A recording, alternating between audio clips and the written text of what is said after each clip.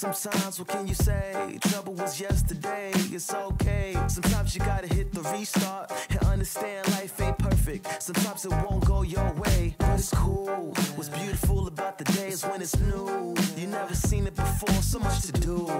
It's all about the timing. Check out the sun, look at the silver lining. The sun's always shining somewhere behind the clouds.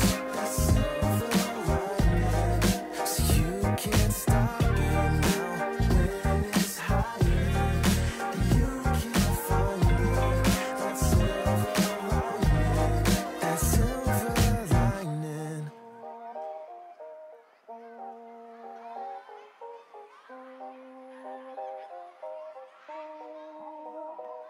I told the black cloud sorry, I can't be bothered. Today I'm feeling like $1 million. Damn, where all these haters come from? Too bad, I'ma just pop my collar, okay? You can't rain on my parade, I'm blowing up like grenades. If life is giving me lemons, I'm selling some lemonade. And keep on smiling, check out the sun, look at the silver lining. The sun's always shining somewhere behind the clouds. That silver lining, so you can't stop it now when it's hiding, and you can't find it. That silver lining, silver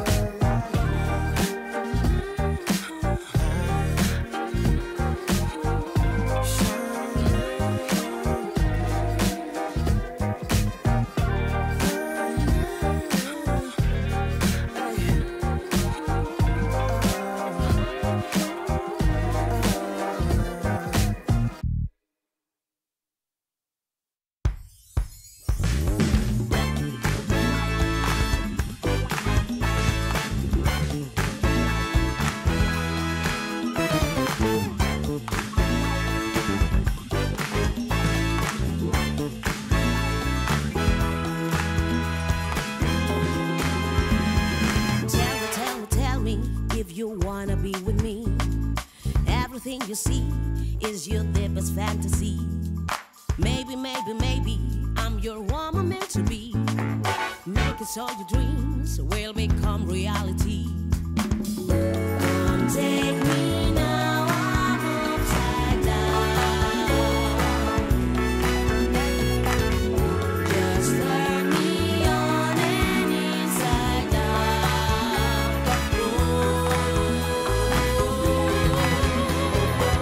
Get in me, all I see. Make me part of your fantasy. Your transgression, your obsession, that is all I want to be. Let me be your goddess and your queen. Everything I do, gonna make your body scream. Get me, like I got you so beguiled. Open up our souls, or the sides running wild.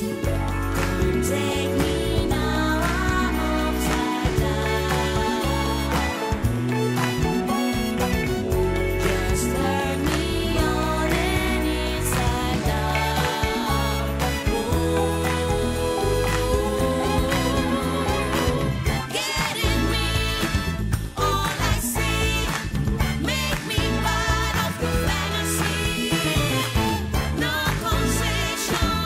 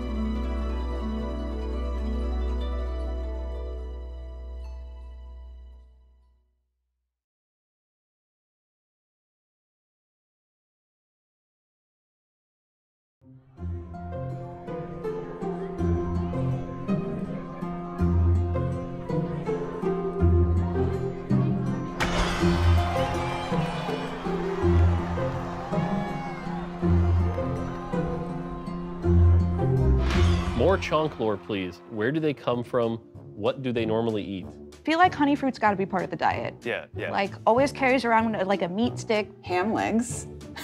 Like those bones? Like, Oh, yeah. whatever you can find. Probably a lot of fruit. They eat fruit because chonks are not carnivorous. You think you got that big from fruit? And soup. A lot of soup. Oh, okay, the soup It's like makes a it lot better. of soup. Yeah, okay. Yeah. What's your all-time favorite TFT meme? My favorite one probably was Shadow Mortdogged. Anytime something bad happened and that emote would get spammed all over the place. Mana printer. Just mana printer anything. Go burr. Me mech, me no pivot. No, I was gonna say that. When food fight tactics? Soon. Never. We can make it happen, but should we make it happen? Give us your elevator pitch for a set that will never happen. The whole set is Ezreal. I was just gonna say, oops, all Ezreal. Yeah, I was actually gonna say that. Perfect. Yeah. A set where like there's 58 of the same champion. No way. That won't be confusing. Yeah. Which dev loves Dongo? Will there be more Dongo? Which Dongo is best at changing light bulbs? Why are Dongos round? Can Dongos do math? What is a group of Dongos called? Do Dongos lay eggs? I think the answer to that is Dango. Yes. Yeah, I would say which dev loves Dongo? Definitely Roger, 100%. Will there be more? Absolutely. Which Dango are the best at changing light bulbs? The one with the knife.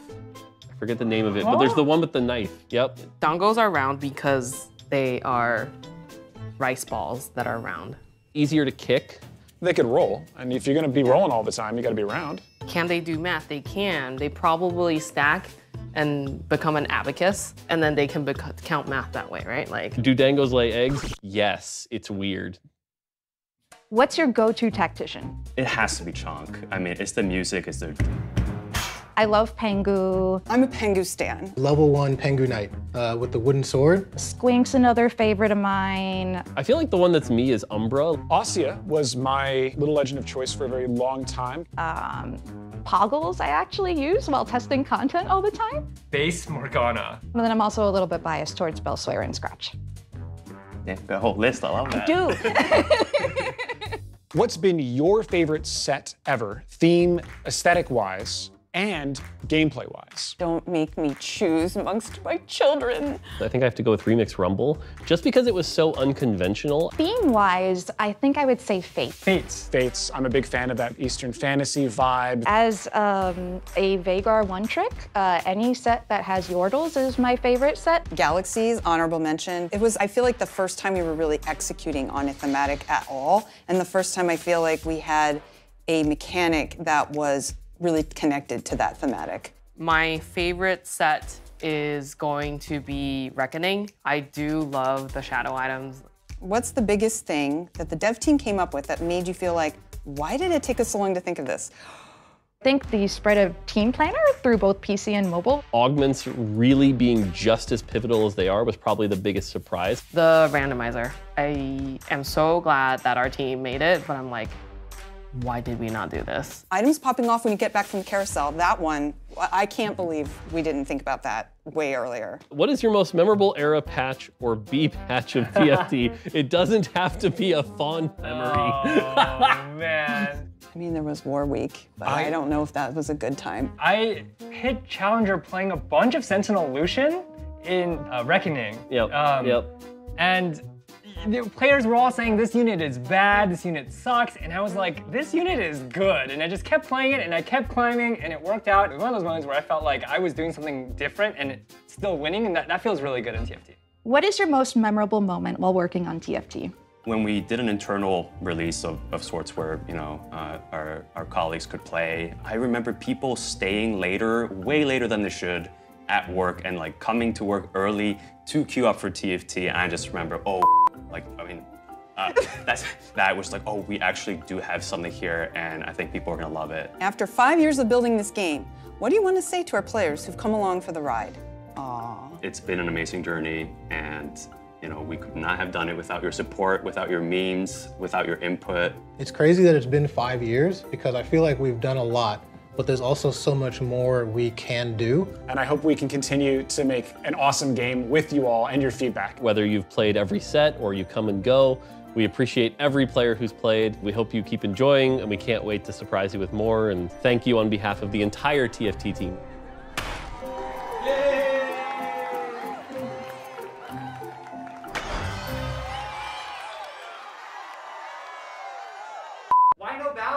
We don't like ballots. No, Oh, come on. don't put that into, don't put that into the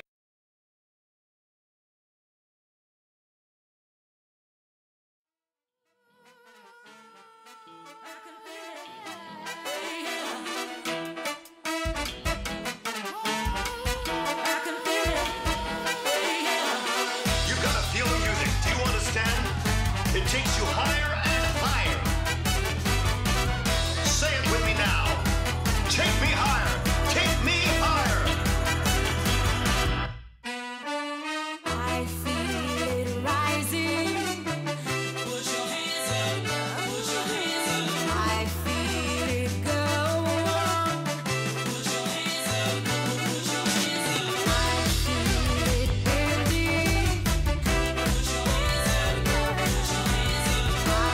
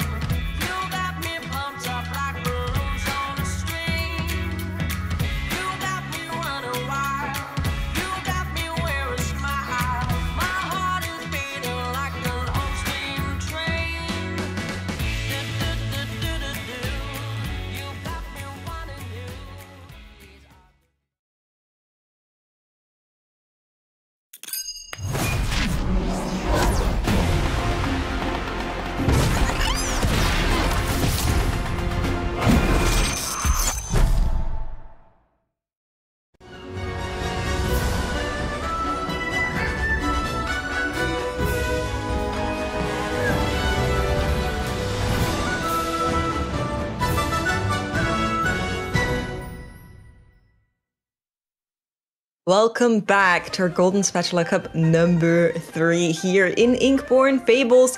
I'm back with my 2 big-brained co-casters, Patches Panda and Wida Makes here. And I don't know how you guys are feeling, but every single time we go into this pre-show and Morgan gives us a wrong countdown, I feel like punching a wall. Now, I hope you guys are doing better, Panda. I am doing better because for the same reasons that I'm always doing better. Spain's popping off, and we're gonna have some good TFT in store for us. So what's more to like? That's awesome. That's awesome. I did this for you. I punched the wall, so you didn't have to do that. I appreciate it, Wida. Just making sure that I don't have to do that. That's really nice. But we are going to be talking about today's journey and what we have in store for you. So let's take a look at today's journey. Now, first of all, we do want to highlight a couple of players and then probably a couple more players. Dasic, Peepoglat, Lelouch, and then we'll have an interview with Estanishing and Littlewall. Then we're going to talk to you about the meta. Now, yesterday we told you all about the main comms that we're expecting to see. Today we're going to be talking about the outcomes that you can go down if you have a specific setup. So I think that's going to be really interesting. But before we go there, Panda, we did have a lot of action yesterday already. We did. A lot of that was Syndra focus in many of these lobbies, but also Reapers finally coming back into the meta. Was great to see Yone doing his thing, swinging from side to side, getting those clutch kills. And overall, like you're mentioning, a lot of alternate paths I think players will try to go for again at 2-1 in most of these games, trying to find a way out of these 4-cost lotteries. Yeah, I agree. We're going to be taking a look at our recap from yesterday to show you what you might have missed if you weren't paying attention. I hope you're doing it now. Let's roll the tape and see what we had in store yesterday.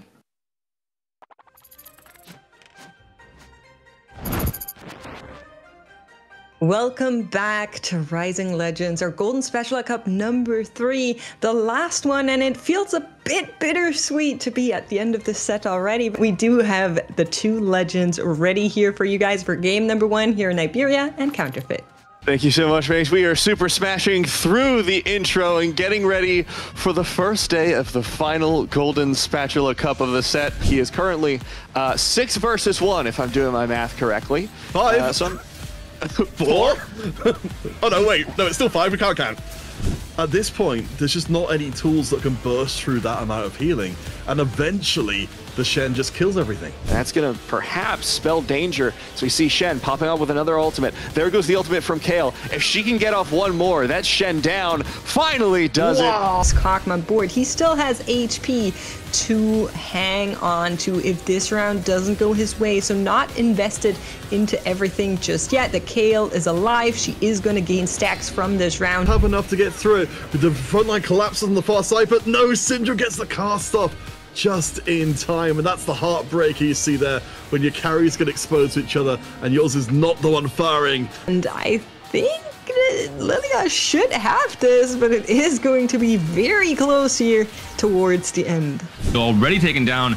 Kaisa casting early, casting fast, but I think it won't be enough. Lilia blows her up. Is just Zaya left alive? Can she clutch up and win it? Is ascended now, so the chances of her now dying are slimmer than they were before. And you can see that she's slowly but surely fighting herself through these units. The Zaya and the Kaisa trying to pinpoint all of that right side of the board. The Lee Sin, if he can break through in time, but the burst is too big. The BT shields can't really come in time. The Udyr cleans up as well, and on the left. Second one is not going to make it. Can she find that Irelia? Can she lock down the front line? It is going to be so close here between Krona and Tabs. Eventually, it will be Tabs taking this lobby, claiming a first place. That we hope you'll put in the effort to tomorrow to come see us again with day number 2 of the final Golden Spatula Cup of Inkborn Fables.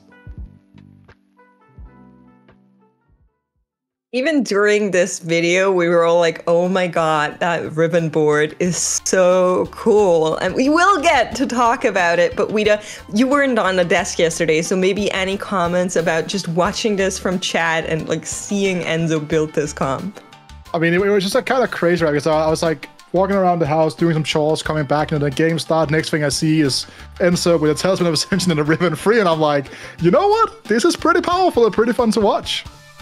It is definitely very, very cool. I personally thought there were a lot of interesting comps altogether. We got a fair share of funky comps, and we will get to talk about them in just a little bit. But first, we do want to take a look at our standings and see our top 64 players and see who actually made it into day 2. Lelouch, the German one, just sneaking in there at the bottom, but the other Lelouch is also in day 2, so we might get the showdown between our two Code Geass fans, but a lot of other names in this list as well that make me happy. Lusher, I just saw in chat, he's always here. Og, our beast from the east, coming back here through these standings, and I'm also really glad to see I'm So Fresh make it once again. Yeah, I'm So Fresh and Snoonyboo both coming in with, maybe not as much experience on the set, but they came in, qualified, and are now doing really well in this GSC. We see a lot of the German players here as well, with Salvi and Wet Jungler, two standout names in the EMEA scene, but 4 Spanish players in this top 16 makes me very happy, as well as seeing a good friend, Alanzq, at number 14. For me, the biggest story, right? David Dibudai, I think I said that right, at the top of the standings, trumping Sologesang's 4 firsts in a row start of yesterday. Absolutely amazing performance coming out from him. So I thought it was Dabu Dabudai. So like the song, like I'm blue, dum dee dum da. Is it not that?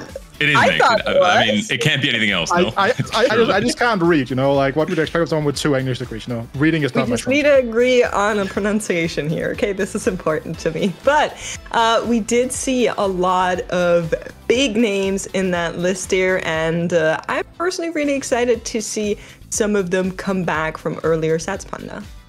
There were some players that didn't make it actually into this day 2, which obviously is heartbreaking. But in some cases, like the case of Hambiz and Potable, they already made it through ladders, so they're not too worried. And in the case of Travis, it's a very unique situation because qualifier points, if you get qualified through both, that takes precedent. Travis is 14th on the EUS ladder snapshot with only 10 making it through. So day 2 and day 3, Travis, for the first time ever, will be love watching a lot of French players. He needs Double and Volta and Lekoko to do well, so it's an unprecedented situation, but I'm rooting for Travis to make it through as well. It is really cool, and it all shakes out in that kind of way, but we do have 3 more players we did want to highlight here. Starting us off with Daysikwita. I feel like this man needs no introduction, but maybe a reminder to the people on why he's here and why we're big fans. I mean, he took a break from last set, right? Came back now, revitalized here. Strong performance yesterday. Was watching some of his games. It's very clear he has a very good understanding of how the meta is supposed to be played out. He's locked in. They were very, very close, him and Noel, Kevin Parker, and Sasa, to making it to the EWC. But as you can see right now, yesterday, he won 3 games. Like, he played like 3 different competitions in those games, but has had a very strong understanding of how to play the reroll lines, which has been a very big deal so far this patch. It has been, and speaking of big deals, I kind of need to mention yet another player that I think has an absolutely legendary name, and we were told he was thinking about changing it. This is my pledo to people to kind of tell him to not do that. Peepo Glad is such a chatty name, and I would like to have it in the competition. Furthermore, he also had an amazing run yesterday, starting off with really, really good placements. And if he can kind of find that same momentum in today, we might see him make it all the way to day 3, Panda. And for the last player, we have the German Lelouch, who just barely made it in through tiebreakers, but both Lelouches are through to day 2. And we still have our hopes held high for the potential Lelouch for Lelouch lobby, maybe even the 1v1 at the very end to win it all, with some audio clips from some animes maybe thrown in. We're asking production. We'll see what they can do. No. We're not going to go there. We're not going to go there. We just make our own, about all of that Code Geass stuff. I watched this anime when Rising Legends started because I was like, okay, you got to watch it. A player's named after it. Maybe there's something you can use. And just let's not go there. We have better things to talk about, and we have better things to tell you, chat, because now we have 2 players here for our interview that I'm so pleased to introduce to you. Estanishing, who you might know from a previous interview, and Littlewall are going to be here on desk with us today. Hi guys, I hope you're doing great. Just to kind of tell chat the reason why we brought you on together, Littlewall, you're actually getting coached by Estanishing as well. So Estanishing, why don't you maybe tell chat what that means for the people that aren't aware what coaching kind of entails in TFT? Well, in this case, Littlewall joined a group of study, a group of friends that are interested in the game, and they make each other stronger, and they contacted me to help them out and learn more about the game. Coaching is all about criticizing, self-improving, watching those things that you don't know are doing wrong and working on them to be better every day. Awesome. Yeah, I kind of want to keep this going here, Littlewall. What has it meant for you personally, right, as a player, like to get this coaching? Like, how does it help elevate your game? Well, actually, Stanis helped us a lot, the whole team, just because he keeps us updated on the meta and tells us how to play some stuff. We usually play it wrong. We usually play it differently. So he just guide us to pulling those little details and making the best out of us. So I want to take a bigger picture approach to my question and talk about the Spanish scene overall. First of all, congrats for making day 2. As you guys expect, I'm very happy with the results from Spain. In my perspective, since guys in TFT from the beginning, I saw a very big divide between the top Spanish players and the up-and-comers. And I would say there was maybe even a little bit, not so much respect from the top players for these up-and-comers. And they kind of said, if you want respect, to put in the work, you have to get results on ladder, get to challenger, and kind of earn this respect. Since set 10, I think this has changed drastically. I think we had players like Power Massacre really doing a good result. And then prepping with Daleson, for example. This set, there's a ton of examples. I think Blex has one of them, Littlewall yourself. Starting with you, Estanishing, do you see this change kind of improving the Spanish scene as a whole for the better? Do you think it's going to get even better for next set? Is Spain finally going to become a real, region and kind of country in TFT? Well, it's very true that there was this kind of divide, and it kind of fell on the up-and-comers to break the ice, because if you're an accomplished player, you don't want to be wasting your time helping someone that might be gone in a few months, right?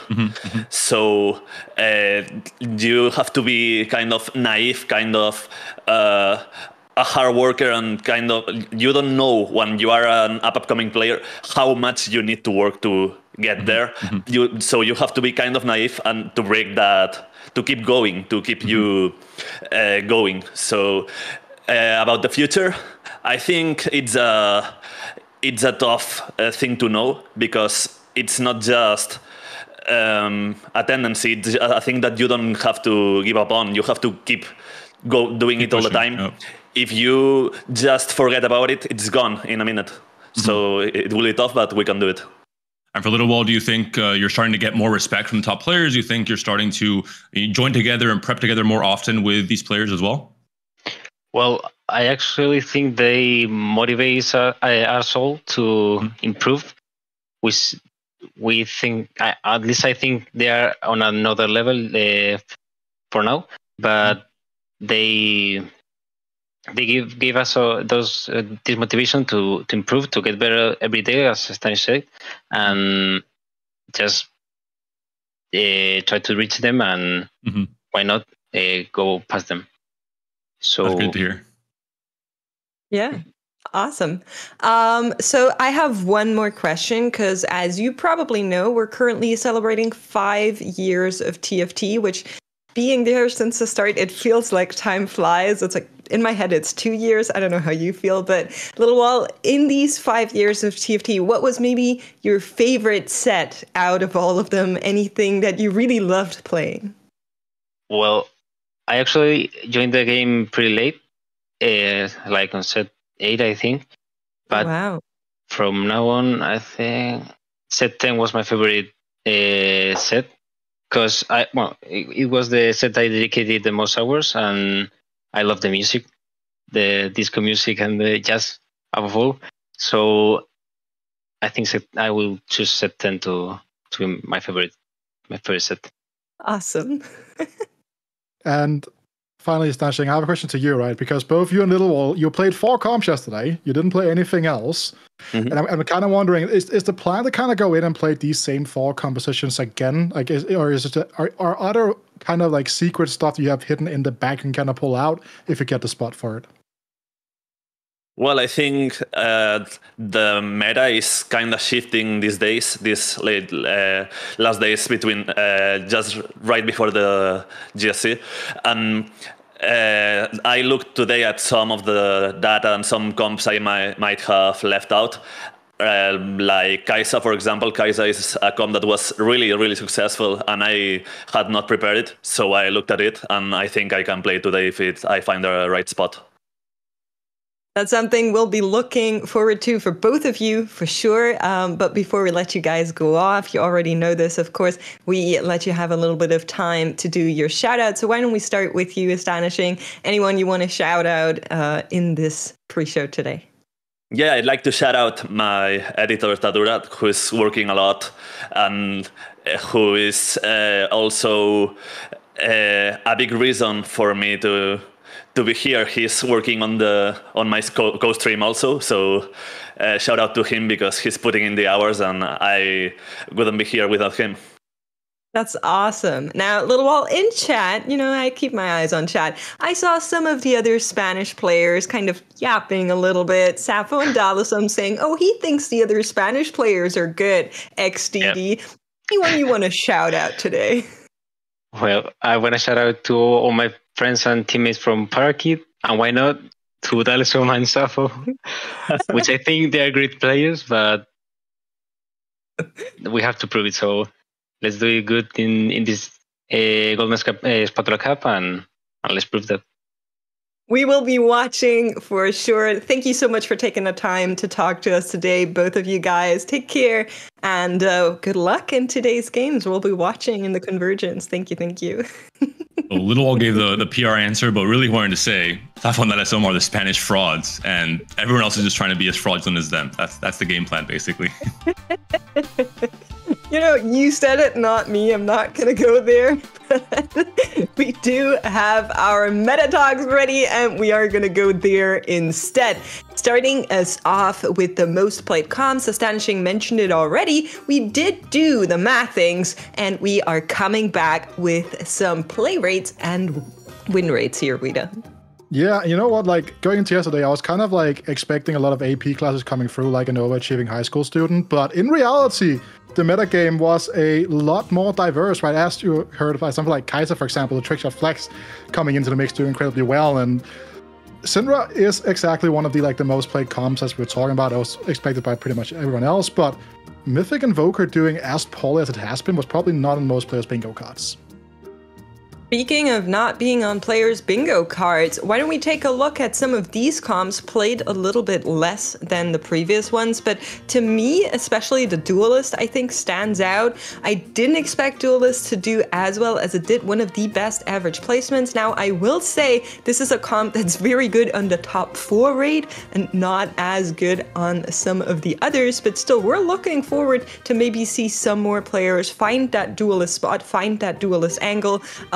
Maybe if they get that extended Duelist early on in the augments, or if you get that Keepers, you know that the Duelist can be a route that you go down, and we will talk about the Kog'Maw reroll in a little bit, so I'll just mention it here briefly, and we can move on to 2 boards we wanted to talk about here, and starting us off with nearly Mr. 100 Panda. We were all kind of feeling the vibe, but in the end, it didn't work out.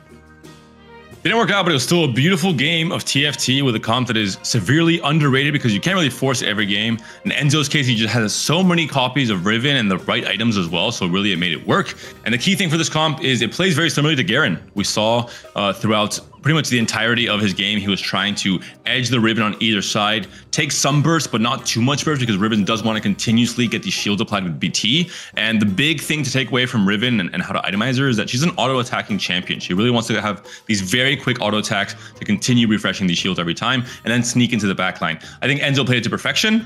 Anyone that watched that game shouldn't try and force it today. It should only be from very specific spots, but if you have a chance, go ahead and go for it.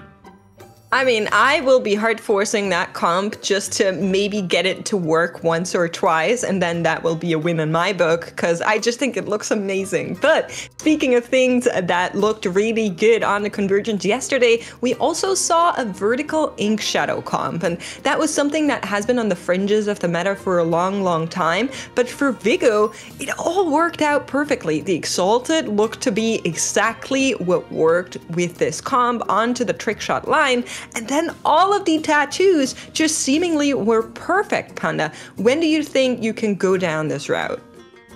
It is rare, especially I think what we saw yesterday was a 5-ink shadow game from Lozux, but it is much rarer to go for 7-ink shadow because it's hard to have the perfect alignment of tattoos for what you need at every stage of the game. The most common application for ink shadow tends to be a 3-ink shadow with the Kaisa that we saw from Vigo yesterday. And my biggest takeaway is that you really want to drop bruisers and play something like an Udyr and an Ornn level 8 when you have Toxin. Toxin is by far and away the strongest tattoo for the Kaiser comp overall. And then other than that, it's mostly just frontline. One little thing to mention is that protection, I believe, is still a tiny bit bugged. It's taking the HP from the base copy of the 1-star unit and not the current HP. So if you want to fix this bug, if you're playing today in the tournament, you have to refresh the unit every time. So just make sure to do this before every single fight if you're playing for the protection tattoo.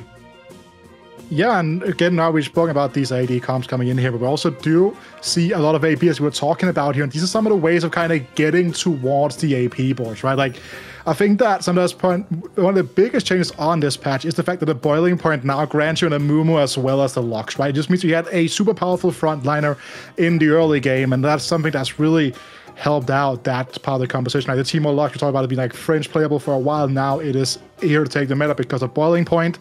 The early AP slams as well is super efficient now, with you having more ways of going in too with these items, right? So you don't necessarily force yourself into playing one comp that isn't as strong as the others.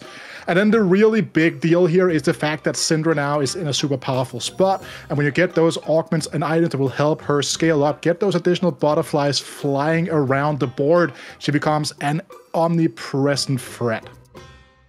I love an omnipresent threat, you know? You gotta get them out there on the board to dominate your lobbies as well. I was particularly surprised by the Kokma. I kind of mentioned it earlier on, but specifically on these routes where you can get the items early on, something like the 3 component anvils. If you have the great setup, then you natural a couple of Kokmas and Shogas. This is a map that we've been seeing a lot, a composition that showed up and was really strong for many of the games. So I'm looking forward to see a little bit more of that, but personally I'm also a huge fan of the Dragon Lord variations, so if we see those emblems come out, I think we can look forward to a little bit of extra stuns going out onto the battlefields. But with that, I think that's it for our meta talks here. Wrapping up, maybe there's yet another comp that we haven't mentioned just yet that we'll see today that players surprise us with. I wouldn't be angry about that, but Panda, why don't you remind the people of where we are in this set right now?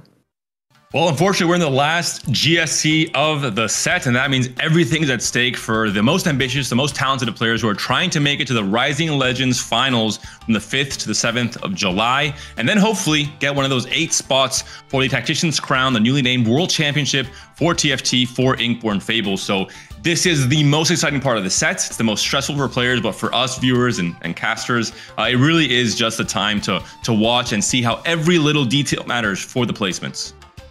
And it's not only about, you know, getting that golden ticket to finals, it's also about the qualifier points, Rita. And I know these cause a lot of confusion every now and then, so why don't we remind everybody how they work? Yes, you get them for playing in any official tournament here, right? So like we open qualifiers, Golden Spatula Cups, and the Rising Legends Finals.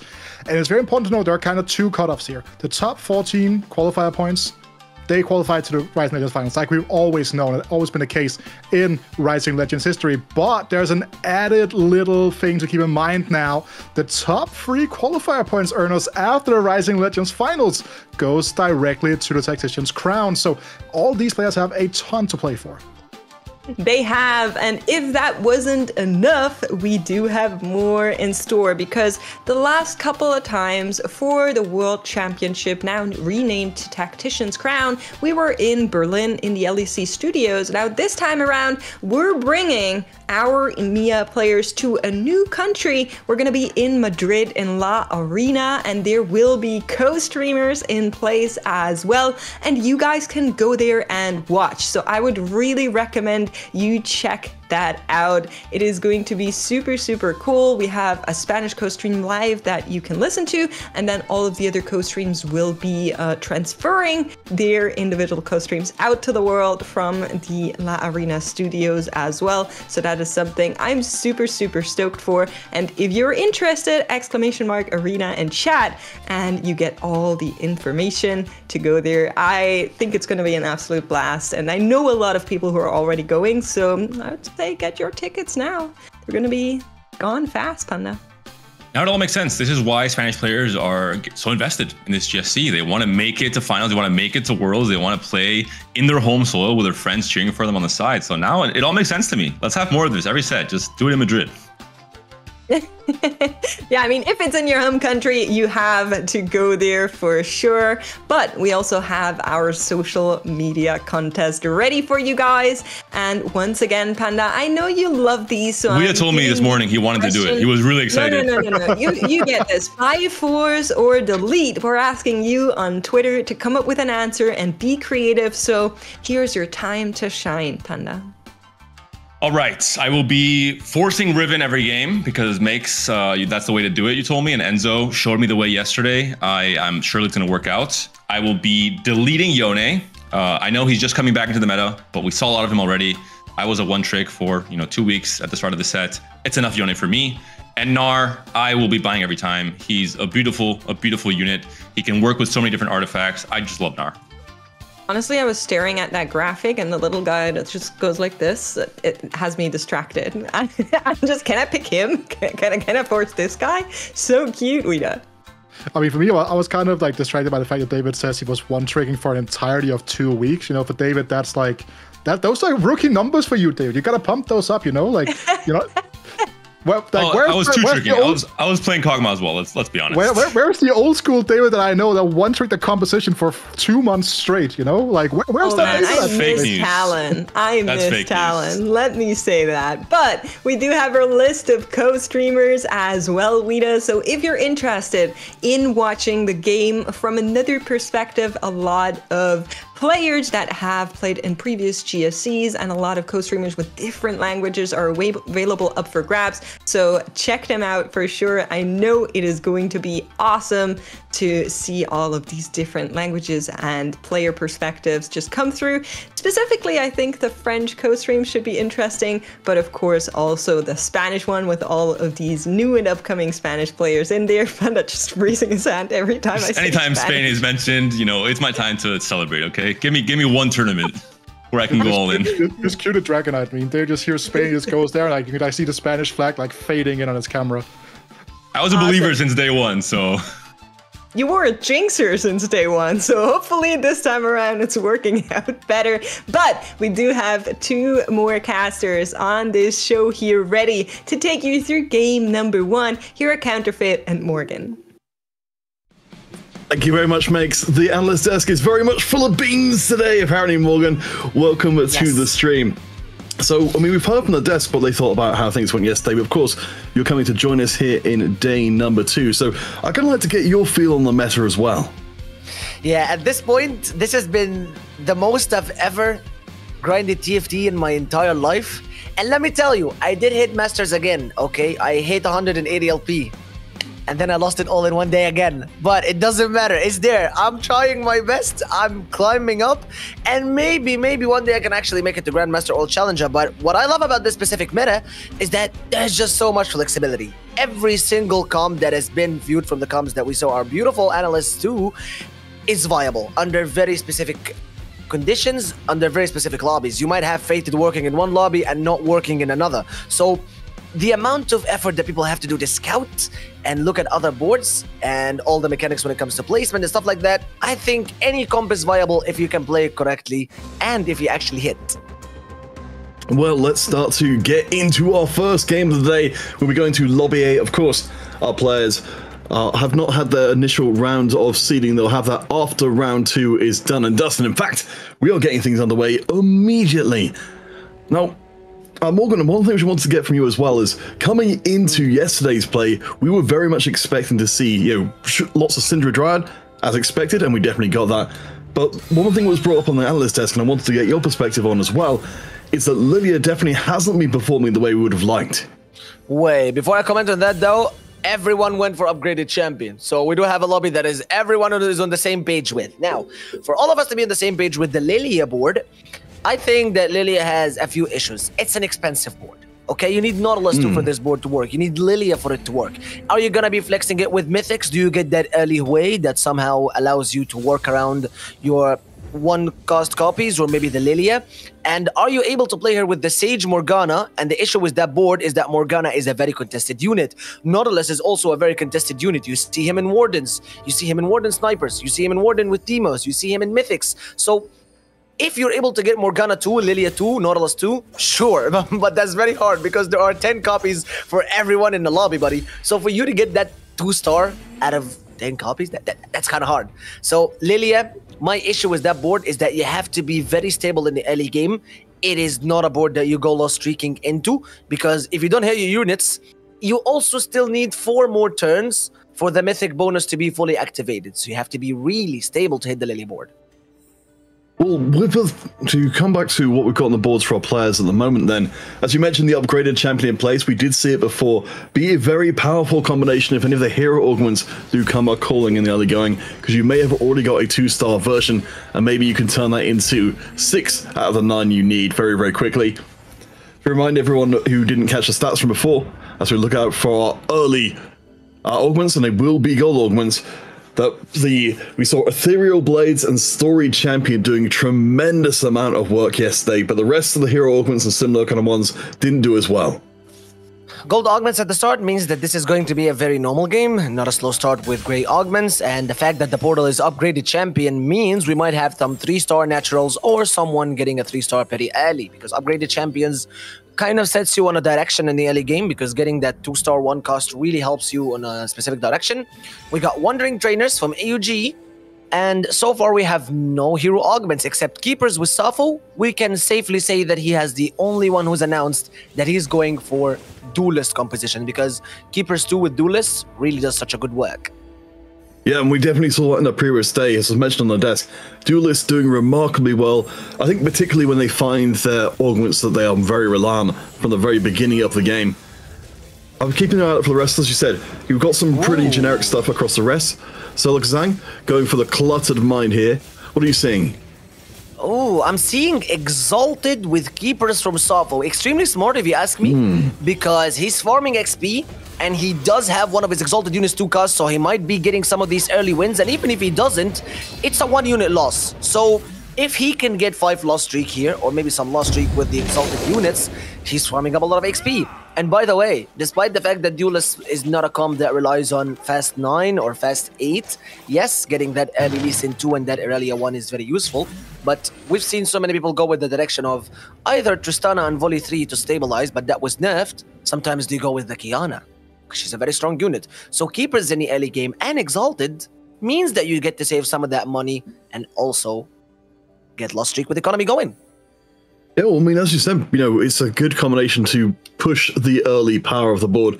A small note on the Wandering Trainers you pointed out from before, there will be Altruist, I believe, and Sage, if I read the scoreboard correctly at the bottom of the screen, which should mean we're going to have quite an interesting looking game from Org going forward.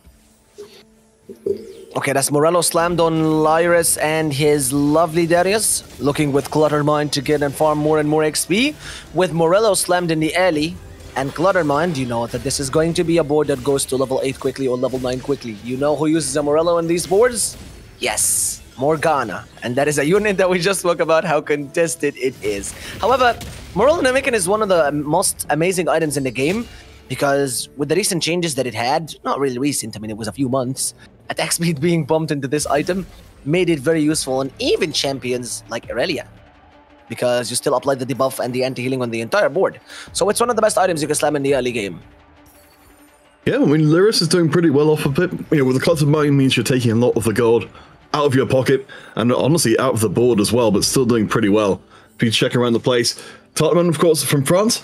It's a good time to take a moment to note that coming into day 2, France, of course, has been one of the most populous regions long-term for Rising Legends. In this case, coming into day 2, there's an equal amount of French and Turkish players as the most populated regions in here. So I'm really fascinated to see how both of those players, both the players from both those regions, end up doing in this lobby. Yeah, the exalted units we're told from the lovely production is that it's Garen, Lux, Aphelios, Ornn, and Aurelia. None of these make that much sense to me in a specific combination because they don't have any specific traits that are really good together, except that maybe Aphelios and Ornn could be good for Fated players. You could slam in Aphelios just for the exalted bonus and as an extra Fated unit instead of the Yasuo, for example, and Ornn also works really well as Behemoth. So essentially the only late game boards that I can imagine making use of the exalted here could be the Fated Syndra board. Yeah, and we know in this lobby we're very likely to see 1, if not 2, perhaps 3. Again, from yesterday, the big thing we kind of took from the early games was we were seeing lobbies with, say, 3 different people trying to play Fated, and them all going out in the bottom 4. Some lobbies that ended up being just one of them that made it out into the top 4, but it's still a risky position to go. If in this case, we do see a little bit more incentive to head there because of Exalted. Yeah, I want to see what AUG also has on his Wandering Trainer, because apparently the way we can see it's Arcanist and Altruist, if I'm not mistaken. So sometimes when you get Wandering Trainer, you don't really have to stick to both of the emblems or all 3 of them if it was a prismatic, and you might just play around one of them for a specific comp. Now, Altruist is one of the most flexible traits. You can have it with Rivens, you can have it with Story Weavers, you can have it with the Soraka Heavenly, maybe a Bard reroll composition, and that extra magic and armor resist that you get on everyone is pretty nice. So I think that this is possibly one of the best combinations you could get for a flex board. All right, well, we'll see how it develops longer term. Certainly with the trade sector for Electro here from Turkey. Ooh. This is one of the compositions we did see kind of sneaking through a little bit yesterday and performing, I think, way above expectations. The Kog'Maw reroll comp, certainly not one where you're going to have to fight anyone else for the units, but does perform pretty damn well. Yeah, it does perform pretty well. And one thing, by the way, one thing about the Kog'Maw and Shogath getting 3-starred early in a game, it means that they can get you stable for an 8 or level 9 reroll for some Lilia and Nautilus as well. So you could turn this composition essentially into a 7 mythic in the late game, and the Kog'Maw and the Shogath do a pretty nice job at keeping your board stable until the late game. So we potentially have another player who's getting very, very close to also play Lilia on this board. He started rolling now since he already won. He knows he's not going to be staying above the 50 gold, and he's 1 Shogath away already from the trade sector, and of course the upgraded champion, which I'm pretty sure gave him a 2-star Shogath at the start of the game. Yes, I think you're almost certainly right there, and that's kind of given Electro one of those reasons to head more into this line of play. Across the rest of the board, I don't believe we've seen too many other people really double down on what they've gone very, very early on. We'll see if Electro can start putting together some good pushes up the table here. Lyris, of course, with the Clutter Mine we saw from before. Electro is still a little behind in terms of XP and levels, as you said, wanting to stay down the lower bounds. So I think he's still a way off from being able to reliably put together a win streak. Trade sector is not the best augment that you would want to lose with, because essentially it is one of these augments that gives you a free roll each and every round, so you can save up your economy, but it works for both as well, because he is still making sure that he gets these 3-star copies in the early stages of the game without having to spend his money. So his spot is pretty nice, except that he got griefed 1 loss. He might have really had at least a 5-loss streak, but it was kind of unlucky. He won the first round, lost the second one. No, wait, he lost the first one, and then won the second and the third, and there goes! The 3-star Shogath already achieved for Electro in a pretty early state of the game. That's pretty good. So far, though, I'm worried about one thing. He has 1 Kog'Maw, so he might as well just give it away and try to stabilize until Lilia. Too late to roll for the Kog'Maw with 1 copy. No, I'm with you there as well. I think at this point, yeah, you're giving up so much to stay at the lower levels and try and put together a Kog'Maw carry. Particularly as well, as we talked about yesterday, the item set between the Lilia and the Kog'Maw can be pretty damn similar. So in this case, I think Electro has got a decent enough spot to work from. He's got the gold in the bank, as you mentioned. The trade sector's been working pretty well up until this point. He can just cruise his way up the table. As we can see, nobody is leaving stage 2 completely undefeated, so we don't have as much pressure as we might have otherwise. Wait, these are perfect Lilia items though. He already has a Shojin, a Jewel Gauntlet, possibly a Rabadon's, and also a Spear of Shojin. Also, only on 3 copies of the Caitlyn right now, so I think pushing and then applying the Caitlyn, putting these items on the Kog'Maw and then selling him a little bit later. He already has perfect backline items altered for that Lilia. He does roll though, which I do not know why he did that. However, Lyra is finding 2 win streaks and also a 91 HP, level 6, 40 gold with Cluttered Mind. It's such a good position.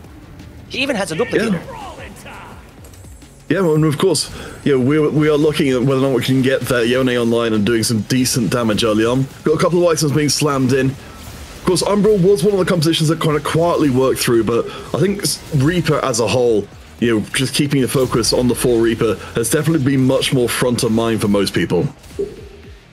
Okay, I don't know if this is Reaper or Duelist, because he's already slammed the Styrax Gauge and the Last Whisper, and a Morello. Now, who are you gonna put a Morello in this comp? It could be the Kindred, or it could be the Alun, if you're gonna be flexing the Reapers with an Umbral board, maybe. And the Styrax Gauge also works pretty well, and we're getting Prismatics, so does that mean that the game is going to be getting inflated? Yes. Does that mean that we're taking a very strong turn now? From gold to Prismatics, it's only going up? Yes. We'll see which of our players do decide to go in for anything that will push them further in an established direction. So far, it doesn't look like a lot of our players are picking up the generic power from their Prismatics rather than, say, grabbing hold of these crowns like we can see from Sologesang here. It looks like we will get at least one player making the commit in, and Zolo, we haven't seen too much of him so far, but has been making use of some early Ink Shadow. But Org, of course, we came up in the conversation before, we can confirm now the Altruist and Sage in play for him. So he's got his way towards what has otherwise been, a more unusual direction here, playing towards the Sage, and potentially we've been seeing Janna in this kind of spot as well. Hold on, it's Sage. I thought it was Arcanist. That is potentially a Ghostly Zara reroll composition for him. And then Altruist could be coming on later from either the Soraka for some Altruist buff again to them, or you could still go into the late game with a Lilia board, and considering that he went for maximum team size, this is good in both cases. One, you could get that Lilia 2 or Morgana 2 pretty early because you have the duplicator, and you can also have 1 more unit, so that essentially is a Zyra in the late game. You can easily have 4 Sages without the help of an early Wukong. Or you can also go for the Ghostly Zyra reroll, and you can stay at level 6. You're essentially putting 1 more unit before going to level 7. So he has a lot of options here to go with, and with 6 loss streak, I think he has to make that decision pretty quickly in the game. But look at Safo. Already with Keepers, got Lucky Gloves, which does a pretty nice job considering the amount of Spanning Gloves that he had, and also has perfect items so far. That's a Titans and a PT.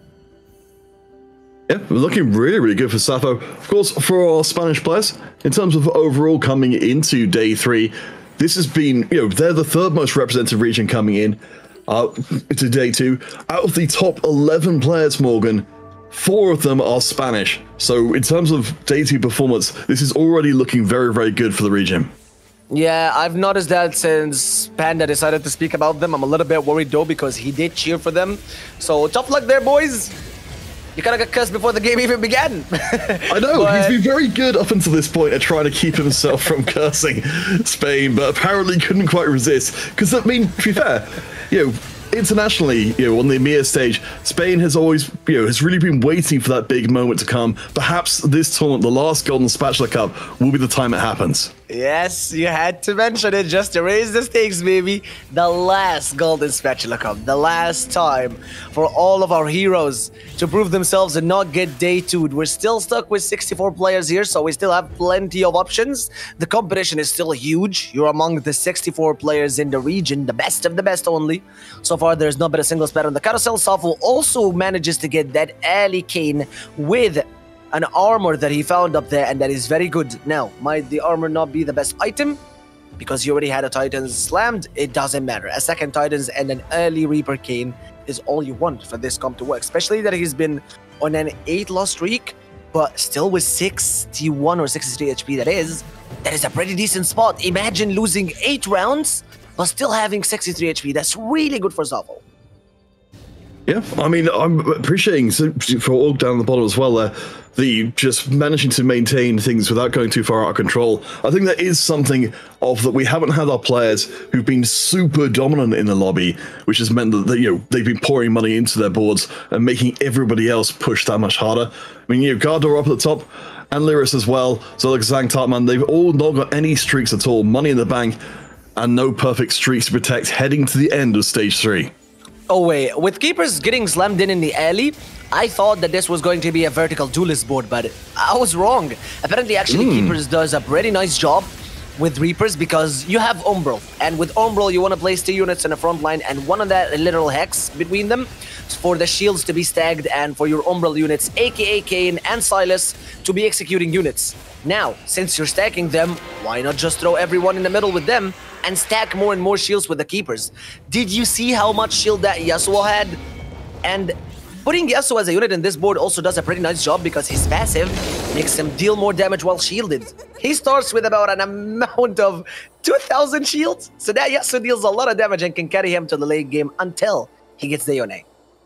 All right, we've got an encounter coming in. We've got our players, you can see on the right-hand side, with a good amount of gold in the bank already, but now they're going to be making a bet on the outcome of the next fight. Of course, players like Orc who've been keeping their loss streak going, very pleased to have an extra reason to push further. Electro, the only player really up on the other side of that with a 4-round win streak. Electro, of course, with that mythic reroll board we saw from before. And hey, you call for it, Morgan, and she arrives. Cogmore, hit the bricks. We've got a Lilia already. Already Lilia at level 6 though, that is kind of wild. And again, the perfect item slammed in, just as we noticed from the start. He does have the Rabadons, the Nashers, and the Spear of Shoujo, so that Lilia is going to be casting a lot of time. Of course, he would have the option to slam the Jewel Gauntlet, but he already got the Jewel Lotus, so essentially that is pretty nice for him. Now, is it much of a high roll? I wouldn't say so, because he has straight sector, so essentially it's a free roll every single round. One more cast and he might have been able to keep up with an entire win streak in stage 3, but Soph was bored. I mean, Lyris just said no. So this, I think, illustrates for us in the previous round a kind of conundrum I want to put before you, because we talked before about how Lilia had not been so popular, and while Reaper, on stream at least for us, hadn't been doing that well itself, when we looked at the overall stats from day one, we can see that Reaper compositions were going through and ripping through everything. I wonder, with the Lilia composition, if it's going to have enough single target damage to deal with, deal with the Kane, deal with the Yone later on, or will just instead get run through.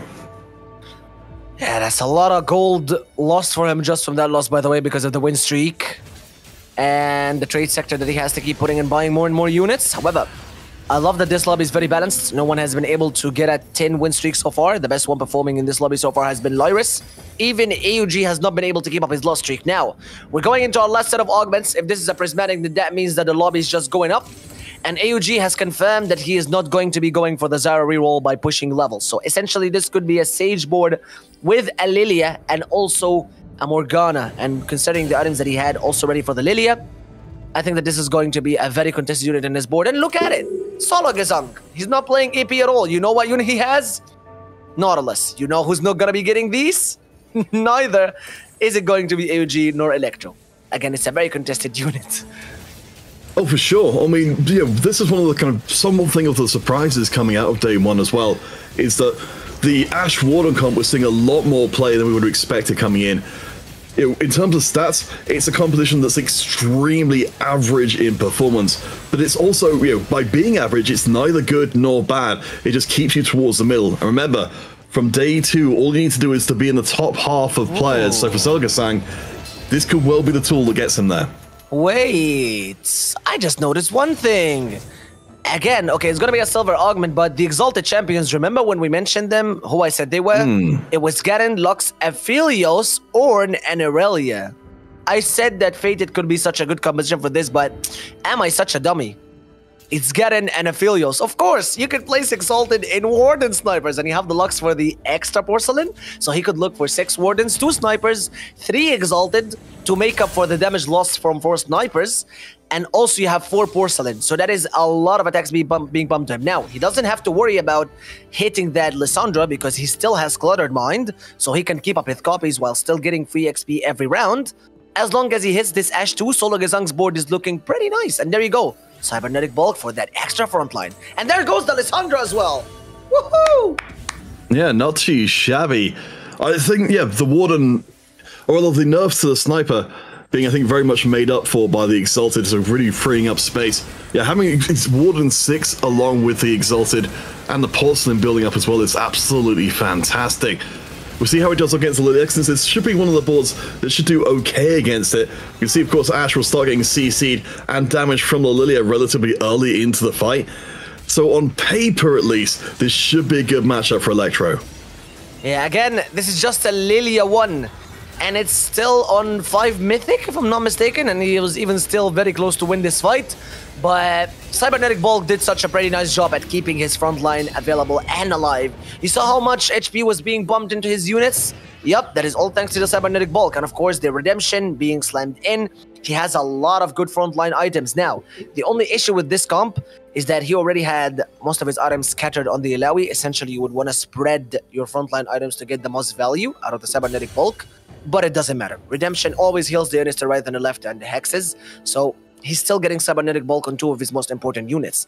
And look at Electro, finally able to find 1 Nautilus, but is not going to be able to hit 7 Mythic because considering the state his board is in, he has to stabilize with 4 Invokers, which I don't think is good, considering he already has a Shojin and an Asher.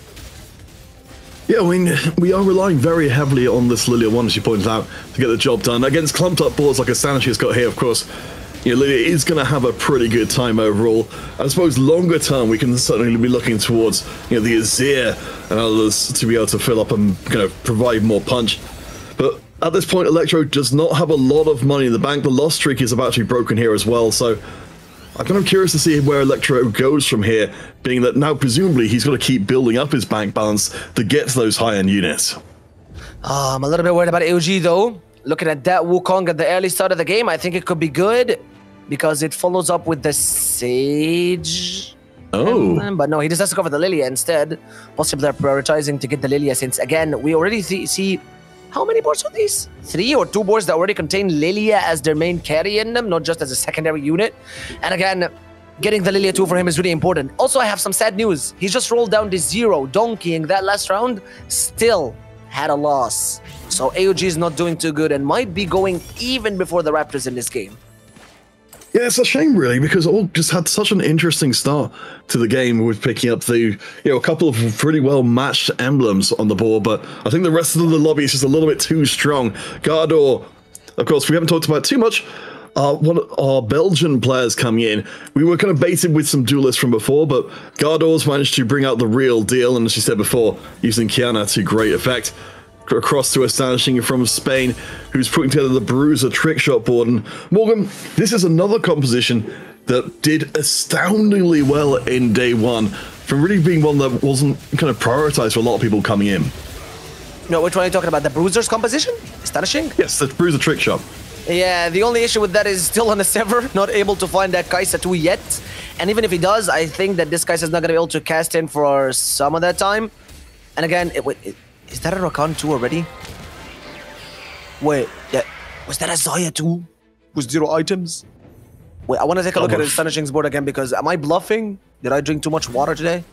Well, Morgan, one of the things about the Trickshot composition, as we check, yes, it is somehow a Zaya 2.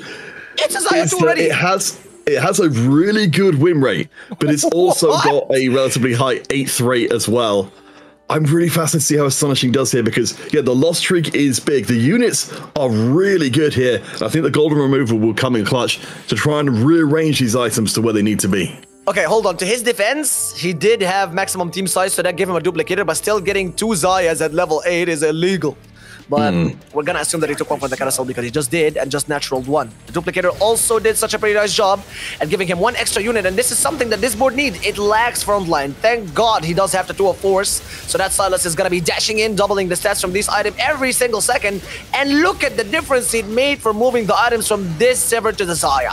Being able to obliterate his backline and his Reaper board as well. I think it is only going to be going really good right now for Estanishing. Now, Og has been able to get that Lilia 2 all thanks to the carousel, able to get a win against Sologesang 6 Warden board because something that this Lilia board does is free backline access. It can completely ignore his Wardens and just go slide through, killing his Ashe early, ensuring the win for Og. Yeah, well, that means that Org stays alive in the game, which is very important. Of course, as we look up the table there, because these Sologesang and Sapphire are on lost streaks at the moment, so they have, they've not been able to find strength when they have very little money in the bank. As we go further up the table, we can see Electro and tournamentn on win streaks with high HP and a decent amount of gold. Morgan, I think we're starting to see the players separate out here, perhaps in a quite major way in early stage 5. Yeah, I'm a little bit worried about tournamentn though, because that is still a Central 1. And something about the Faded board is that it does have a lot of frontline compensated with the Dryads coming in, but he's not been able to get 4 Dryads. But you know what he has? An Odir 2! Now, I don't know what's happening with these people, man. Like, Zaya 2, maximum size duplicator, and you're also getting the second one for the carousel, but why does he have random Odir 2 on his board?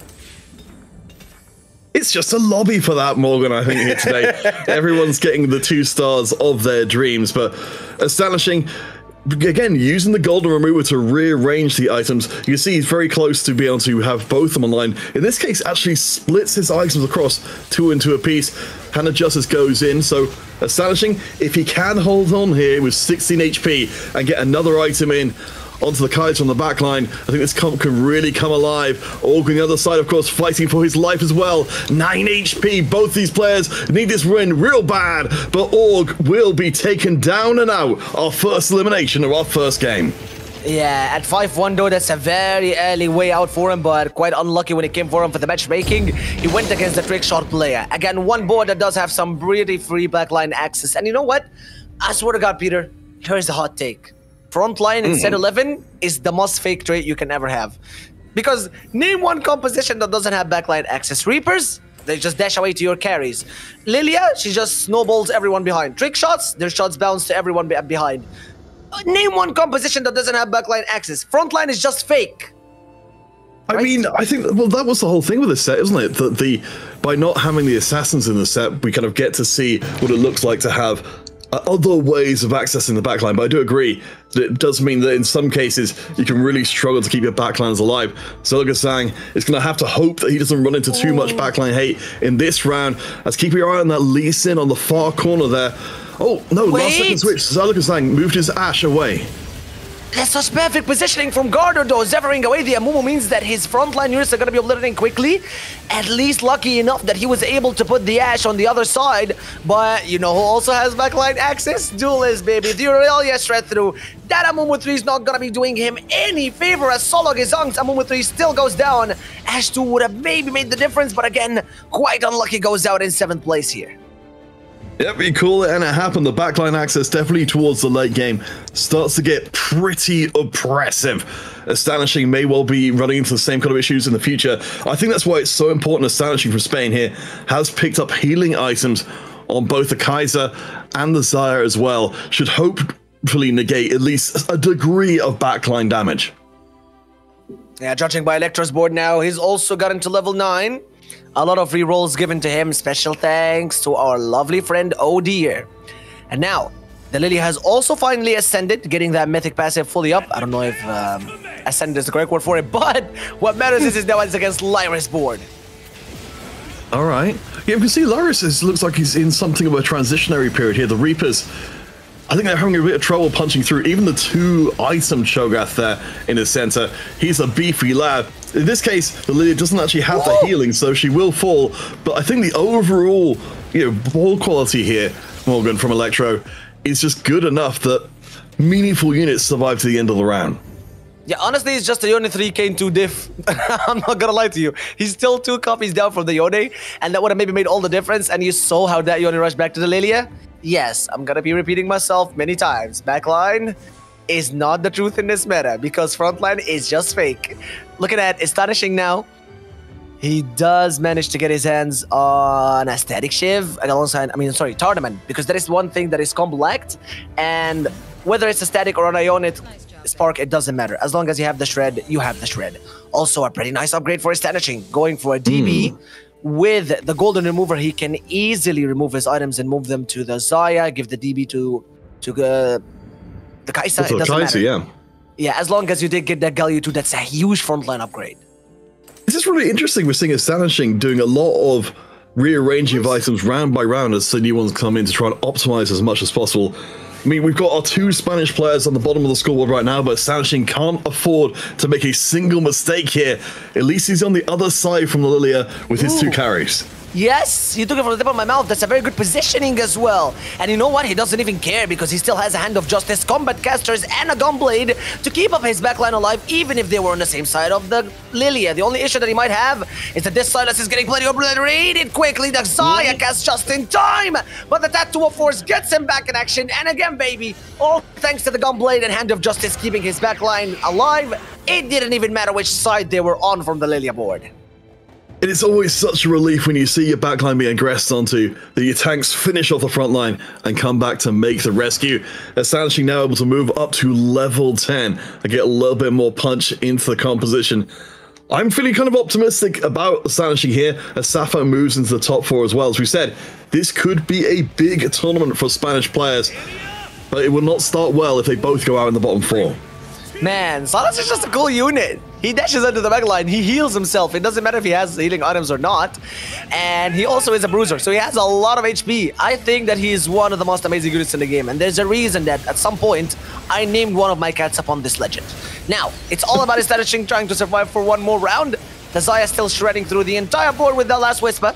And the Kai'Sa is also dealing a lot of amount of damage, but the Odir was killed once. He's coming back alive. Rushing under the backline, doesn't have enough damage with the Thieves' Gloves items being Legacy of the Colossus and a Gargoyle. Estanishing makes it to stage 6. Oh boy. Yeah, I'm really liking Estanishing's board. Lyris got annihilated by the Duelist board on the right-hand side of your screen there. So we're starting to narrow in. Lyris for France, out in 6th place means that we have got almost our top 4 together. Estanishing, you can see just outside right now, but on the win streak, Electro, the one most vulnerable to being knocked out and not making that top 4 at all. Yeah, no, I'm a little bit worried about one thing, is that what if he doesn't get another frontline item? I'm pretty sure that one of the 5 items that he get from this anvil is going to be something related to the front line. Thank God he did get a Reforger.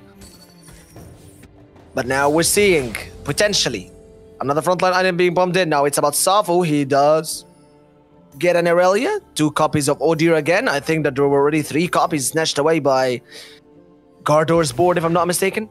But he does slam it in just for another extra unit on the front line. And with the Keepers, keeping him alive with the Silver Veil, he's going to be able to dodge most of that CC coming in. Able to finally hit that Kane 2 as well. So there is a lot of frontline damage being pumped to him. And I think if Electro goes against that specific board, it could be the last round, especially that the Syndra is on the other side, Peter. Yeah, and of course, we haven't talked about Tartman and the fated Syndra board for a little while here, but Tartman has been up at the top of the table. It's been a kind of a general truth, you know, in this meta and in this tournament, that people do not want to be playing compositions in, you know, competing with each other. The Fated Dryad board has been the one that's kind of gotten away with that, but in this lobby, to the best of my knowledge, I believe Tartman is the only Fated Dryad player, and thus, he's cleaning up. Pretty quick fight. Again, we're down to our top 4 players right now. Electro, despite the fact that he had such a pretty nice early game, not able to make it to the final round. And there goes Gardor, finally gets the upgrade on the Aurelia 2, but now has to make the decision. Is he gonna sacrifice potentially the Wukong or potentially the 0-item Rakan? Or is he going to be sacrificing nothing and just making sure and hoping that he can maybe buy all of them in the next unit? Now, I think he might be getting a little bit way too greedy. Please sell the Rakan, sell any of these units. Yes, he does. And he does make the upgrade for the Aurelia. I think potentially that was the best and the most realistic option. So Morgan, the thing which I'm really looking out for on the right-hand side from Gardor, assuming he survives through this round, is how well these duelists match up against the Syndra board, because Tartman's Syndra board seems to be the board to beat in this lobby.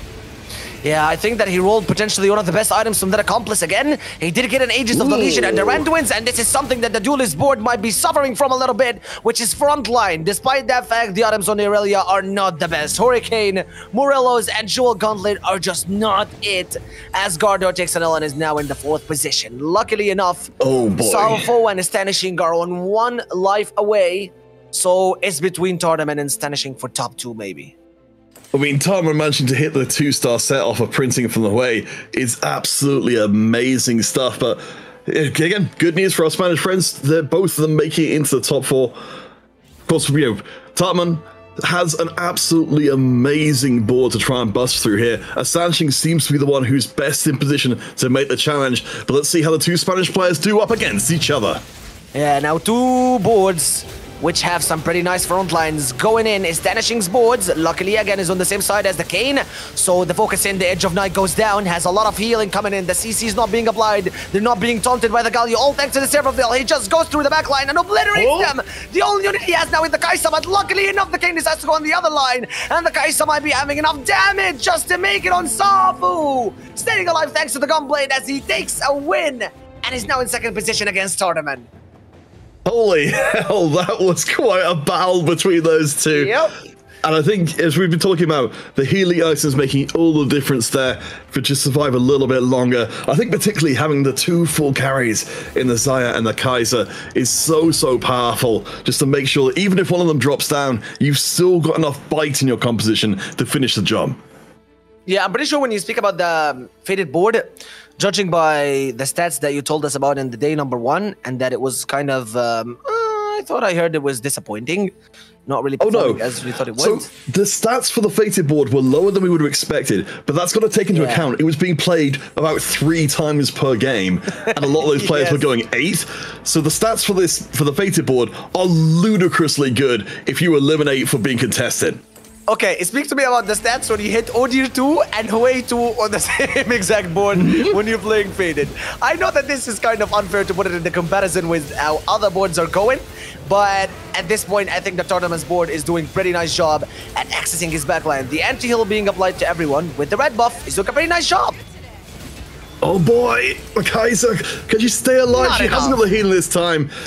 Our two Spanish players will have to settle for second and third place. A really well played game from tournamentn, and I think an abject lesson in what happens if you let only one player run Fated Dryad in the lobby. They will just completely punch out the moon. Yeah, thank God that this time it wasn't contested. Also, thankfully that he was able to get a very early Audio 2 and a very early Hwei 2, making sure that he gets more and more of these units applied. You would think that the carry items could be potentially placed on the Azir, but an Azir 1 and a Hwei 2, come on, man. That healing just keeps his backline alive for as long as he wants, and his frontline is also giving him a lot of time for the backline. That was a very nice game for tournamentn and a very deserved win. Well, from one high-performing Frenchman to another, we're headed to break and we'll be hearing from Double 61 before we come back with our analyst test. We are barely started here in day 1, so stick around. We'll be back in a few minutes' time.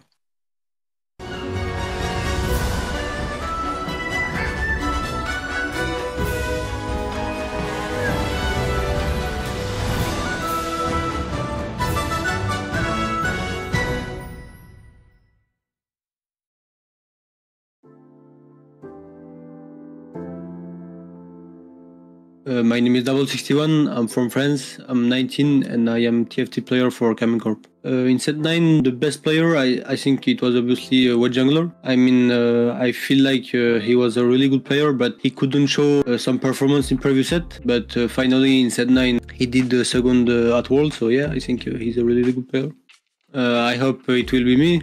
I mean, a third title of EMEA champion would be great, but I don't know. I hope it will be me or maybe my cousin. I don't know. My goals for TFT, I won championship one time. It was in set 3. And I think my ultimate goal is to win it again. I mean, I think I can do it with a good preparation. I think that we have the potential in Europe. So yeah, it's the objective. I think LAN are really good ideas. I mean, this is what TFT is. The Vegas Open was incredible.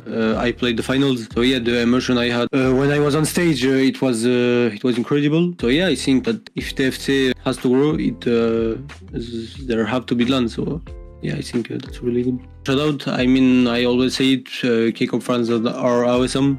They know it. I always say it in all interview. I mean, their support is incredible.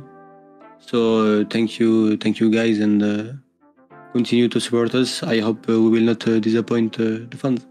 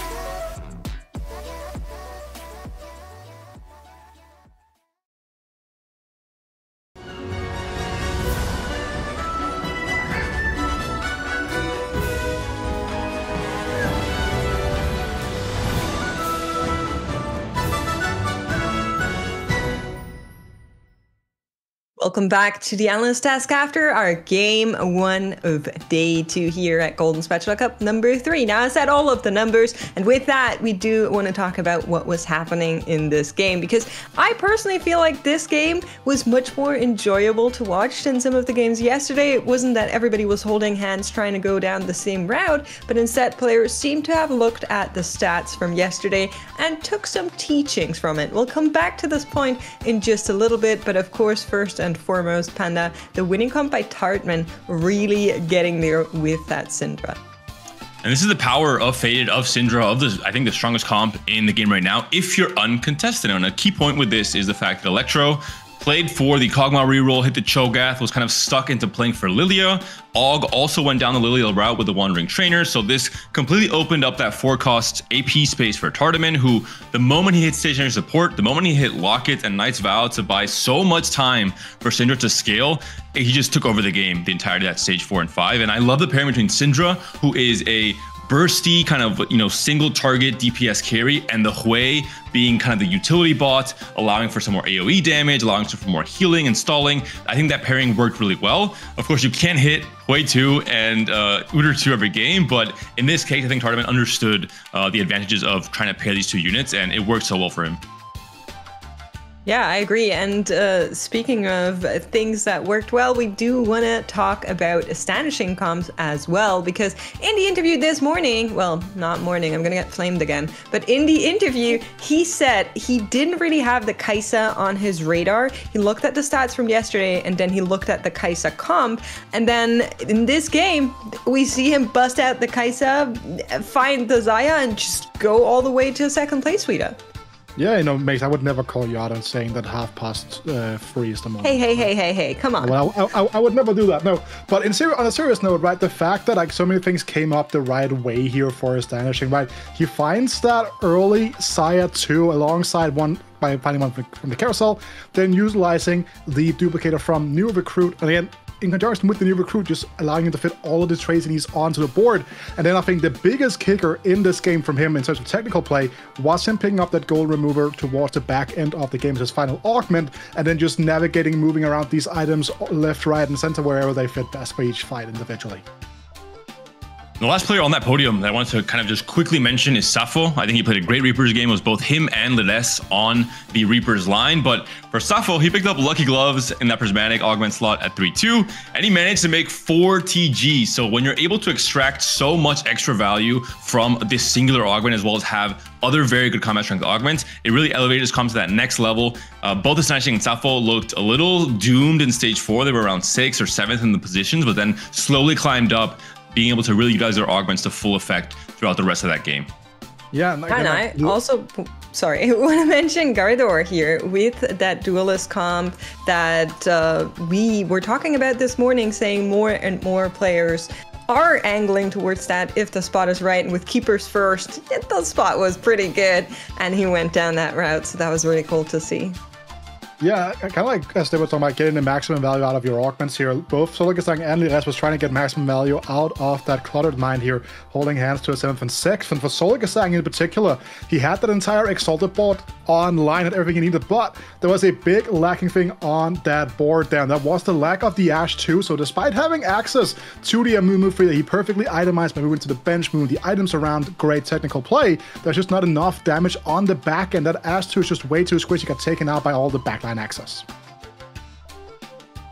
Really awesome to see everybody just kind of find their own angle here. I do kind of want to mention that Sologesang, despite having that Amumu 3 that we've been raving on yesterday, didn't really make his comp work, was kind of switching between Lux and then going for Ashe, found the Ashe, but it was too little too late, didn't find the Ashe 2, so kind of falling off in a different regard. But the angle wasn't too bad, I thought. It just didn't work out in this game, and that's kind of the story for most of the players in the lower 4 right now in this game that we saw. But of course, we have more rounds going on simultaneously, so looking forward to see whether or not we can take a peek at standings. But out of that game, I think we're already getting a good angle on what our players have done as homework. And one last thing to mention, just quickly, I think Electro gave a great lesson of how to adapt your game plan. He played for the Kog'Maw reroll. He hit Cho'Gath 3 at, in stage 2 still, so very, very early. Had very few copies of Kog'Maw. A lot of players at lower elos would just say, I have Cho'Gath 3. I gotta get Kog'Maw 3 now. I have to use up all my gold, and then the game is doomed. Electro correctly said, hey, I already have a very strong front line. Let's push levels. Let's push the tempo and move into Lilia instead. It was a 5th in the end, so not the best result, but I think overall a good demonstration to our viewers of what you should do in that situation. Yeah, we are taking a look at our standings right now. Of course, this time around, top 64, so we're looking at all of the players in today's games. And 2 names here that I'm kind of sad to see down towards the 8th spot already, right? We're looking at Taps, we're looking at Vigo, not getting the greatest start to the day here, but also someone like Wet Jungler, who is a player we need to keep our eyes on in terms of the qualifier points race, both for finals, but also for the Tacticians crown. Arzu as well, someone that I think is almost guaranteed to be in finals already with the points he currently has. So not the best start for him, but I think he's one of the safer players coming into this. Like Coco, Volta, some big French players have not had the best start to their day. Still, so many games left, makes 5 games left for players to come back and to try and make it to that day 3. Yeah, it's not all over just yet. Quite the opposite is true here. Even though if you're Travis, you might be looking at some of those placements and trying to contain some feelings right now, as he does hope for some players to do really well and get those qualifier points. But looking at our top players after game number 1, we have a really interesting spread of nations here. And I love to see Mujiwara in the number 1 spot. I think he's a player that has been growing and growing and growing for the last few sets. I think deserves some time in the spotlight. Hopefully he can continue that and maybe, find himself in a dominating position coming to the end of the day. Yeah, I don't know if you two saw it, but I always have a look at our green room cameras as well. And while that front page came up, one of our fellow casters seemed quite excited at the spread of players we had over there. So let's hear it from them. Here are Counterfeit and Morgan.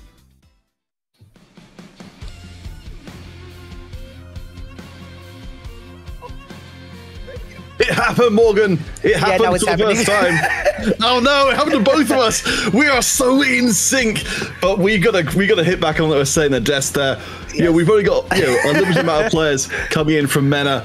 Mujiwara currently rocking the top of the table. Yeah, Mujiwara is coming in hot this lobby, man. And if you know one thing about this guy, he is the only player from Egypt in the entire tourney. And you know what? I am the only talent in Egypt in this tourney, so you know what that says? I'm going to be very biased. It is my sellout arc. Yes, you've seen Panda get excited about people being from Spain. You've seen Makes all the time, and I'm very envious to all of you guys. You got your nationalities and your countries competing all the time. Finally, an Egyptian guy is in this lobby, and he's got me to back him up. Oh boy, I mean, it's a fantastic way to start off the day. Yes. I think what was mentioned in the previous lobby, and we mentioned it as well, is just seeing our players managing to find their way through, find these uncontested lines. Hopefully we get to see more of that in this game as well. Yeah, he did win the first game though. Going into this lobby, Mujiwara already got first in his last lobby, so allow me to tell him Edias Mili, which means go ahead, buddy. And I'm vouching and giving up the full vouch for him in this lobby. Now, what I want to toss on from the last lobby is that we've seen a lot of flexibility. Almost the only lobby or the only board that we have contested in this last game was the Lilia. We've had Wardens, we've had Fated Syndra, we've had Trick Shots, we've had Duelists, and we've had Reapers. So there were a lot of variety, and I'm happy about that. I really wish that this lobby is a deja vu from the last game. All right, well, let's get things started. It's round 2 of the Golden Spatula Cup number 3. Last of the season, last Golden Spatula Cup before they change to Tacticians Cups next season. A Crab Rave and Trainer Sentinels. 2 for 40 portals. Do it. Okay, Trainer Sentinels, please. Trainer Sentinels in a 20 gold subscription is just way too boring. Please let it be Trainer Sentinels, please. No! Oh, why? It's Crab Rave and it's Trainer denied. Sentinels. We go gold subscription. The most boring portal ever. Everyone just gets gold. Wow. Economy. We could have lived in a very different world, Morgan. We could have been, but sadly, it's not to be. Man, imagine. You know what I love about Crab Brave so much is that you might be the strongest lobby in you might be the strongest comp in the lobby, but then Crab Brave comes, and then you just lose after 10 win streak to a goddamn scuttle crab. This is what's so good about the Crab Ray portal, by the way. That's why it's kind of funny to me that a duelist board goes wrecking through everyone. No, what a shop. Yo, Wow. what's happening? Is this Disneyland? Oh, I mean, Wet Junglers we saw from before definitely needs to come into this one and have a strong finish. I mean, this is a loaded round 2 we've got here. Wet Jungler, of course, one of the front runners for the Dark scene. And of course, yeah, we've got Mujiwara, as you mentioned before, very close to your heart personally and doing very, very well. But particularly for this one, I want to see, we've got Dasic as well in the mix. There's so many people who need to have these good finishes coming out of this round, and they have to, of course, come at each other's expense.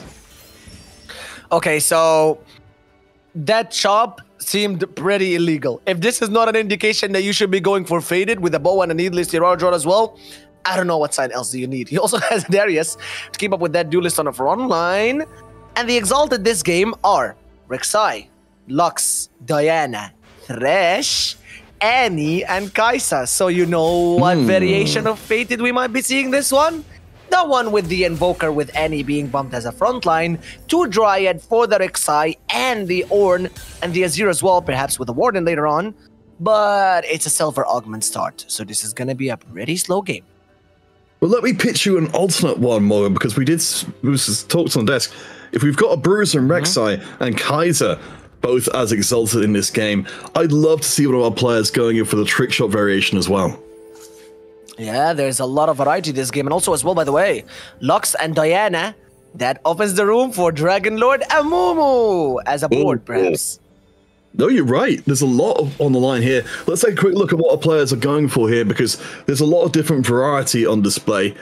I think we had the Caretaker's ally coming through for Wave Split, Ankle and Wet Jungler as well. So we'll do our best to update as to what those Caretaker's allies are going to be, because if we're looking at silver augments that can set a direction, those are very direct. Yeah, Beauty Treasures, by the way, for Dasic. So far, he only has a Warmogs potentially slammable alongside a Shojin, has a Caitlyn too that he could have leveled and slammed, but he seems to be kneeling more a little bit towards the lost streak, because he did have some good items to slam in for the early game, also has a Caitlyn and the potential to go to level 4, but decides instead to not kill a single unit and get bonked by Wet Jungler. Does make the Caitlyn regardless though. Yeah, I mean, it looks like Wet Jungler has got the Shen as the Caretaker's ally, and that's allowed him to get a very early 2-star version. I think that'll be true for a lot of our players who managed to pick that up early on. We see that some across the rest of the board, our players have been going more for some item refinement, as we see here from Banana Roll. Let's see. So we've got the beginnings here, Morgan, as we've talked about before, of the Dryad the Dryad Fated board coming together, which again, we'd expect to see at least one of in every single lobby. Yeah, I don't think that there's going to be a single lobby of TFT where you don't get to see a single Fated variation. Also, is he Banana Roll, or did you just call him Banana Roll and assume that he's a fruit? Because I'm assuming that one day, if he wins enough events, he'll be able to add that extra "na" to his name and become a full banana. But for now, you're right. It's a Banana Roll. Yeah, become a full banana. He ascended now. Okay, something I love about Clickeren as well is that he's not going to be afraid of pushing levels now for the Caretaker's ally, which I think the unit has been given is the Lux. No, I think it's the Lux. Especially the fact that he slammed a Shojin and a bow already on her. So that was a pretty nice first win going against a Fated board, possibly coming in from Banner Roll, this time without the Nana, but with the Shred and the Jewel Gauntlet coming in at the same time, except for the fact that the Spear of Shojin on the Lux is just a little bit faster. Well, I think it's Clickeren who's saying "nah" to the Banana Roll there. So hopefully those two will come together and become the best of friends. But I think it's a really good point on the Lux setup here, because I think you're right based on what we've got on the board. That presumably is going to be... We've already up to 4 Luxes already. And we certainly know that, I think with the 2-cost boards, we're always going to be comparing them against the ultra late game boards. But if we can have Lux online immediately, that feels like you've got a much bigger impact. Wait, Mujiwara also just natural 6 Cho'Gath units. Decides to keep both of them on the bench, however, though, for some lost streak. He's not getting items that could be good with this board at all, and I think that was a redemption sitting on his bench. Wait, what's the completed item on his bench? I cannot see it. I believe you're right. But yeah, this is the interesting situation here for Mujiwara. Again, as you noted, won the first lobby. There is no reseed between rounds 1 and 2, so these are the same players playing against each other who played the first time round. Wastesplit came last, Muji came first, everyone else, of course, came in between the two. So for Mujiwara, if he can put together a second win here, this puts him in such an incredible position going forwards. Man, something about Mujiwara, though, in my opinion, that guy is just completely anonymous. I did speak to him on Discord before, and we did share some information, but you don't even get to see his face. He's that one Batman guy who just goes about from everybody and slamming first places away, and you don't even know how he looks like. You wouldn't know who he is if you met him at the street. I could have met Mujiwara 2 times in my life, and I don't know yet. Well, I mean, the lobby certainly met Mujiwara in a meaningful way, I suppose. We'll see if he's able to deliver out quite as fierce a greeting as he did before. As we keep on scooting around the place, we're checking with Dasic, of course, a TFT player returning back to the scene. It's looking like we've got ourselves a couple of players who found early potential for Mythic then. Yeah, that's an early Kog'Maw 2 as well, but not going to be able to hit that Cho'Gath 2. Of course, we know who's holding it on his bench. Definitely not 6 copies on Mujiwara's bench, but he does slam the items for the Lilia as well. That's a blue buff, that's a Shojin, and that's a Rabadons. These are perfect items for Lilia in the late game. And of course, he has a Kog'Maw 2 to stabilize a little bit in the early game. Well, let's see. I mean, certainly, yeah, we've seen how powerful Kindra can be, and we can see it up against Mujiwara here. 7 Cho'Gai. We're doing some figuring out of the verbiage here. But what I do want to point out is Wet Jungler, Kikonan, they are both on win streaks right now, and we are very close to the end of stage 2. Wait, that's kind of funny when you try to think about the plural form of every single unit. Kindred, Kindreds. Sivir, Sivers. Zyra, Zyras. But what is it for Cho'Gath? Cho'Gaths? I don't think so. I don't think so. But hey, that interaction is pretty nicely. You do get the next augment immediately. So for someone that is maybe looking to stabilize their board from the stage 3, well, joke's on you. You get your second augment immediately now. What Jungler already gets the Dragon Spirit, which is such an amazing augment to get in the early stages of the game, because not just does it give you some frontline, but a lot of components alongside the way. All right, looking at some of the other augments as well. Yeah, we talked about, we saw several Caretaker's allies coming in early on, our players being oriented towards the 2-cost. Now we've got Learn to Spell coming in for Blacksa and for Kikonan as well. Potentially a massive dose of AP, particularly for those who can keep their units around longer term. I don't know if Shinar going here for Cluttered Mind might be the best idea, because he did miss essentially like 4 or 5 rounds already where that augment could have been useful. But hey, it's still at stage 2. So XP augments or augments allowing you to reach level 8 and 9 quickly are not that much of a bad idea. And I'm looking at Klikornen's board. It's also pretty nicely that he went with Learning to Spell. And he already has his units coming in with Caretaker's allies. So that Lux is going to be farming a lot of AP alongside the way. Yeah, absolutely. But a note on Shinar, which we haven't seen too much of, we mentioned with the Clutter Mine from before, we often see players trying to double up on what they're getting out of their fortune boards. Shinar has had the fortune in place, I believe, for a little while, so he's trying to build up XP at the same time as building up to what will hopefully become a big cash out. Hold on, though. He just got rolled, and again, he's going to be going for a 6 loss at this point.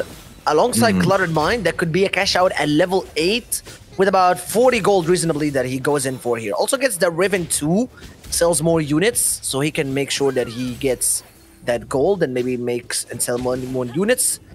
And luckily enough, he does have some good items for it as well. There's a Jewel Gauntlet right there for you in play, and potentially a Sunfire. His items are looking pretty good.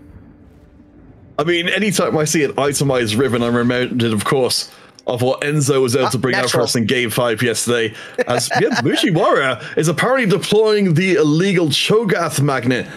That apparently you don't need trade sex, I mean, you just roll this many. He didn't even roll once for it, by the way. Totally natural. Not a single reroll, I think. And he was already fully itemized with the suspicious trench coat. Very suspicious. Ooh, very suspicious Cho'Gath 3 with a trench coat as well. Who's that guy? I'm curious to see what a trench coat Cho'Gath looks like, because there are certainly some very interesting combinations you can pull off with, you know, a trench coat and Lysandra a long time. Bam. But we'll see. All right, so we've got the 3 Ionics, we've got the 3 redemptions. I suppose together that's a lot of shred and a lot of potential healing. Yeah, one thing is that the healing stacks, but the multi-target damage reduction doesn't stack. The shred also doesn't stack, but you know what stacks? The amount of massive HP that you're getting from this early 3-star Shogath. So that is a lot of frontline. Because something that Auspicious Trenchcoat is, it splits the unit into 3 similar copies, but with a lot less HP. Now, why do you care? You have a 3-star Mythic Shogath. That's about 3k HP. So you're getting 3 more units with potentially 1.5k HP each. That's a lot of frontline by putting the Suspicious Trenchcoat on the Shogath. Might not be the best, but for early game, you're fine. Well, we'll see how it works out longer term. Honestly, it's what the analysts wanted to see. It's what we wanted to see as well. Is players taking the roads less traveled here. You can see the Shogath on the on the front side with the trenchcoat, doing a pretty good job of not even actually proccing the trenchcoat until pretty late into the round, if indeed he's going to proc it at all. We have got a Cogmore on the back. I think this might be another game where you said before, Morgan, you know, just bypassing the re-rolling part on the Cogmore and just going for the Lily long term. Yeah, you already got a natural 3-star Shogath, man. You might be a little bit greedy here if you wanted to get that Cogmore as well. He also has a blue buff, a Guardbreaker, so going in for the Jewel Gauntlet might be such a good idea here because that's a lot of crit being bumped in from the Guardbreaker. And for a unit like Lilia that has her ability hitting the entire board, I think Guardbreaker is such a pretty good item. You can get the shield shred and the extra damage coming in pretty early in the game.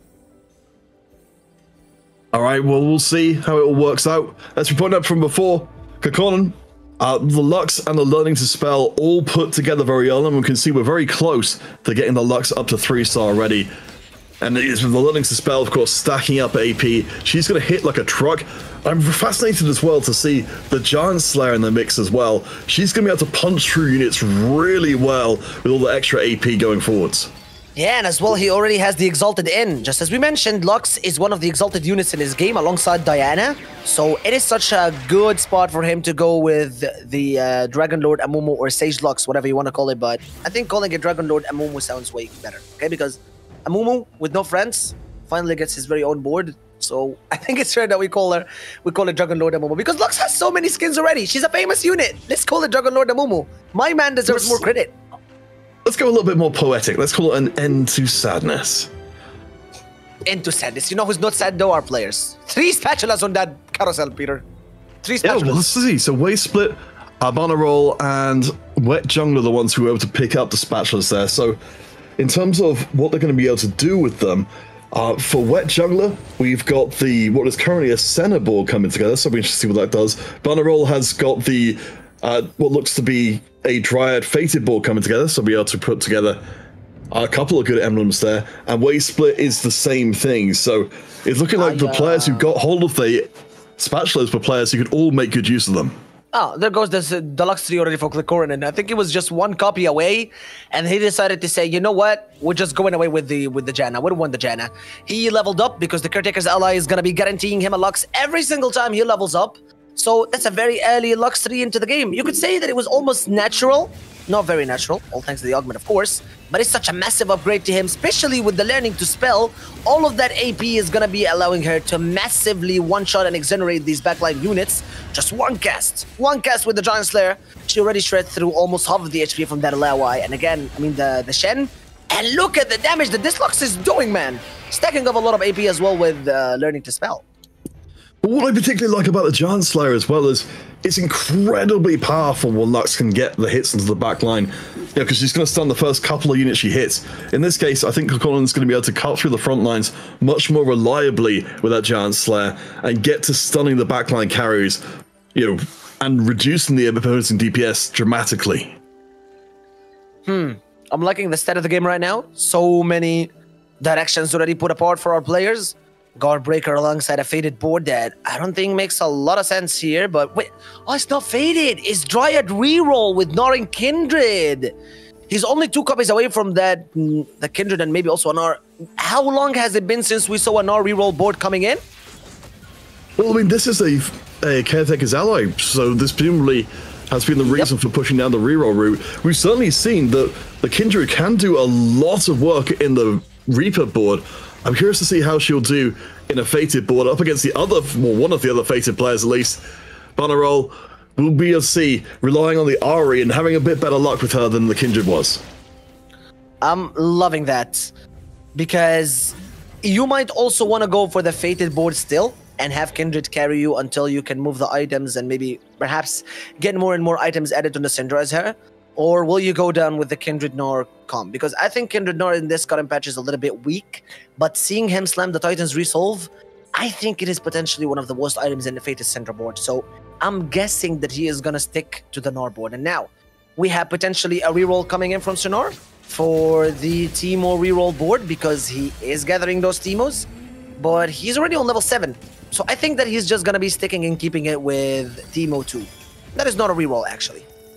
Never mind. Yeah, well, I mean, we've already talked about how we've got the line from Exalted here towards the trick shot board. So as Wavesplit does find a 3-star Kindred, I think Shinar, it's worth us taking a little bit of time to talk about what's going on here. We've already got the Kai'Sa 2 in place and the Xayah in the shop. Shinar, he's at the bottom of the table right now with only 27 HP, but he just hit everything he needed.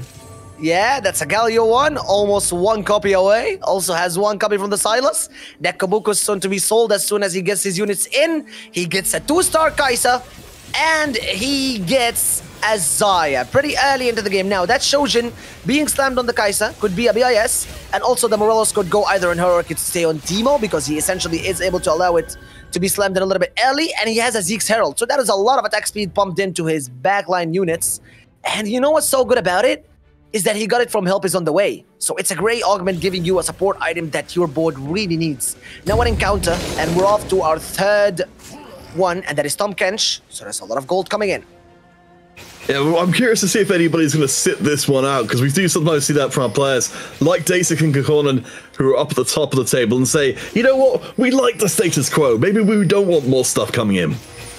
Yeah, and I think Blacks is also about to cash out his fortune on 7 loss streak now. So that should be a massive fortune cash out. I don't know if you've already seen it or it happened. I'm not sure. Did it happen? Well, we'll go and check out in a second. Let's see. So we've been told. We'll return back to the point in just a moment, because of course we've got our last augments coming in. So it's been silver, gold, and gold. Shadar going to be tempted with a Fortune Crest for just a second, but knows that well-fed is a great way to make sure this, what will be eventually 4 brews on the front line, will stay up and fighting. Yeah, the cash out comes in finally, but that is 2 ashes that he does not need, so essentially we're going to say that there is just a little bit more gold. Gets another Silas, still hoping to bump up his front line. 1 Galio away, there comes the Riven, there comes the Galio, 1 copy away from the Silas. What a massive upgrade to that lovely board. Yeah, and of course we've got the transferable tank items coming in. Shadal's gonna need to clear a little bit of extra space for all those extra items. Morgan, the only thing that's kind of standing out for me here is you point out we've got the chance to build the Shojin, but our other backline trick shots aren't fully itemized as of yet. That's a lot of Spear of Shojins. What's happening? You get a Spear of Shojin. He gets a Spear of Shojin. See, she gets a Spear of Shojin. That's a Shojin backline with such an impaling trick shot composition. Did you get that? Was it good? Oh, I did. I just didn't want to. If I'm going to be fully honest. Have you been taking lessons from Wheater? I feel his malign influence over that joke. Okay, you can say that it has such a pointy direction to go in with that composition. It's not getting better, is it? I'll stop. I'll show myself out. Anyways, that's what happens when you cast with Peter and Wheater for long enough. Okay, I don't blame you. All right, let's move on, because we have got ourselves a quite stark situation on the right-hand side. Look at those gold totals, Morgan. We've got 2 players, arguably even 1 player, Dasik, with any real amount of money left in the bank. Yeah, he's trying to go for the Syndra, but again, as we said so many times, this comp is one of the comps that you could see played in almost every lobby at least once or twice. Of course, so many contested units from that board, as we have gotten to see them being exalted. So essentially, he's only alive now because he got a very nice Annie 2 that is such a massive frontline upgrade to him. And with Exalted, he does have a lot of HP being bumped up, but that Lux just doesn't care. What a damage coming in from Clickor in this board, man. Blacksa might be going up before Raptors. Blacksword did head a bottom 4, I believe a 5th place in the first game, so going 5th into 8th would be a disaster.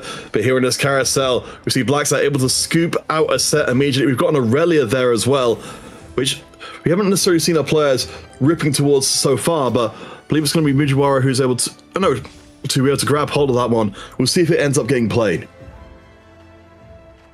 They got all of their augments chosen. And I think Blacksword didn't really have that much luck getting the Syndra in the early stages where he would have needed her. Now, finally able to get one for the carousel.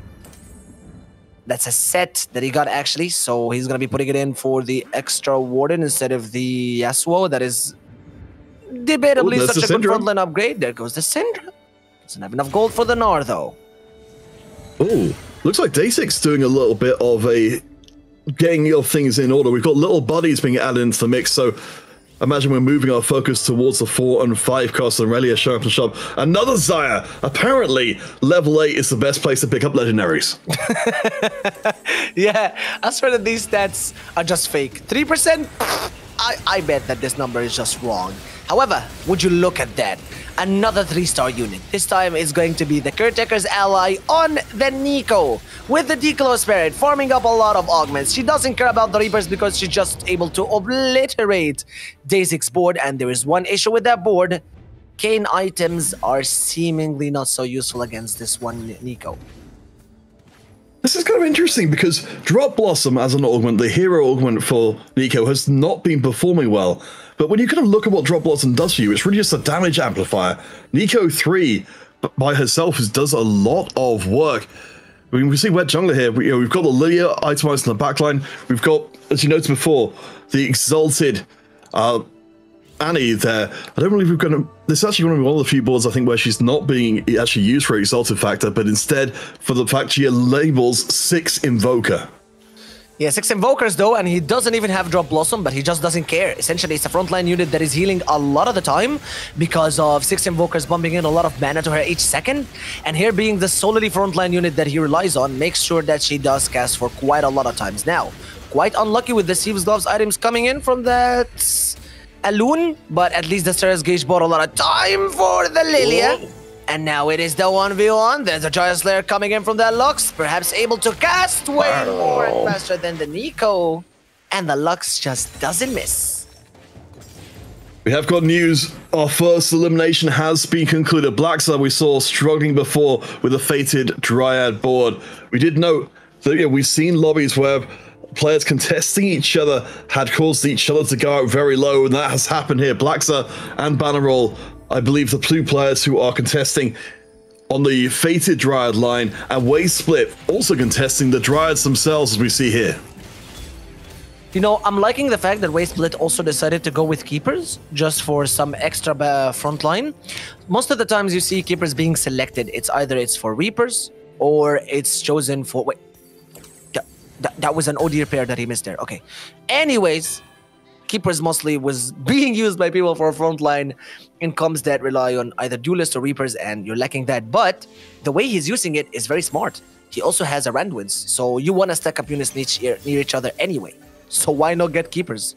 That's a lot of frontline buff for him. I wonder if Waste Split has got enough in the tank to be able to hit to hit Dryad 6, which would be absolutely fantastic for that extra bit of beefiness and extra bit of power behind the Kindred. Going up against Gakon in this round, I do think this is one of the boards, Morgan, for Waste Split that has at least a backline carry who moves around and therefore might not be as vulnerable to the Lux.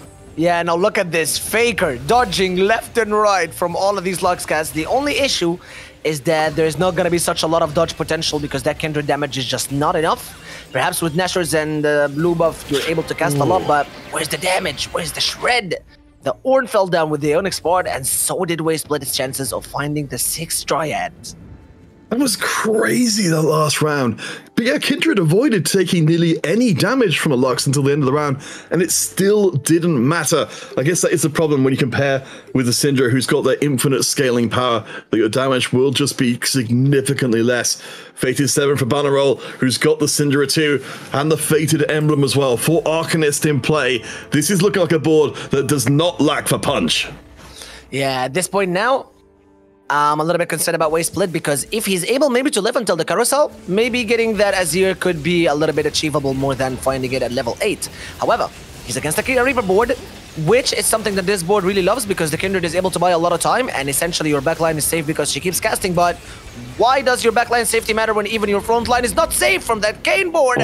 As Waste Split just goes out, following Blackza and Shinar able to take another win. We're down to 6 players in game number 2. I really wanted a Hungarian player Waste Split to do well there. That was such an interesting board. But yeah, the damage just wasn't there. That's such a shame. But it will, of course, make life easier for Bannerol, of course, who is trying to pick up some of those Dryad units for himself. But honestly, his board is where it needs to be. Mujiwara, who we saw much earlier on, has managed to find his way to a very late game board already. Yeah, now Bannerol is also level to 9. Able to put in 7 Fated, which I don't think is such a massive upgrade to the board because 100% extra AP and damage, meh, it's like 30 AP and 11% more damage being pumped in. But one thing he lacks is frontline in this board, if you ask me. Only these items being put on the Thresh, and against a board like the Lilia that has some free backline access, I think that it might be hard for the Fated board to find a win here. Well, I think for the Alawi is staying up pretty well. It does come down to a tail end fight, but I think 1v1, the Syndra, especially when she spent the whole round stacking, is always going to do well there. Yeah, she's able to cast a little bit faster than a Lilia though, luckily. All thanks to the Spear of Shojin being replaced here with a blue buff, allowing her to cast a little bit more. And at least I think that Waste Split can be happy a little bit with his death because there was no Azir in this carousel. So had he lived, it would have not made that much difference, really. Now, something Shinar is looking for is a little bit of a front line, maybe, but none of these items looked really reasonable. So he decides to go for the giant build for one of his trick shots, possibly the Xayah. Yeah, I think he was really hoping to find something else because Shinar does have a little bit lacking front line. Yeah, I think ideally would have ended up with a third item for the Galio to really bring him alive, but we've still got the Xayah. She may still be just 1 star right now, and may not be for too much longer for finding the second one there. We're back to the previous game, aren't we? Where, in fact, we're even better than the previous game in some respects. Shinar has got the trick shot board, but he's now not just got 2 fully itemized carries, he's got 3. Yeah, the only issue is that he almost has 0 healing, except for the Gunblade and well-fed coming in from his said augment. So a third item on that Galio really does make a night of a day difference. Now, the only issue is that he's also on the same side as the the Lilia. But my only issue is that he should have maybe placed the Teemo there because of the Gunblade. Now this Kai'Sa might be getting deleted way faster than he assumes. As well, the trick shots obliterate the front line. Never mind, I take it back. But there goes the final cast, and no! The Lilia is not going to be finding more and more damage as Bannerol also goes out against Daisy here. We almost lost 2 players in that fight. Tragedy for Bannerol. Hopefully we'll get to see more of that Romanian player down the line. As we said, this has been a pretty tough lobby up until this point. So coming to tail end here, Mujiwara, of course, won the first lobby between these exact same players. Is currently on 7 HP with Shinar just behind on 5. It really seems like it's a fight between those two to see who's going to make it into the top 4. Meanwhile, Wet Jungler is just chilling, man. 52 HP, 17 gold, just went to 9. Pretty fresh. Mujiwara even to push to level 9 to get in Exalted. And 4 Invokers alongside with the items being slammed on the Azir might be his final shot against Dazix's Ghosts. All right, we've got both of our elimination players on one side, Shinar on left. Mujiwara on the right-hand side. We can see the Reapers ripping into Mujiwara's board, but the front line is very, very good. The trick shots on the left-hand side look like they survived their round, but we have got the fully formed version of the Reapers ripping in. I don't think Lilia's got enough punch to put him down. Yeah, and that is going to be it for Mujiwara because that final Azir unit just doesn't care. Is going to be there spectating, and Mujiwara goes out here in 5th position as Shinar is able to get another win to keep him alongside our top 4 and transfer him to stage number 6.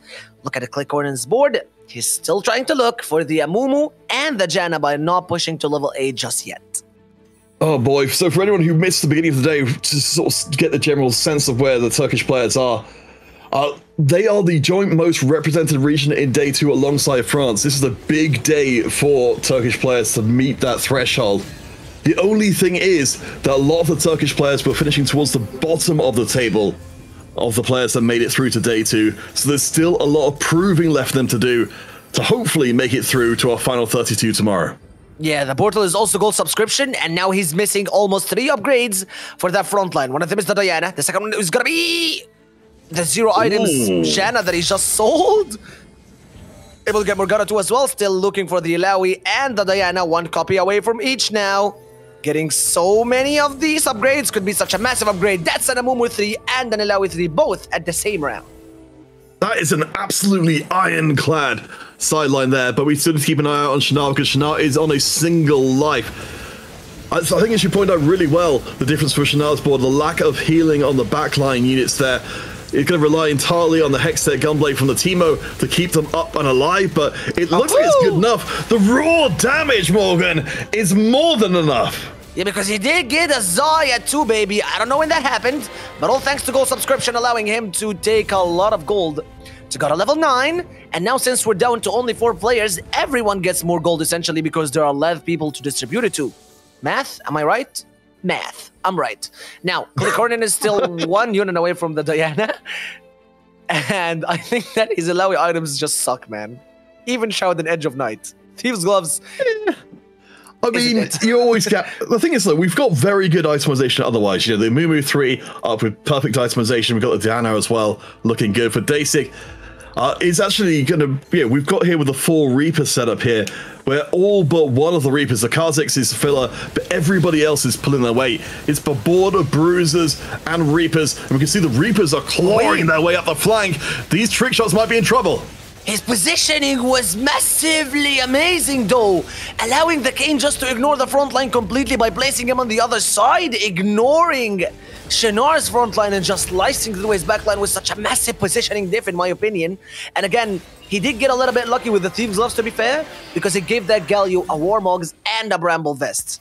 So essentially 2 of the best items that you could place on your frontline units if you're looking to play against that. And now, we see with Jungler, trying to sneak in a Lilia 3. He's just 1 copy away now. Whoa. Whether does he get it from the way? He rolls for it. He gets it, baby. We have our lovely Unicorn 3 starred by Wet Jungler. And if you were at all disappointed with Wet Jungler not top 4 in the previous game, at least you can breathe a sigh of relief now. Wet Jungler with a pretty much a guaranteed first place in this game resets his tournament day entirely with a little bit of extra change. Dasik is going to be the first one to face the fury of the Lilia 3. Yeah, he just scammed the first with that Lilia, man. And you know what's good about it? He was 1 life away. Meanwhile, he needed 2 more turns for the Hui to copy that Lilia. So he got it all in 1 turn. And this is the beauty about gold subscription. No one was able to scout in time enough that they just needed to hold 2 Lilias. Just 2 Lilias for him to not be able to get it. Because Hui does copy here, yes, but he might have not got it from the roll down just like what he did now. And of course, it's gonna be a free first for him. And I think considering Dasik and Click's HP, Click could easily get second now. Yeah, I mean, it's kind of weird to say that this is actually kind of good news for Inkborn in that while first place is now out of the way as a possibility, I think even the Ghost version of Wet Jungler is going to destroy Dasik and remove his last remaining life. Inkborn with 23 left in the tank means he should be able to survive 1 round and on the win streak as well. But everyone's spending everything they can, knowing this should be the last one.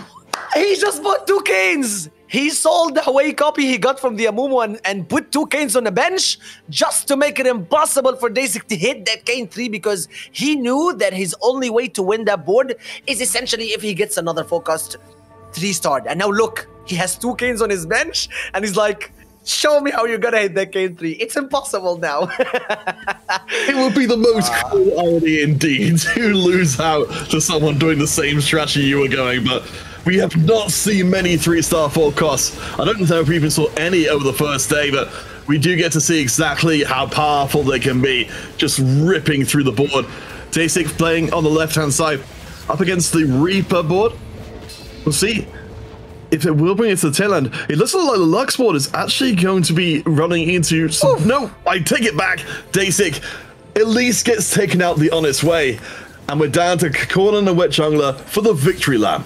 Yeah, now Wet Jungler just sells down these Kanes. He doesn't need them anymore. The job is already done. Yo, Ghostly, you can have your Reapers back. I don't care about that. And Azir too, as if that is going to make any difference against Wet Jungler not getting Klikornin's board obliterated just in time. He already has a Lilia 3. What are you trying, man? I'm pretty sure if it wasn't against tournament rules, he would have just FF'd. There's nothing you can do against the Lilia 3, really. GG. Oh boy. Well, I mean, we can use this time to celebrate Wet Jungler a little bit. Of course, one of the hosts for Germany, for the DACH region, to come in and just rip through Game 2 is absolutely amazing. We had a lot more players from Germany coming in and playing in this tournament, but we've been reduced down to the small numbers we saw from before. I mean, yeah, this is just a formality at this point. Wet Jungler resets this tournament, wins out round 2 on stream with a Lilia 3. Yeah, and it's not just any Lilia 3. It's 6 Invokers, 7 Mythic Lilia 3 against an Illaoi that was just unlucky. You know what? I'm gonna blame it on the Thieves Gloves. That Illaoi had a Static and a Last Whisper. So maybe the Thieves Gloves rolling better items would have won. God, RNG, unlucky, man. I honestly, though, the thing is as well, we kind of opened up the day with saying Lilia Invoker was not the composition we wanted to see people going for, because the stats for it were honestly really bad coming out of day 1. But Wet Jungler made it work. Modzho will be our interview during the break. When we return, our analysts will break down the rest of what happened in game number 2 and look forward, of course, to the rest of the day.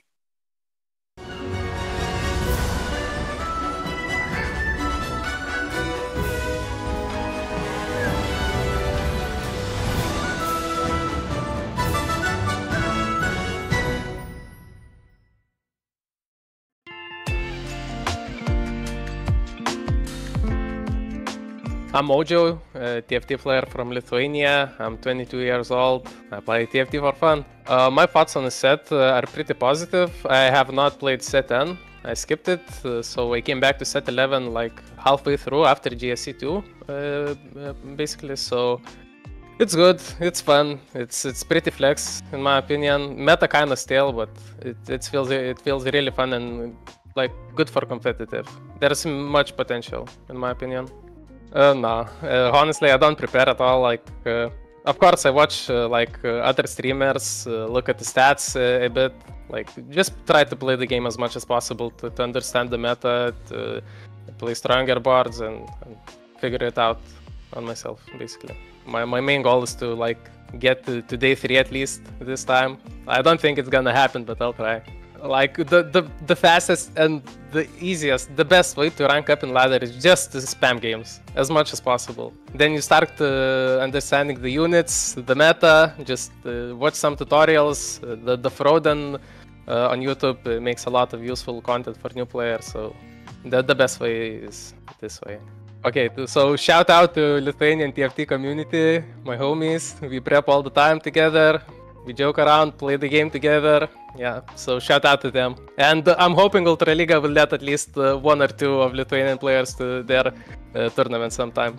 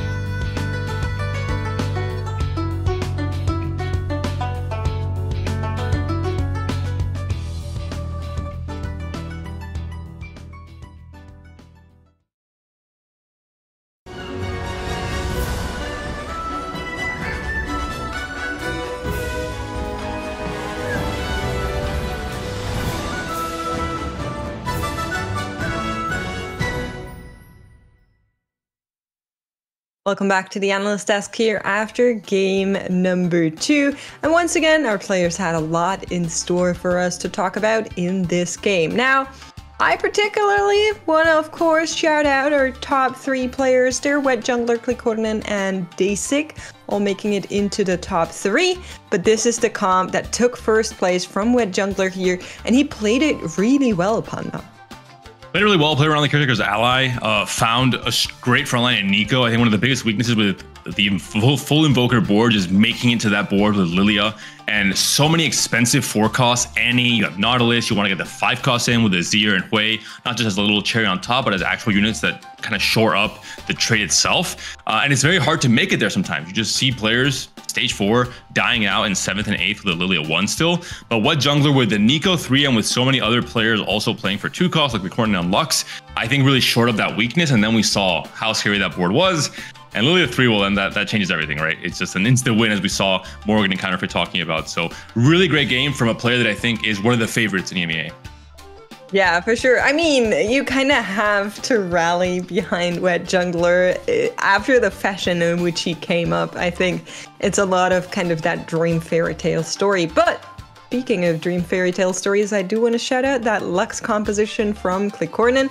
Obviously, we saw a lot of rerolling on the Warden line with the AP backline, especially yesterday. We saw a lot of Jenna, Zyra, Lux, just Teemo even coming through every now and then. And there's a little bit of disagreement whether or not you should default to the Lux or default to the Jenna. For Inkborn, the path was pretty clear-cut going for that Lux. Finding learning to spell on top of everything else, really allowing that Lux to cap out there.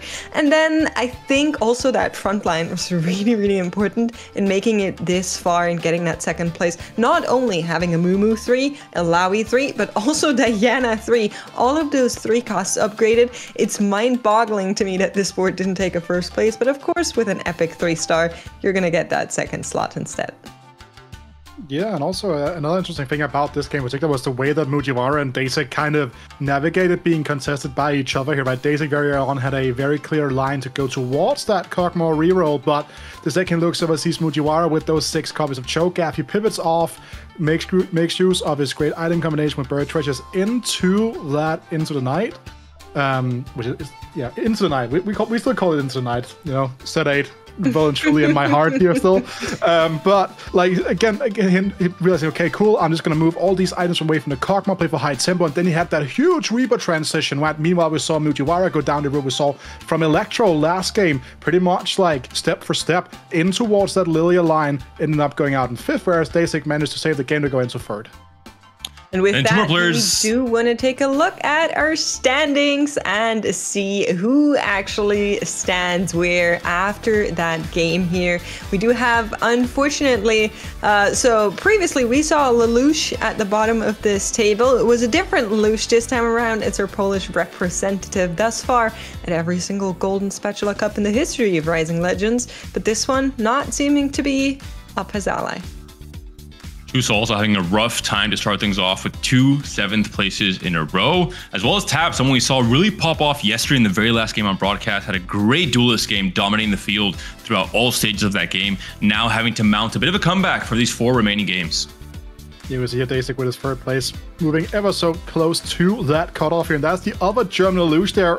A bit of a German trio with Wet Jungler and Salvi as well. Litiq also a Golden Spatula Cup winner, right? So a lot of really high quality players in the mix right now. But at the top though, we have Bliss and Dide, 2 players that we don't necessarily recognize as being top tier players. And then you have Estanishing, right? Interview buff coming out in full force. It seems to be super awesome to see Dalasum, who was earlier in chat as well. And honestly, if there's one name I want to shout out in that front page, it has to be Tartman. This guy is such a character. He's an absolute, you know, fun experience to watch whenever he plays. Very animated in how he reacts to what's going on in the game. It's just so fun. So hopefully we can see a little bit more from him moving forward. But of course, we do want to move on with the tournament as well. And that means we are going to be going to a quick break. We have an interview ready with Alanzq, and then we'll be back for game number 3.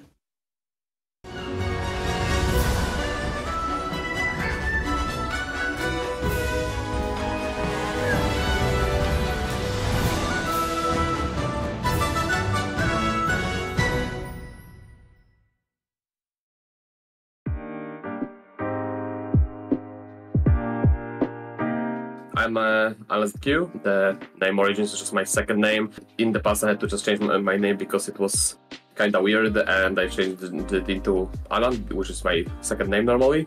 I'm a competitive player since I'm 13. Started from MOBA games, moved to the black card games, Auto Battlers. After I wasn't that good at the MOBA games at that time anymore. And yeah, moved between TFT and lore generally. After some time, after the Auto Battlers era started.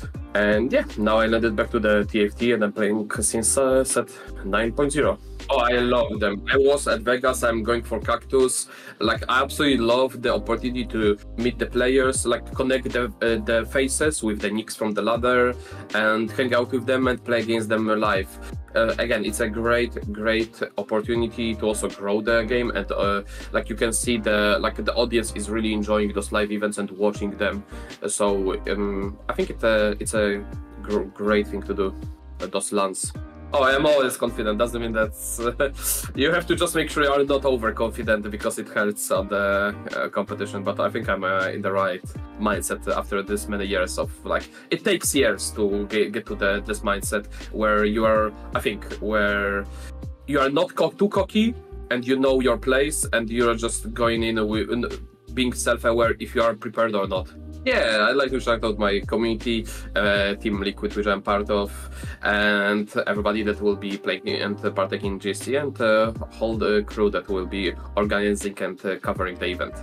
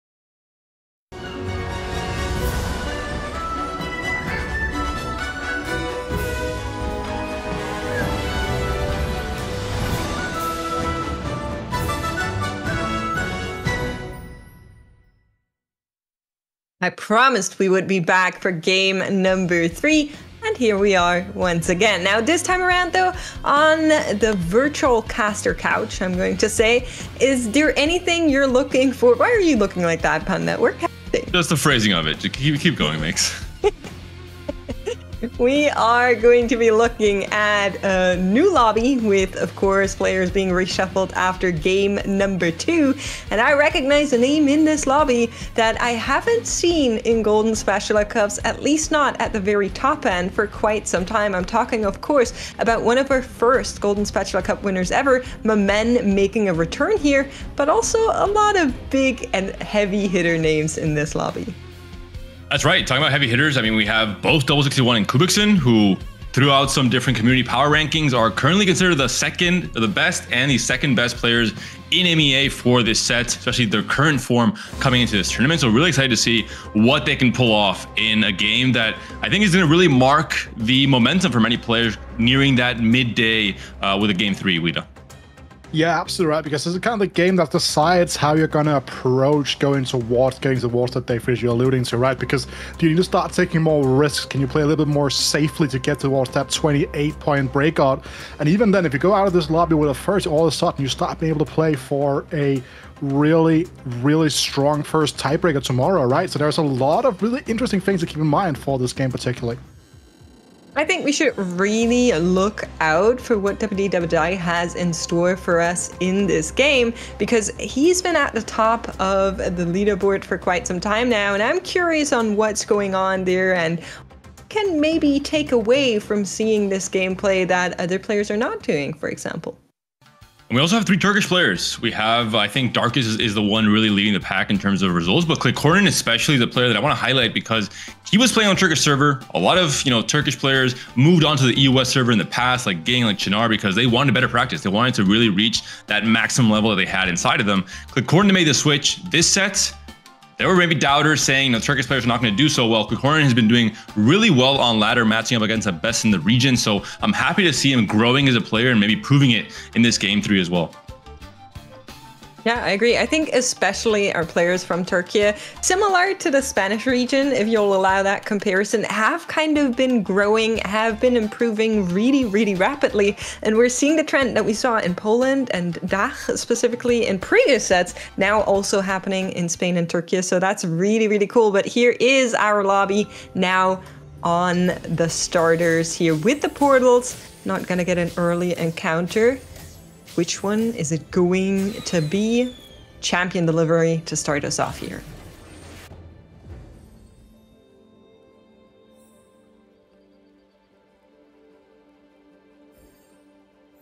Just a Darius, nothing too crazy just yet. We're going to see what augments we have at 2-1 especially, and we mentioned it. We mentioned it makes the idea that most of these players want to find these alternate paths into their game plans, into the comps they'll be playing. They want to try and veer off of things like just playing for Syndra, just playing for Reapers, because those were the 2 most played comps yesterday. You don't usually want to be contested in TFT. And we saw the uprise of Kai'Sa. I think a lot of players, if they don't have a clear path, we saw with Estanishing and then Chinar last game, are trying to play for this Kai'Sa line similar to the start of the set. Yeah, and also another thing to keep in mind here, right, is the fact that some of these hero augments have really been game defining as well, right? So that first augment is so important because if we do get in towards these gold augments at 2-1, then it's going to be a really interesting path to see how the game will kind of go from there. Because as you're talking about, some players will not have to find alternate paths. The game is just giving those paths to them straight up. And I think we also have to mention that with champion delivery, there is a lot of randomness that can happen in the game as well, where players might have a good angle for something and then champion delivery just blesses them with something else that they could pivot into and they'll see that chance and grab it. But here are our first couple of augments, and I see one that's calling to adventure straight away here. I think that was not right. We had a buggy overlay. I was like, hey, wait. There were a couple of look Danish on the right flags. side. I saw 2 Danish flags. That was like, did I miss something massively here? Like obviously we had 4 yesterday. There we one go. happened. It is gonna be those gold augments here, David. Right? Lucky Paws and Modzho, 2 very clear directional augments. 2 healthy. Also one of those stronger augments in terms of reroll lines or just pure tempo play. For Lucky Balls, you do only have that 1 MR. You don't really have the 1 cloak. You don't really have that many more, tank components. I think it's correct for Dibadai to not actually go for that. Doesn't really have the components to support it right now. Goes for keepers instead. Here, we've been talking about this augment specifically on the duelist comp, but we saw it also work well with the Reapers. So anything where you can kind of cluster up your comps, it will be a very, very strong early. And it makes a lot more sense, right? You have the BT, you have the Titans, you have, these components that are leaning into the path that really makes so much more sense than going for Lucky Paws.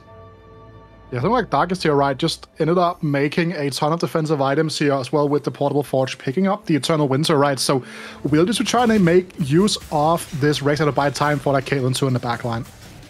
And we are seeing a good kind of overview of the augments that are being chosen. We saw Modzho on the men's board just previously there, and this time around Clickcorn also on a very, very straight line, you could say, that the snipers have here with getting that augment straight away. And it is a comp that we haven't seen too much of, but if you have a good setup, you can go for it and go on the route of playing that Ashe later on. I'm curious if my man knows what patch we're on, because for Modzho, if he goes down the Dryad reroll line, which I'm not sure if that's really the idea he has, he might just be playing for Dryad in general with a more common Fated Syndra line instead. But if he goes for Dryad reroll, the only issue when we saw it last game with the Wave Split is that Kindred is a very contested unit right now, not just with Syndra, the most played comp in the game, but also with Reapers as that 4th Reaper that sometimes even has items, sometimes even carried, and maybe you're holding multiple copies of her. So you have to be very careful with Modzho because you might find yourself in a position where there's no real good result from going all in on Dryads like this. Also, I want to say Going something up. else here, right? We've seen at least 3 people right now with Caitlyn too, right? Caitlyn too just being like a very strong catch-all unit here. It's a guaranteed unit kill, even if you are ending up potentially losing some fights here. You will just like snipe away like so many of these powerful units, and it will just like guarantee you like a ton of HP saves. I think just looking across all of these boards, I'm seeing a lot of AD trends early on, which is not necessarily how many of our other lobbies started out. So this time around, it seems like players are looking more towards maybe the reroll line on the Gnar that we haven't seen in forever. That's snipers. We're seeing the keepers, the reapers. Everything coming out here at the same time. So I think that's going to be really interesting to see how it changes and who maybe finds that AP angle uncontestedly. I was thinking, Makes, that you were going to go like Jeepers Creepers, Keepers Creepers, but I wasn't sure that was the execution. I was trying to just figure out that word that would not appear in my brain for a second. Got you. Looking at Ineffable, he does have the last whisper slam, so most likely he'll be playing for Kai'Sa. I think Ashe, unless you have a very specific augment for her, something like pumping up prismatic, for example, Kai'Sa will be the de facto kind of ranged AD carry. And someone that is also towards that is the IE here with the Kubikson on the Tristana. Kubikson is a huge Kai'Sa fan. Since the beginning of the set, some players, cough, Lelouch, even called him just a Kai'Sa one trick because he was just playing it so much on ladder and finding a lot of success with it. So curious if Kubikson contests Ineffable on that same line. Something we're pointing out here, as we do have double 61 in our lobby, is that what you're seeing right now is very much on brand. Starting off with that lost streak early on, trying to get that econ up. He already is at 30 plus, if I saw that correctly there for a split second. We are going to be seeing where we're going now for our players in this first carousel. Yeah, but like Double here, right? Gets the carousel priority here. Spear of Shodan has been such a critical item for a lot of these reroll lines, right? You can see right now with the Cyber already in the mix here, could decide to go down something like that Starweaver reroll line around the Cyber, around potentially Zoe if he wants to go down that route, or can just make use of the raining gold to just like go towards the late play Syndra. Both Enzo and Double, the French players, are both angling towards AP. Double, as you mentioned, had, pretty much BIS right now already for what could be a Lux, could be a Janna, and a lot of gold to work with. We're seeing so many more players, contrary to the first few patches of the set, rolling on 3-2 because they're very, very strong 2-cost rerolls, and this obviously increases the tempo of the lobby. So Double could be going for that angle, just, trying to see what natural copies he gets. If he gets a few more Luxes and Janna, if it's uncontested, you can just pull the trigger, because Lux had a pretty insane AVP yesterday if you're able to hit everything you need to. And looking at this, to the untrained eye, it might seem as, what is Double doing here? He's not slamming that Shojin, which clearly he wants. He has a lot of units on bench, but he wants to keep on losing here, so he tries to make his board weaker than it could be to find those losses. It's not necessarily needed against Kubikson, but some of the other players in his matchmaking pool for sure are going to be on similar trajectories, so trying to make sure that that all goes his way should be working out, as we are going to be approaching our next encounter, and this could always take everything for a little bit of a spin. And thank you, Azir, as now augments are being moved around.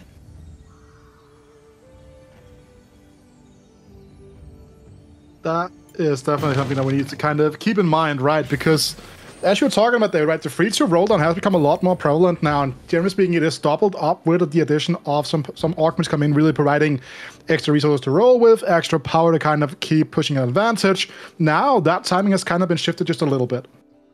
Talking about natural copies, maybe giving him the reason to pull the trigger. A Lux and a Janna are found in the shop here for Double. And what you're saying is true, Wida. When you don't have your augment at 3-2, it's a little bit scary to go all in on a comp because you don't know what your next two augments are. If they don't synergize well with the Lux, with the Janna reroll comp, like a Magic Wand, for example, it can be a little bit scary to fully commit. And I think especially for someone like Double, who is so talented at TFT, he is so open to staying flexible, trying to min-max and adapt to what the game is giving him. So I'm curious to see if Double really changes his entire playstyle and really goes for that big 3-2 roll down. And yeah, Enzo could be on the same line. Yeah, and sometimes someone like Double right and Camus, so we kind of seen it kind of bite them a little bit, that they have been like, they're so open to doing a lot of like interesting things that they've tried out in practice that are somewhat off the beaten path, right? So I think that sometimes you also got to realize that when you have a world of options, being able to kind of land on the right one and commit to something that might be a little bit suboptimal, but you can get to easier is also something you gotta kind of keep in mind as an option here. But it does seem like Momen is looking for this Gnar reroll, David.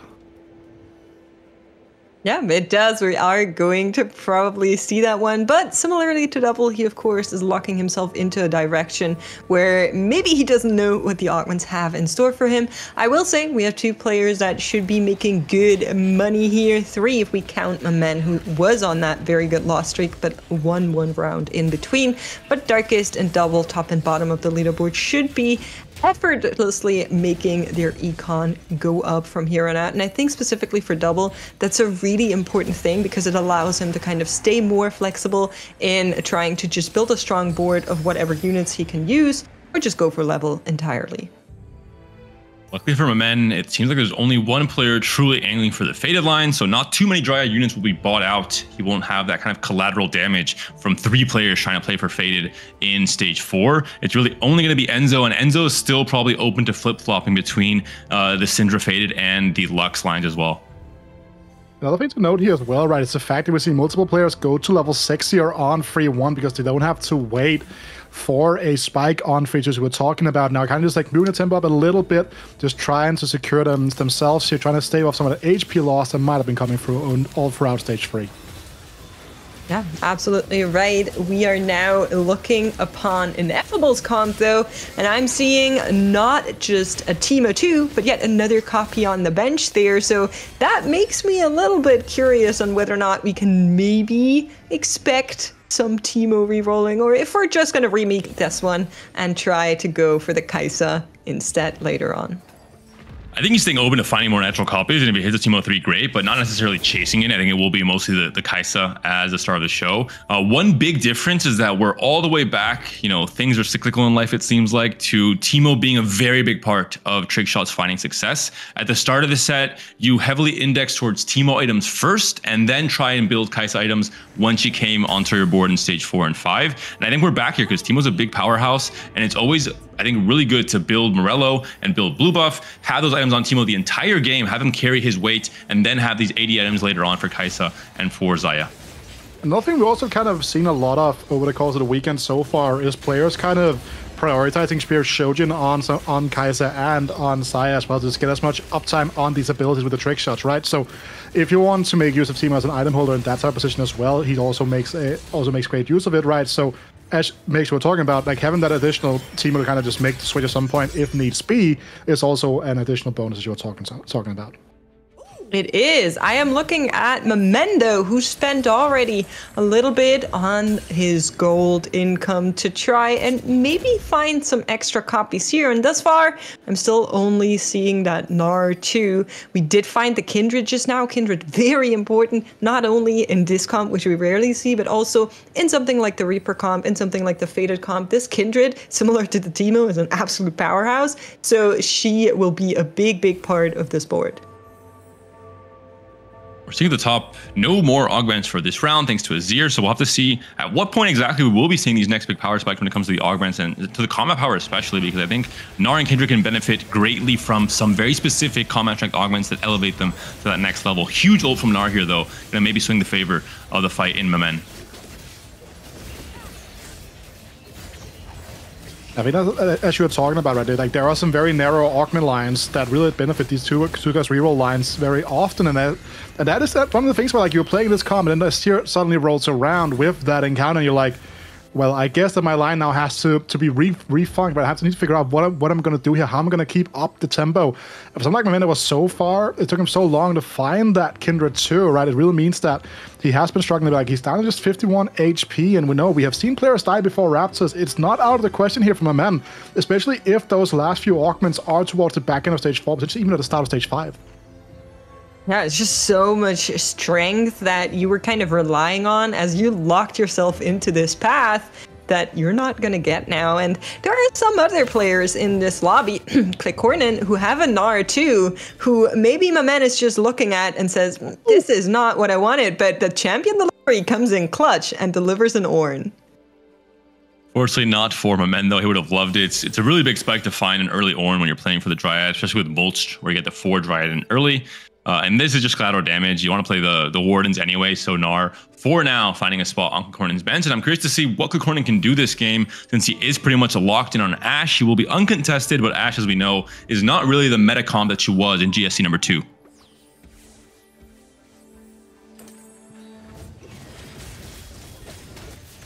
Going to be seeing Clickcorn go up against Darkest here. We were talking about Darkest Sport earlier on, and we were also talking about the ink shadows this morning. We are seeing one of the tattoos at least be in place here. Don't think this is the route we go down, especially not with the missing augments, but there's always a chance that maybe we play some variation of this. For now, we are seeing Darkest be very open to multiple of the 80 lines still, I think. There's also kind of like the additional situation here for Clickcorn, right, with the fact that he knows he has a sniper's focus coming in at some point, so doesn't necessarily always want to commit to a third damage item straight up here, so that's something that we gotta kind of keep in mind here as we are looking towards how Clickcorn is going to come out of stage 4. And I am seeing double, maybe not going for the Lux Janna line just yet, and he might be going for a combo I've heard rumors about, and has the best comp name in all of set 11 Inkborn Fables, Princess and the Frog, with Zoe and Tom Kent as your carry and your tank, which is a variation that I love. I think it came from China particularly, and it can really work well, and I think I see why double one for this. 5 Tom Kents already. Well, look at how much gold he has, 60 gold at level 7. Yeah, it's not only raining gold, it's also raining champions. So all of that is arriving and giving him that extra for this board. I think that this comp should be very fun to see, so we will get it off the ground as soon as possible. But of course, after these wolves, we also know if and where there might be any augment rounds in stage 4, which could be really impactful here. And there is that sniper's focus here, right? Looking at Clickcorn and getting that in there, getting a little bit of combat power here. Did lose his lose streak in towards the neutral round here, so we'll get a little bit less economy to work with. Meanwhile, my men stuck on level 6 here. Only just a 50 gold, David, right? So not a ton of economy to work with, but despite the potential here of a Kayn too. Not just that, but 4 copies of Gnar, 4 copies of Kindred. You're pretty far behind the tempo of the rest of this lobby. We'll see how much gold he's able to inject here off of the Wolves round, but really, he has to start rolling fast if he wants to try and hit these 3 stars and match the tempo of the rest of this lobby. Well, at least there is 6 Gnars on board now. Finds just completely random that extra Rek'Sai to maybe add a little bit of extra beefiness there. Kindred coming through, but I don't know. We need a couple more copies of basically everything to lift this comp off the ground. And even then, we are waiting for this comp to be great. For now, it is just somewhat okay, and I don't think that will be enough. 43 HP to go though, and there might be saving augments coming up in 2 rounds.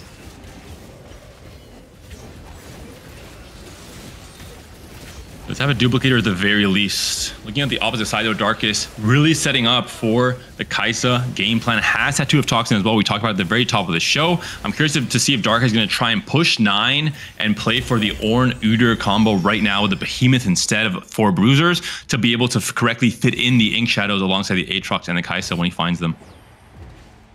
Yeah, and again, like we have players like that are looking towards like that level 9. That's we're talking about. Like my man's still struggling here to even put together anything. But that Kindred 3 will be a bit of a bonus, but it's not gonna like there's like not a lot to work with here. And again, has to give out the potential of that Kayn as well here. But we'll just be hiding it away for just a little bit, so that the opponents in this matchup pool aren't aware of the fact that he has actually hit here. Made the decision now, wants to move some items around here. Goes for the Kayn 2 alongside this, David. Do you like this approach? 29 HP, 2 loss streak. You know, everyone else is going to start scaling up. I think you have to do something. I think you don't want to, go out and have regrets around, hey, I couldn't wait that one turn. It's too crucial. It absolutely is. 29 HP on the line. And then, of course, the rest of the lobby is going to go into a power spike. I really like this here saying, okay, the Gnar was maybe a little bit fraudulent. We are going to sell him off. We are going to rely on something like the Kindred 3, which is so strong, as well as the Kayn. And this is going to be the turning point. A little matchup here between Clickcorn and Enzo there towards the end. As now, we are going to get prismatics out of everything here in round 4-3 as second augments Panda. Big upgrade on the Ornn for Enzo. So Enzo did stick to the faded line in the end. Still sitting on Syndra pair. Has a duplicator though. Could be going for it here if he wants to. Going to get those last 2 rolls out and maybe decide. That's going to be the case. I think everyone knows the power spikes are coming through. The clear direction is coming through from the augment as well. Is Ineffable ready to go for some chaos? I think probably not. I mean, why not, David? Have some fun once in a while. Oh, I have not been bailed out by this augment.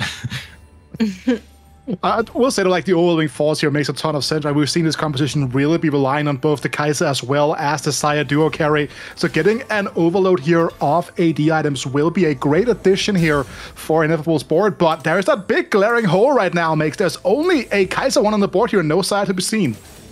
Yeah, exactly, and that is a problem. You are also not in a position where like, okay, Teemo 3, he could be doing a lot of lifting. We're sitting on 5 Teemos right now. That little guy is 1, 2, 3 hutting his way through the board, and right of the corner off of it as Ineffable takes yet another loss here, unfortunately. But at least there's a carousel coming up, and I'm starting to see a very scary trend towards that bottom of the leaderboard there. Momen has found another loss. Can the first pick here be a saving grace? There isn't a Azir if maybe that's where you want to go for.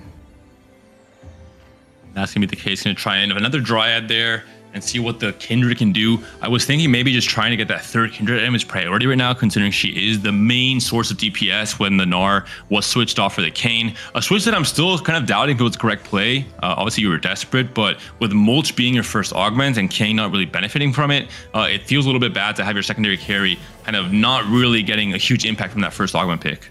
But it's kind of just like how this kind of falls into place, right? When you go for something that is so committal, like the Modzho, and then you get completely blown out the water by the fact that the augments have been moved to these random rounds, right? So really, really difficult spot to be in here. And again, this is a position where Momen is trying to play for a 6th at most here after having a spot where if he had hit earlier on, might have been able to play for a pretty strong top 4 placement here. But someone that does like some chaos here is going to be Double61, picking up that augment here, finding free copies of that Sniper's Focus. We thought Longshot was going to give us some extra focus. This time around, the Chaos will do just the same thing. Morgana is going to have a lot of range on her hands this time around. But for Double, the big important point, I think, is having rolled down all of his gold on 8 here, trying to find that huge frog, has not come out just yet, is 1 copy short, and Lilia will try to clutch this one out, but unsuccessful at that. We are going to be moving yet into another encounter that could save some players' HP if it's something like an Ahri that does come by here, but instead we're gonna get Cho'Gath. Any of our rerollers, if you're not already done rerolling, you're in big trouble. But for now, Double just picking up the extra components. And we do see a switch from the Princess of the Frog to the Deer and the Frog. So just full animal mode from Double here. We'll see if the Litiq can do the same that the Zoe would do. Would you say it's a good reward from Call to Chaos having the triple Sniper's Focus? Because it's always, for me, a little bit awkward getting these triple artifacts where it's really hard to get value from all 3, right? Yeah, I think definitely it's very much far from ideal, right? You have some very specific boards that kind of have to work with them here. I think the lucky thing, quote unquote, for Double here is the fact that he is running a double range carry setup, right? So was able to kind of slot these in, but when we looked at Double's position in the early game, he had an amazing selection of items here just for this competition in general, right? So now this Nash's 2 has been moved on to the Morgana, whereas the Lilia now has the Sniper's Focus alongside the Spear of Shogun and the JG, so you don't have that synergy going on, but that's kind of the game that you play when you pick up that augment. And speaking of games that you play, Momen able to stabilize on the back of this Azir, finds yet another win and puts Double into the same position that he finds himself in. Both of them now on 18 HP. And the third augment is still yet to be seen. Might be that some players get knocked out before. I want to highlight Darkest because Darkest is still on Aphelios main carry, hasn't swapped to Kai'Sa yet. I think with Toxin as the trade here wants to go straight to 9 instead, thinks they're strong enough at the moment with how many players kind of low rolled a tiny bit when it comes to the rerollers, and it's just pushing 9. I like this, it's risky, but when you have so much HP to work with, I think Darkest is shifting his game plan from trying to top 4 to now trying to become the absolute victor in this game, number 3. And this is something that I would say is so Darkest, right? This is a player that ever since they showed up, we've been praising for creativity. We've been praising for being very good at playing a spot that other people would maybe struggle to kind of capitalize on. It is something like the Scapeus Light, if you're familiar with our characters here in Rising Legends. So really, really cool to see them be successful at this composition. But at the same time, we just saw one big frog pop up for Double61. So So upgrades are coming, Wida. Yeah, and also it's worth noting, right, as you're talking about, Darkest was a player that really rose to prominence in set 7 off the back of these really strong fast 9 Guardian compositions with the Dragons in the mix, right? So a player that has been incredibly potent at navigating these spots you're alluding to here. But something that's also interesting is Enzo's position this game with the pickup of the Dread Emblem while already being in that Fated line. It gives him an incredibly high cap once he gets towards a potentially a 6 Dryad land want to go for that, or just a 4 Dryad land with 2 emblems where he just cuts out the bad Dryads. Is it really interesting though, Wida, considering he's the uncontested Syndra player? He was like, really? No one's going to play Syndra? All right. Oh, I can get this. Let me have the small choice in live, David. Okay, I was playing this comp way before it was actually good. Okay, let me enjoy it while it lasts. Okay, guys, there is an augment. It is in the next round, but one more fight to make it there. And my men, Double 61, find themselves with a back against the wall. Single-digit HPs left over. It is all going to be a game of positioning and hopefully matchmaking being in your favor. On the opposite side of my men, we find a Clicornin board. On the opposite side of Double 61, it is going to be Darkest, whose board we were just talking about. Both of these could be pretty hard to beat depending on how it all shakes out, but it looks to be working for my man, who is now collapsing on that Ash one. Clicornin not able to find that full strength of all of those snipers just yet, and Double 61 will also make it. So both of these players, all of our players, making it to our final golden augments. Double's win was not too surprising considering he did face off against Darkest. Darkest was still carrying an Aphelios. We're in stage 5 now, so I think that's one player that's going to really start improving their board despite rolling already a lot of gold. And it seemed like Darkest might have slight projection towards an Annie 3 game plan, had 5 Annies and had the Hui spot trying to print another. So that's something that players will have to scout for and watch out for if Darkest, they want to stop Darkest from becoming the first place winner. Yeah, but keep in mind here, look at the HP in this lobby right now. 4 players on the brink of elimination here. All the way down from 5th towards an 8th spot. And as we were talking about earlier on with the men trying to turn around the spot here, right? Managed to stabilize now, and it's actually in a position where he could be able to sneak out.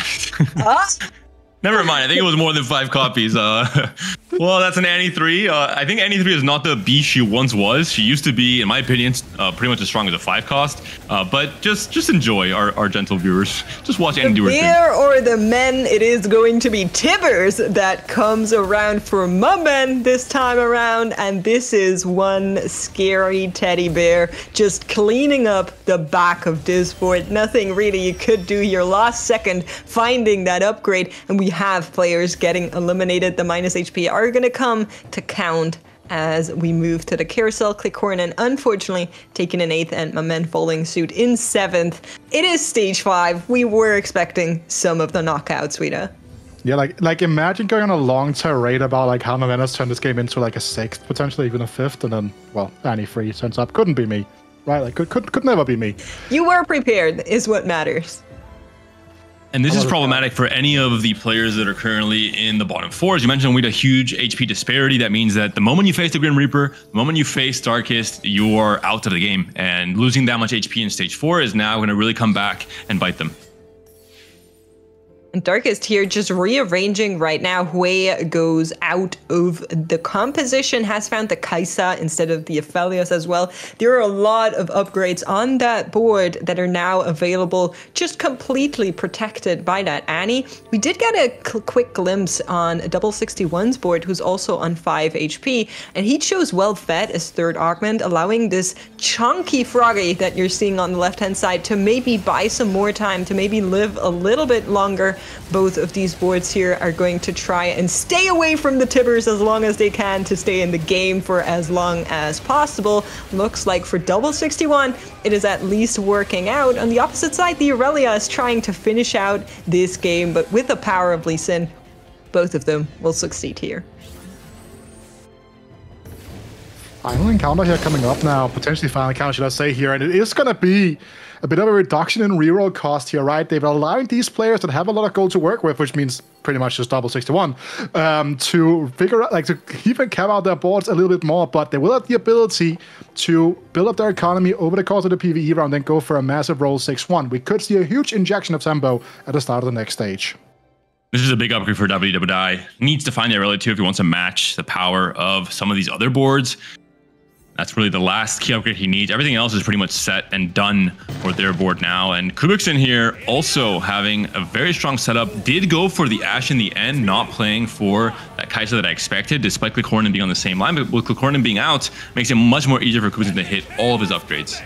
Yeah, and I think this might have been a big factor in why Klikornen was unsuccessful in arranging all of those snipers. There is also a big part of maybe finding extra power too late with that delay of the augments, and then Longshot also being an augment that doesn't really give you that access power early on. But we are now seeing Kubikson and WWI fight it out here, and it's looking to be a duel between the Blade Masters, but only one can succeed. And with that, look at this right side of your screen, so many players getting eliminated all at once. Double 61 ineffable, and WWI are going to follow suit here, will not find that extra PvE upgrade from the Dragon.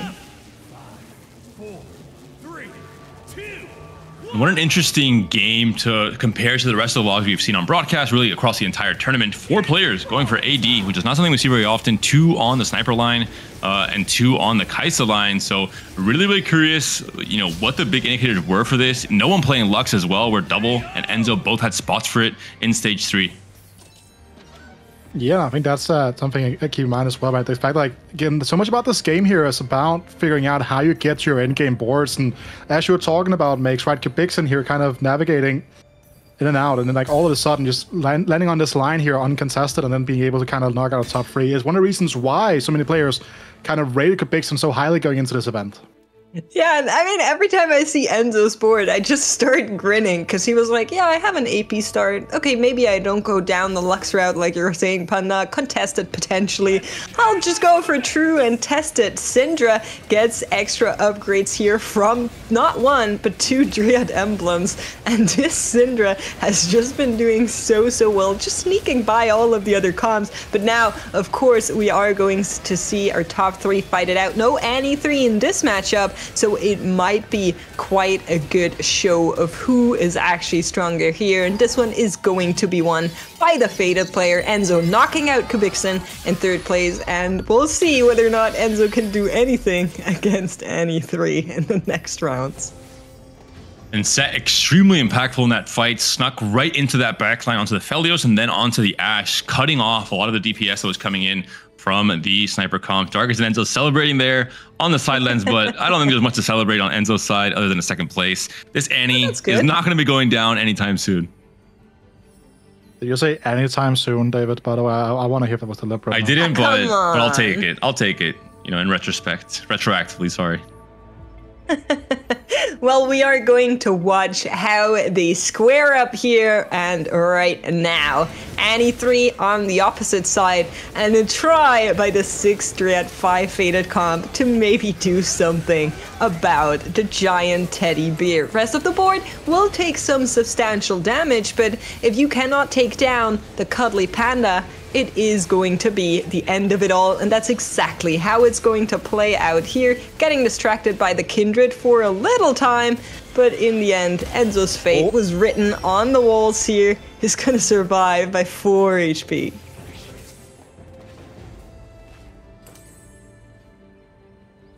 Again, like, on a running debate, if Enzo had a little bit more gold to work with, he was able to kind of find the upgrade for the set too.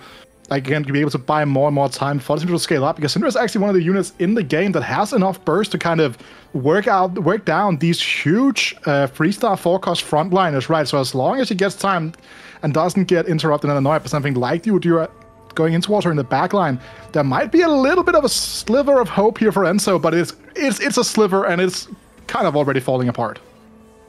In the positioning here as well, trying to ignore the Annie, like, just pretend she's not there, but Annie walks up to the Set. Maybe she gets targeted by Set and the Annie can be pushed back, but no, that's not going to be the case. The one key thing you want with this Annie is to not surround your units all around her because that's so much extra The DPS. set on the Kai'Sa there could make a huge difference, finding that backline and ultimately potentially beating down this Annie. No Kai'Sa there for extra damage support. The Annie has been beaten. Syndra finds the Udyr in the end, and there is a chance, like you're saying, there is a glimmer of a stray of sunlight that is shining upon Enzo, saying, you could do it. There is a chance.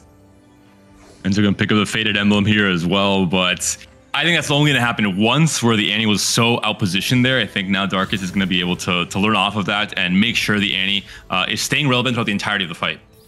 Yeah, it kind of just showcases like how important it is to kind of go into these late games with a huge HP buffer, because there are so many small micro things that can be changed up by your opponent in these fights where, as you're talking about it, right, you can get outpositioned in a singular fight and then all of a sudden that can change the outcome of the game, and then you lose a game that you were heavily favored to win.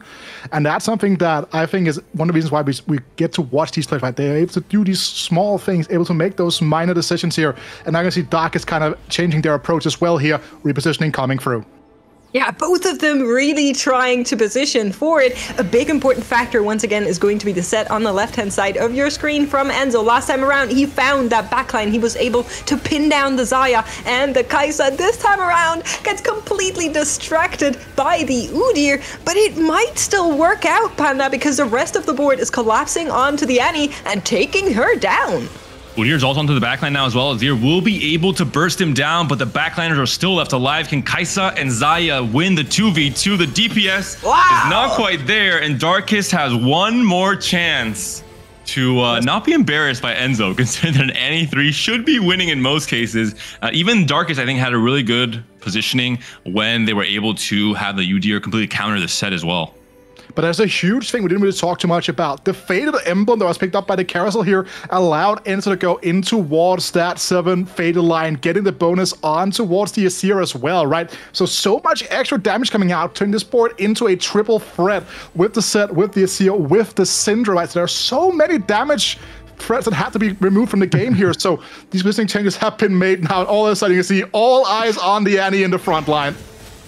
Yeah, it is really going to come down to the wire, but finally we are on the deciding matchup here between Enzo and Darkest. 2 wins for Enzo. Question remains, can he do it again? In the backline, Kai'Sa and Xayah are untouched. Azir and Syndra under fire, and it looks to be really close as the Annie just barely goes down, and in the end, Darkest will remain on top. Take this game with the Annie 3, and we'll all pretend those losses never happened, and he gets a deserved first place. As part of the script, you just, get into the VOD, just delete exactly those 2 fights, make sure that no one is embarrassed. I think finally Darkest in the end got it, had the Annie front line and center. Everyone was going to wrap around her. Set will be distracted by the Annie as well, and the triple DPS coming from the Annie alongside the 2 backline carries were able to melt Set before he could do too much more.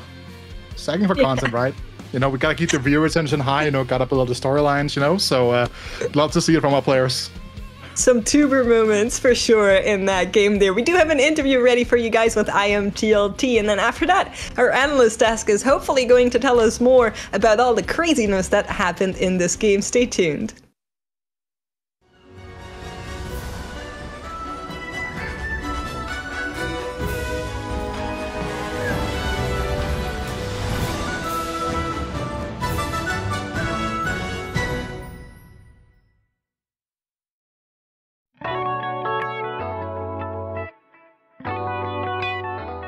Hello, my name is Iamtlt. I'm from France and I'm 26 years old, and I play TFT since the beginning of the game, set 1. The first time I played TFT was in set 1. Actually, a friend of mine told me about it. I never played League of Legends, but a friend that played League told me about TFT, and I tried it, and I love it right away. I think I'm gonna win. I need the win to get to the EMEA Finals, so I'm gonna predict myself. I don't want to curse myself, but I'm feeling good in the meta. I won the tier League of France, so I'm gonna predict myself.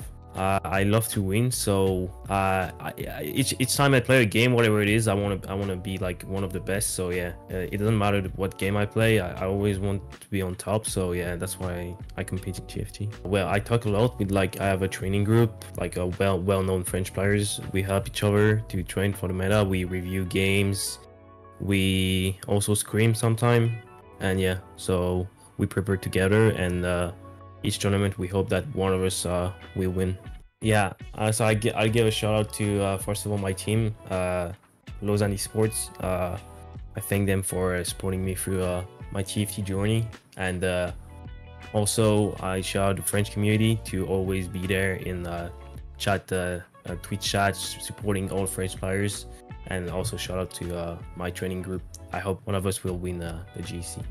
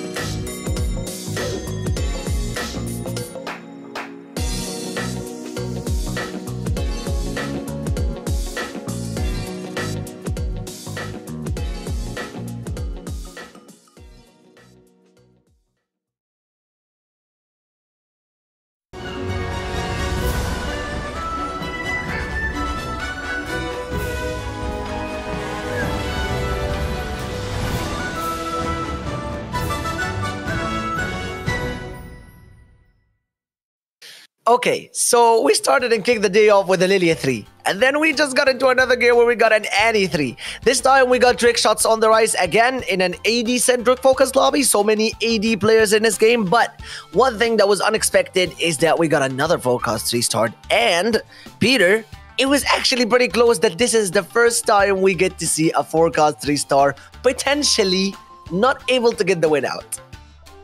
Yeah, I mean, this was an emotionally loaded lobby coming in. I think as was mentioned before, the men coming into this one as our first ever GSC winner.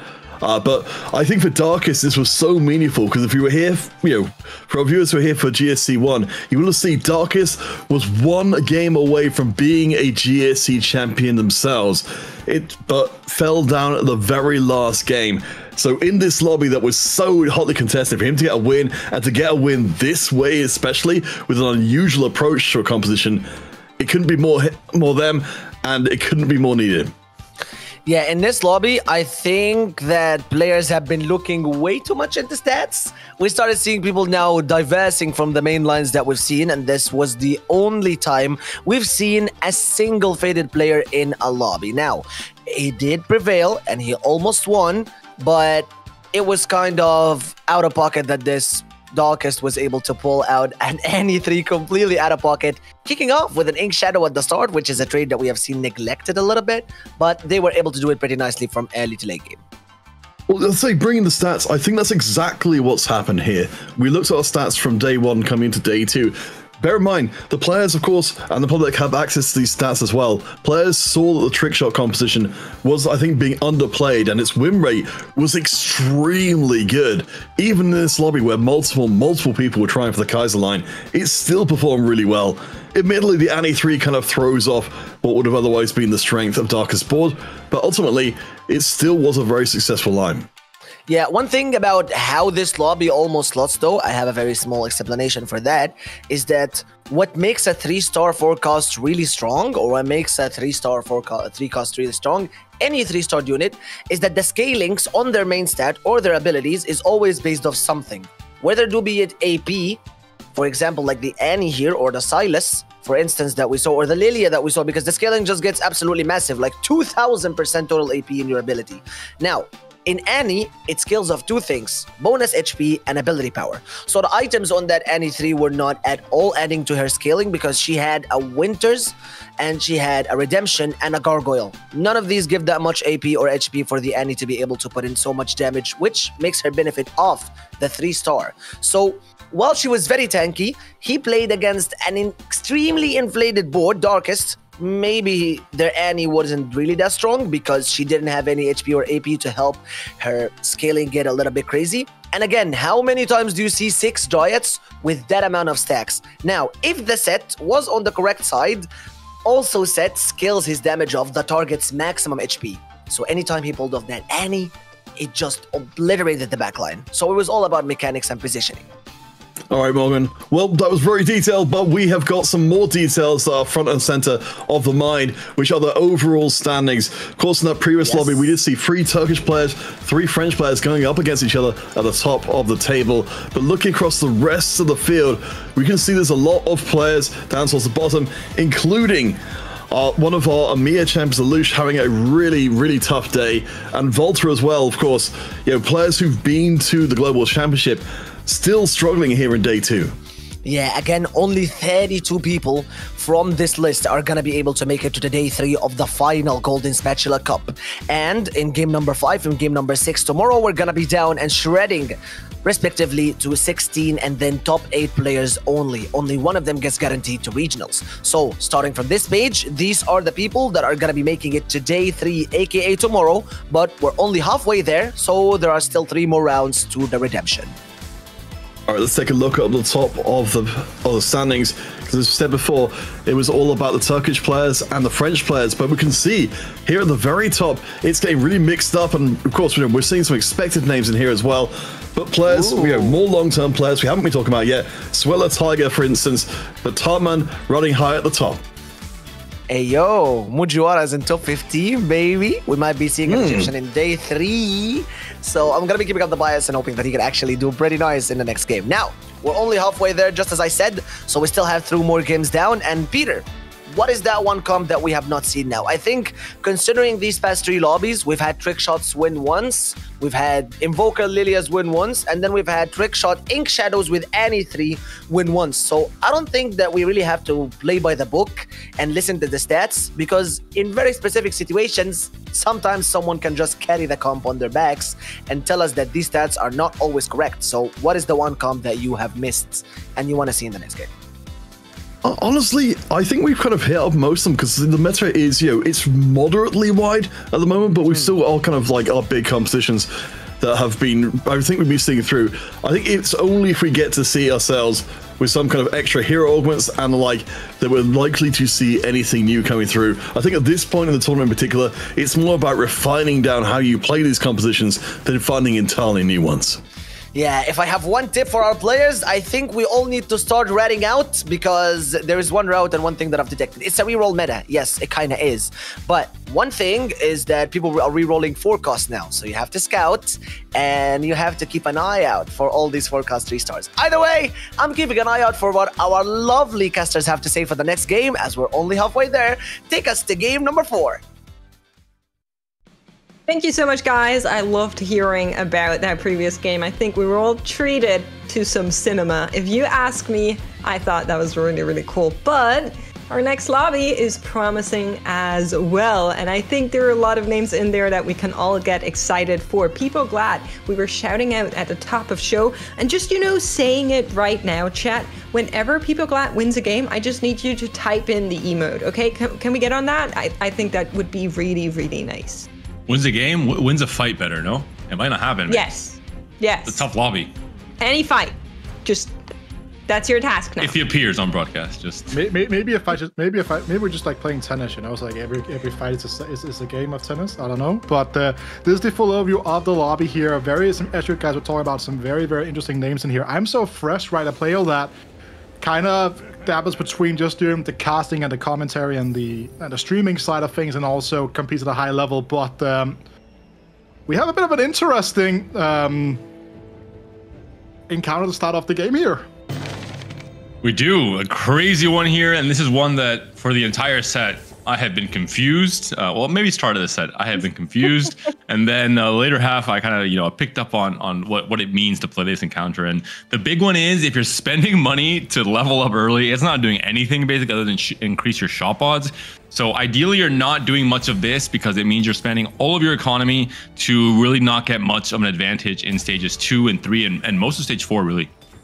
Yeah, that's exactly what it is. And I think it's just one of these things where it like brain checks you, right? You're in this lobby and you'll automatically just press level in the rounds where you always do it. And then you're like, oh no, I wasn't supposed to do that. So it is a little bit of a struggle sometimes, but it also means you can now really get a lot of kind of a mixed bag of snacks early on onto your board. And we're seeing it on the right side already. Plates are just stacking up for all of these players here, Rita. Yeah, and also some of these early higher unit cost drops can also kind of come in and give you a lot of power because, again, all of a sudden you get access to a lot of really interesting trades you might normally not have access to.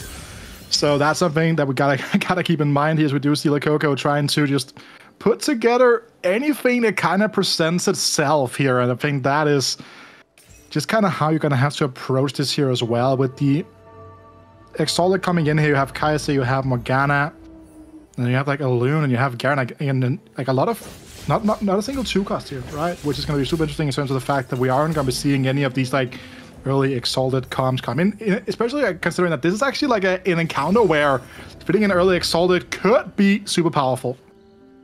And something to also keep an eye out for as we are looking at augments right now is that if you want to lost streak early on, you are going to be taking more damage because there's more units on the board. So be aware, there is a lot going on in this game here. And we are seeing some interesting choices for Likoko, who goes for the Vine Rolls eventually. And we're also seeing a Wandering Trainer being picked up there by Mujiwara.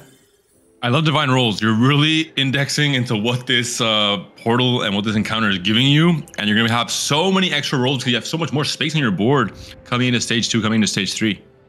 Yeah, and again, but there is an emblem on another board. Just don't worry about that, Mix. Just don't scout. No scout, no pivots. You know, that's how we always play TFT. Pressing your number keys is overrated, overvalued. Doesn't do anything. Why would you care about anything else in the game outside of your own board state? That is the mantra you have to live by. Oh man, I'm a little bit stressed out now already just starting this game, but something interesting that I think we can also maybe credit a little bit to the Yorick portal is 2 people on trade sector here just trying to get really strong boards as early as possible. Chinar instantly, interestingly though, on that patient study saying, okay, if I cannot roll for units, I'll just passively level and then arrive at my goal all the same. Garen upgrade here for Alan as well, right, with that being an option. So we'll be able to add some, essentially a second Garen 2 to the board, right? Just fill up with those upgraded units, have everything be good for here. And you see now Likoko, though, has made great use of his Divine Rolls and finds access to that Kindred board here. Gets the Faded online, gets the Dryad online earlier on. And as to kind of is the situation with a encounter like this, we're looking at what could just be a very strong free 2 board on Su 2. We saw it on Alan's board as well, Unified Resistance. It doesn't say, hey, give a buff to 3 units to 4 units. It gives a buff to the entire board as long as you meet the conditions. So all 7 of these units that are on Alan's board will get a huge, huge benefit. An augment that is usually considered not so strong at 2-1, not impactful enough, is very, very strong in this case. So players really have to adapt and not just auto pick, oh, the stats say this is good, I'll pick this instead. Yeah, again, especially something, keeping in mind with that, right, the way that means that for something like you get value from one of the strongest augments for something like the Faded composition, right? So again, as you were talking about, David, an augment that normally doesn't get you a lot of value in the early game, you're speaking a pretty bad pickup now, but because you're already at your mid-game board by 2-2, it means that you just have a lot of value and have a lot of direction going for you. Checking in with Alan here right now. I of course know, Panda, you have all of the insides being a close-knit part of the Alanzq community, but he, I think, is in a good spot right now because of finding these upgrades early on, stabilizing on this board. We were talking about the Caitlyn too in the previous game, just being such a strong unit because she can take out some of the other ones, but we're also having some extra direction giver potentials, is how I'm going to call them there on the bench. I think for this portal, you really want to be thinking around trying to play for a 2-cost reroll that wants to fit in 7 units, because you get the benefit of being 7 and not having to level to 7, and you have this kind of the roll odds of being a lower level. So that should be the game plan for most players, and I think that's why Alan is still open to having both Lux and Janna on his bench and maybe playing for that line as well.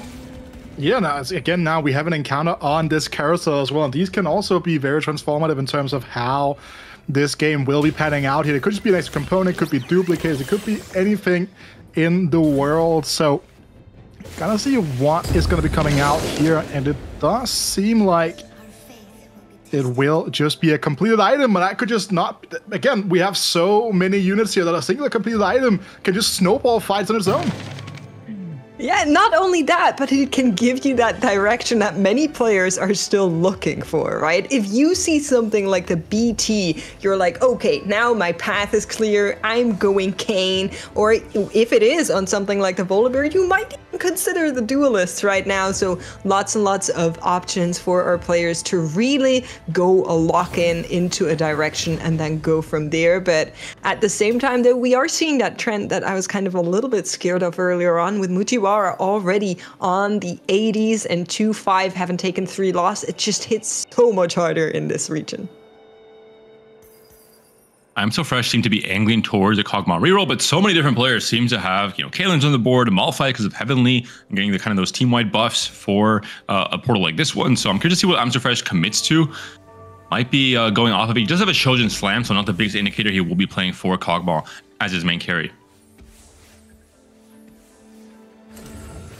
Does have the Mythic stacking, right? So Lilia potentially on the cards here, right? A very good user of that Spear of Shojin, right? Meanwhile, we see people glad with that Altruist Emblem, right? Something we haven't seen a lot of, was very high priority at the start of the set when Rakan was just running wild on every single board in the game. But much like something like the Dragonlord emblem, the Altruist emblem is an emblem that really allows you to kind of flex out your boards, add in very powerful units, and just like cap out in very interesting ways. Looking at our leaderboard now, we are going to see more and more losses come in for Modzho. The good thing is you're getting that economy, and therefore you can then start leveling and try to build comp, but you'll be on a little bit of a more dangerous angle this time around. Checking in with Sweller Tiger here, one of our Italian representatives. Huge community figure, well beloved by the entire region, and is currently on an angle where a lot of that AP can work out. But with somebody else on Heavenly Emblem and somebody else on Divine Rolls, maybe that Heavenly frontline is not the direction we want to go to here.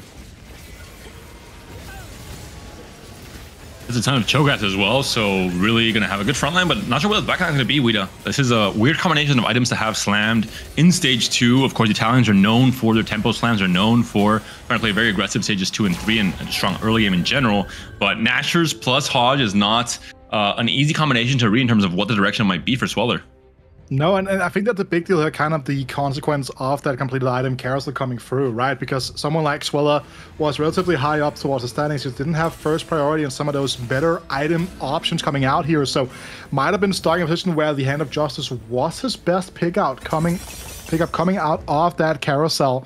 So we'll now have to kind of figure out how to make that work, because you're talking about the right Hand of Justice is very often seen as a frontline melee type of damage item, whereas the Hand of Justice, the Nash's Tooth, very much along the lines of something like that Lilia, etc. Right? So not a lot of overlap on the line. So it's going to be a very interesting spot to figure out how he's going to navigate it.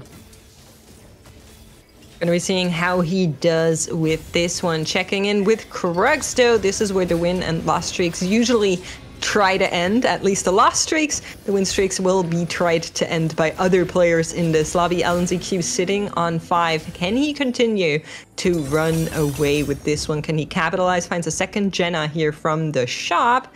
looking to go into that direction for sure, as Sweller Tiger finds a good chunk of front line. And it seems like many players had a very similar idea in terms of how to play this portal, what the strongest 2-cost rerolls are. We're seeing Janna's and Lux's either on the board or on the bench for most of the players that have the AP components to go for them. So everyone's staying open to it. We saw Alan not leveling naturally despite being on a 5 streak because you don't need to, right? You're still on level 4, but you have that Yorick encounter to help you out to field your units regardless. So trying to min-max the economy and really only push levels much later into the game. David, I know that we're not supposed to level in this carousel, but Lekoko, even though his board just got blown up by that Lux, does have an early Kane here, right? With the items on this Kindred already, it does seem like he's going to be going down the Reaper route. And the case for Lekoko, I think, is the fact that, hey, I'm level 5 if I'm not leveling. I have a lot of gold to work with. I'm getting rolls from divine rolls anyway. I might as well level to 6, increase my shot odds for finding 4-cost, which is what might differentiate his board and his board strength from every other player in the lobby, and then kind of play between the leveling and rolling just for the shot odds, really. Just looking at these augments here, I think you're not going to be too mad about these as they do come through. Gargantuan Resolve could be very interesting if you're trying to be on that Kane line, which I'm sure he is on the divine rolls. So thinking about whether or not there's something else that's good. Heavenly Crest could be good. Little buddies with all of those little units, of course, also very good. So finding just a fair choice of whatever you'd like, sir, as the rest of the lobby is also getting their second augment. I was like so ready to like watch the good old times all the way back. Golden Spatula Cup 1, Divine Rolls, Heavenly Emblem, Lee Sin Kane come out of the mix here, but that's not going to be the case. But he does pick up the little bodies, which has a lot more early game value because of this early encounter from the Yorick, right? So a little bit more value here with the addition of that early Kane here just means that he's going to be in a very strong position in pure combat power. People glad. The other win streak player not able to defend the win streak here makes it is Lekoko's master plan of finding that early Kane, finding little buddies, working to perfection. Both of the Polish players near the top of the HP totals. And looking at the bottom, it's not that big of a gap altogether, all things considered. It's really around 70 HP. So for most players, I'm so fresh on 62. It makes sense considering he's kind of sacking that first augment with a long shot, waiting for that sniper's focus to come through. Yeah, it doesn't really make me feel better about Mujiwara's spot, but now you're getting a fair glance across all of these economy levels, and I think this is where players will start to make moves, where players will start to level up, try to make something with the economy that they've racked up. As you can see, lots and lots of stuff going on there on the right-hand side, and from here on out, there will be spikes. Players like Alanzq rolling down all the way even.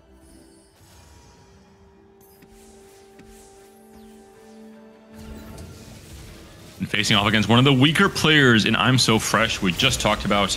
And I think I'm So Fresh is in a weird position as well. I think he was ready to commit to some kind of Cho'Gath Kog'Maw reroll, and then saw Swaller just hit a Cho'Gath 3 for no reason, playing with Trade Sector, and now is kind of stuck between, hey, do I go for Lilia? Do I ditch this comp altogether? And it is awkward, this portal. It's not something that players can play every game on ladder. So if you don't have the right experience with it, and something doesn't really go as planned, you might have a very hard time adapting your game plan altogether. Yeah, I definitely think that's something that like really is going to be the true test here of like the skill level of a player of like I'm So Fresh, right? Because he needs to figure out what the right way is going out of a very uncommon spot, as you're alluding to. Now we are going to get a glance at all of the comps that are being played at the bottom of the screen there. First picks, Lilia, interesting to I'm So Fresh, also being available in this portal. Previous lobby would have picked that up in no time here. She might be staying a little bit longer in this carousel. With the dynamics of the shop odds and staying low level due to the Yorick encounter, this carousel is extremely important to find these early forecasts, to have maybe just for a trade spike, to have a forecast come in early like we saw with Coco, with a Kane, and the Fort Reaper. Yeah, we do see now here the fact that Alan here, he's getting closer and closer towards that Janna, but right now his right now his kind of spot is the fact like he's sitting at just above 10 gold. Like he's committing so heavily to hitting this Janna that if he misses a step at some point throughout the game here, recovering his position economically can end up being very, very difficult, especially when you compare him to someone like Litiq, who currently sitting on 75 gold, kind of making a charge for that first spot in the standings right here. Yeah, you need to be on the lookout for sure, but we're checking in with Mujiwara, and there are a lot of options on this board right now. I'm seeing a Bard with a Rage Blade, I'm seeing some copies of Tahm Kench, which is not normally what you'd go for if you picked up that Heavenly emblem. However, it can work. We also have that Bruiser emblem, so I'm seeing the vision. I'm just not sure I'm convinced yet, Panda. Muji, there's still time. Don't do it. Sell the Bard, get some economy back, get some extra interest gold. I do want to mention with the Muji, I talked to him on day one, he did mention that he really likes Soraka as a unit with the buff that she got recently, not only as a main carry, but in general, he values her much more than other players, which is why we're seeing it here holding the static shiv on this board and why it's being made here into Soraka too. Yeah, and also that's kind of like a generally like the theme with Mujiwara, right? Like this guy has ever since he kind of birthed onto the scene in Dragonlance, he was very, very close to making it to the Rising Legends Finals and a strong GSC free performance. This guy just thinks TFT differently than any other player in the game, much like someone like Dargus, much like someone like the likes of Scapeus, right? Like he just sees the game very different than everyone else.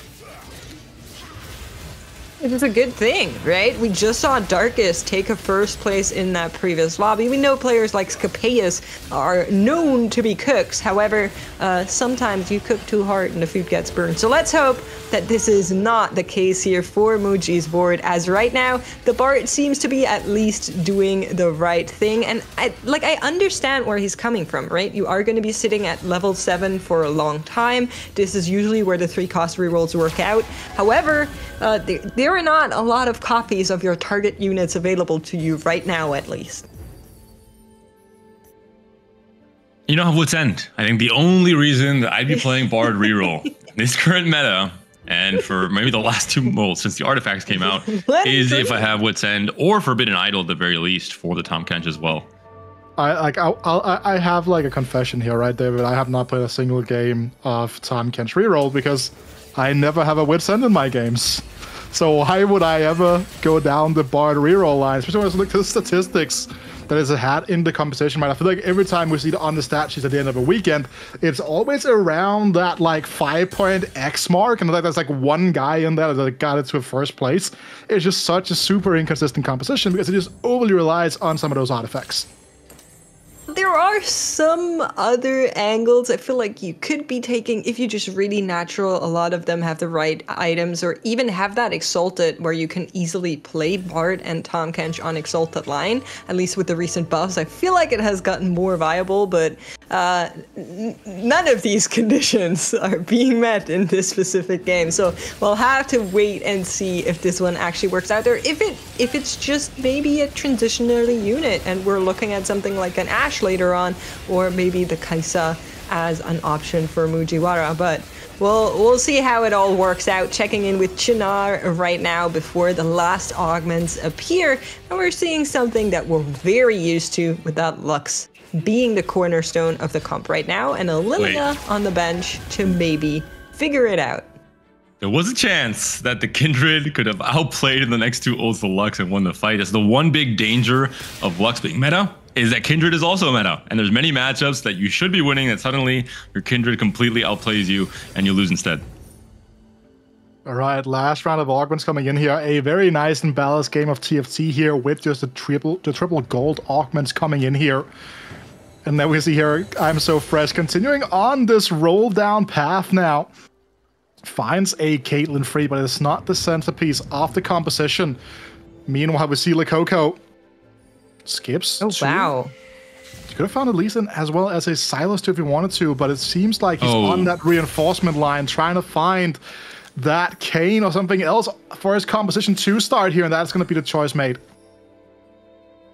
Oh, wow. Okay, there was a lot going on in these last couple seconds for Lakoko here. Some juggling on how he wanted to navigate this composition. We are looking across all of our augments now as well. And for Alan, we got some extra duplicators, which made the Janna 3 come alive. So she is going to be part of this team now. And surprised it's Janna being targeted here first, as last time I checked, she didn't have any items. So we'll need to see what Alan boards look like right now. But on the opposite side there for People Glad emote, please, we see an Irelia already be on board.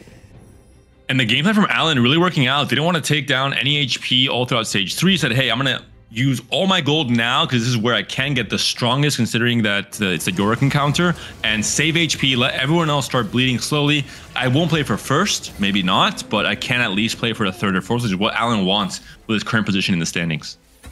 Yeah, also, as you're kind of talking about there, we can kind of take that discussion now, right? Is the fact that the players in this lobby here can kind of just like make do with like a top 4 placement, and then they'll be in a very comfortable spot to get towards a 27, 28 point breakpoint that we will be looking forward to today here, when they have all 6 games to get over that top 50% cut.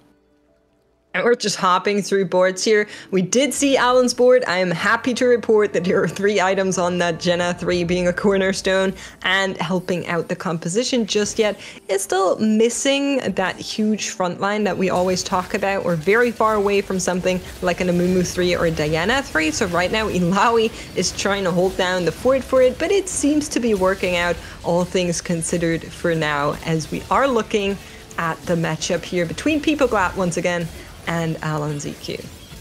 I want to bring attention to the board for Alan because he has a Kayn on this board, and I don't think there's any other player in EMEA or really in any region that plays Kayn on their Lux Channel board. He thinks he's told me before he really values the Ghostly onto the Illaoi, and Kayn just as a unit does a lot in terms of trying to chew down that front line to let Lux get better targets in the later stages of the fight. Yeah, but I don't feel like naturally though, like adding something like the Morgana further down the road when it gets to a higher level and can more reliably hit that, get the additional stage count in here wouldn't that be like the natural way of kind of going about it? At least like that's like from where I'm standing. Yeah, it would be. So this is what we normally see, but a big part of that is that you're usually stuck on level 6, level 7 for a long time. So just trying to play Ghostly whenever you can, I think makes sense to try and bring it on the board there for now, as he cannot fit too much of it just yet. But we are looking at this carousel here. Wukong up for grabs for some of her heavenly players, should be a huge target unit, and is going to go on the board of Alan instead of any of the heavenly main forcers. Last roll down coming through. Maybe for Modzho as well. 13 HP and 1 singular dream. But that dream is still very, very far away. Only on 6 copies of Bard. Great, you're selling a unit to make a Bard 2 on your bench, but you're still very far away. Only 2 items on Bard as well here. Ascension is there. If you make it to Ascension, you have that huge amount of damage coming in. Works well with the scaling nature of the Bard reroll, but as you mentioned, this is not a meta comp, and we don't see it often for a particular reason. Unfortunately true. I personally like the Bard, but we'll see whether or not Mujiwara can make it to the encounter that is waiting behind the next door. And almost in a now traditional fashion, we're once again looking at the People Glad board on the other side. We're getting a lot of extra healing from that board, which is something the Bard comp doesn't do too well with, just generally speaking. And that is going to be a huge hit here for Mujiwara, but hangs on, 1 last life and 1 dream.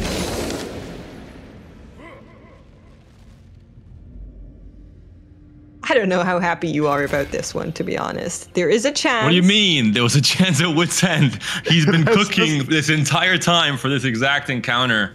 The script was not right though. We gave him the wrong script, unfortunately. We need to revise it a little bit, you know. Reconvene and like what, next week? Well, maybe? At least he's cozy now, okay? I don't know if that is going to help us, but he's very cozied up. Got the mittens on. I'm sorry. This board, it just feels so bad. It feels so bad. 5 bruiser you're sitting on. There is no real Tom 3 chance. It's just Bard with 7 copies, and you're looking at every single board in the lobby, and they look like this. Yeah, there's a lot of potential on that board, but they haven't even rolled down yet. So even if you stop the bleeding for now, there's just more pain waiting behind future doors.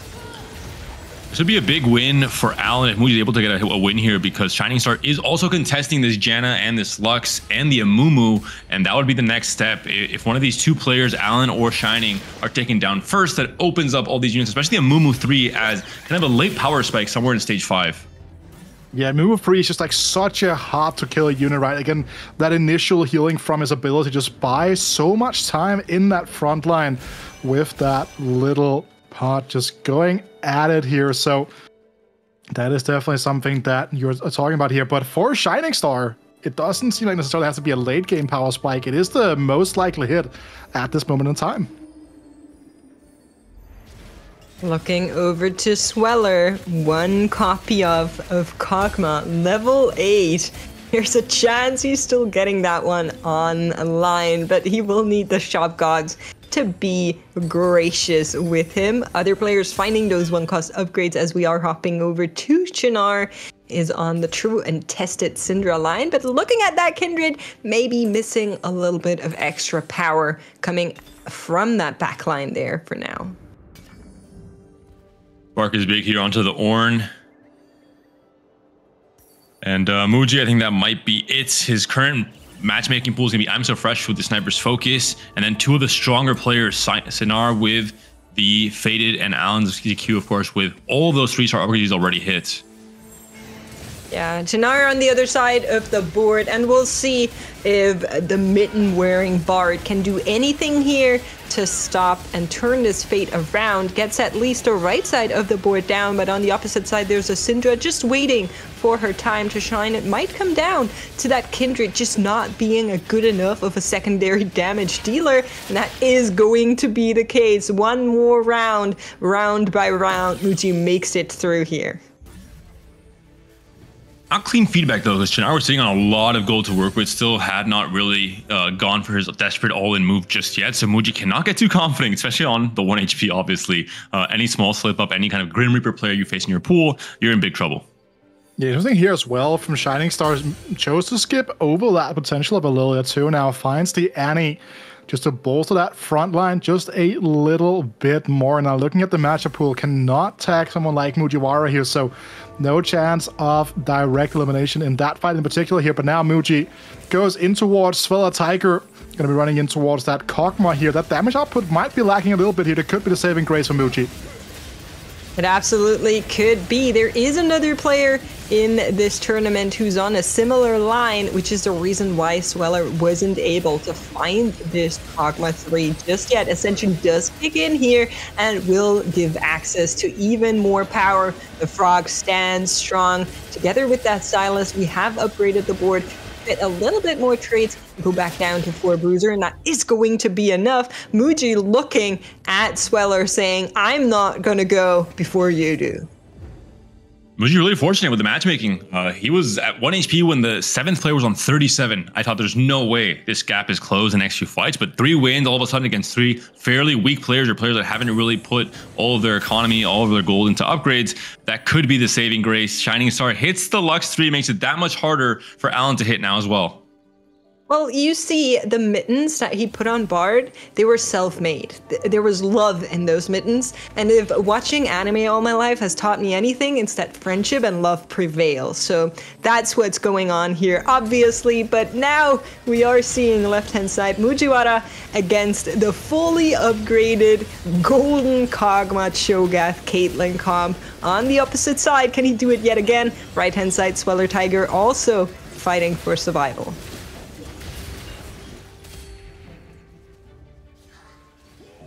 Modzho should be winning this last fight. The Tahm Kench swallows up the Kog'Maw, and that's another player down to very little HP. Back-to-back fights against the contested Kog'Maw players. So again, Modzho fortunate, and that's already 1 player being eliminated. Modzho is not 8th, despite it looking absolutely doomed 4 fights ago. Sweller takes the hit.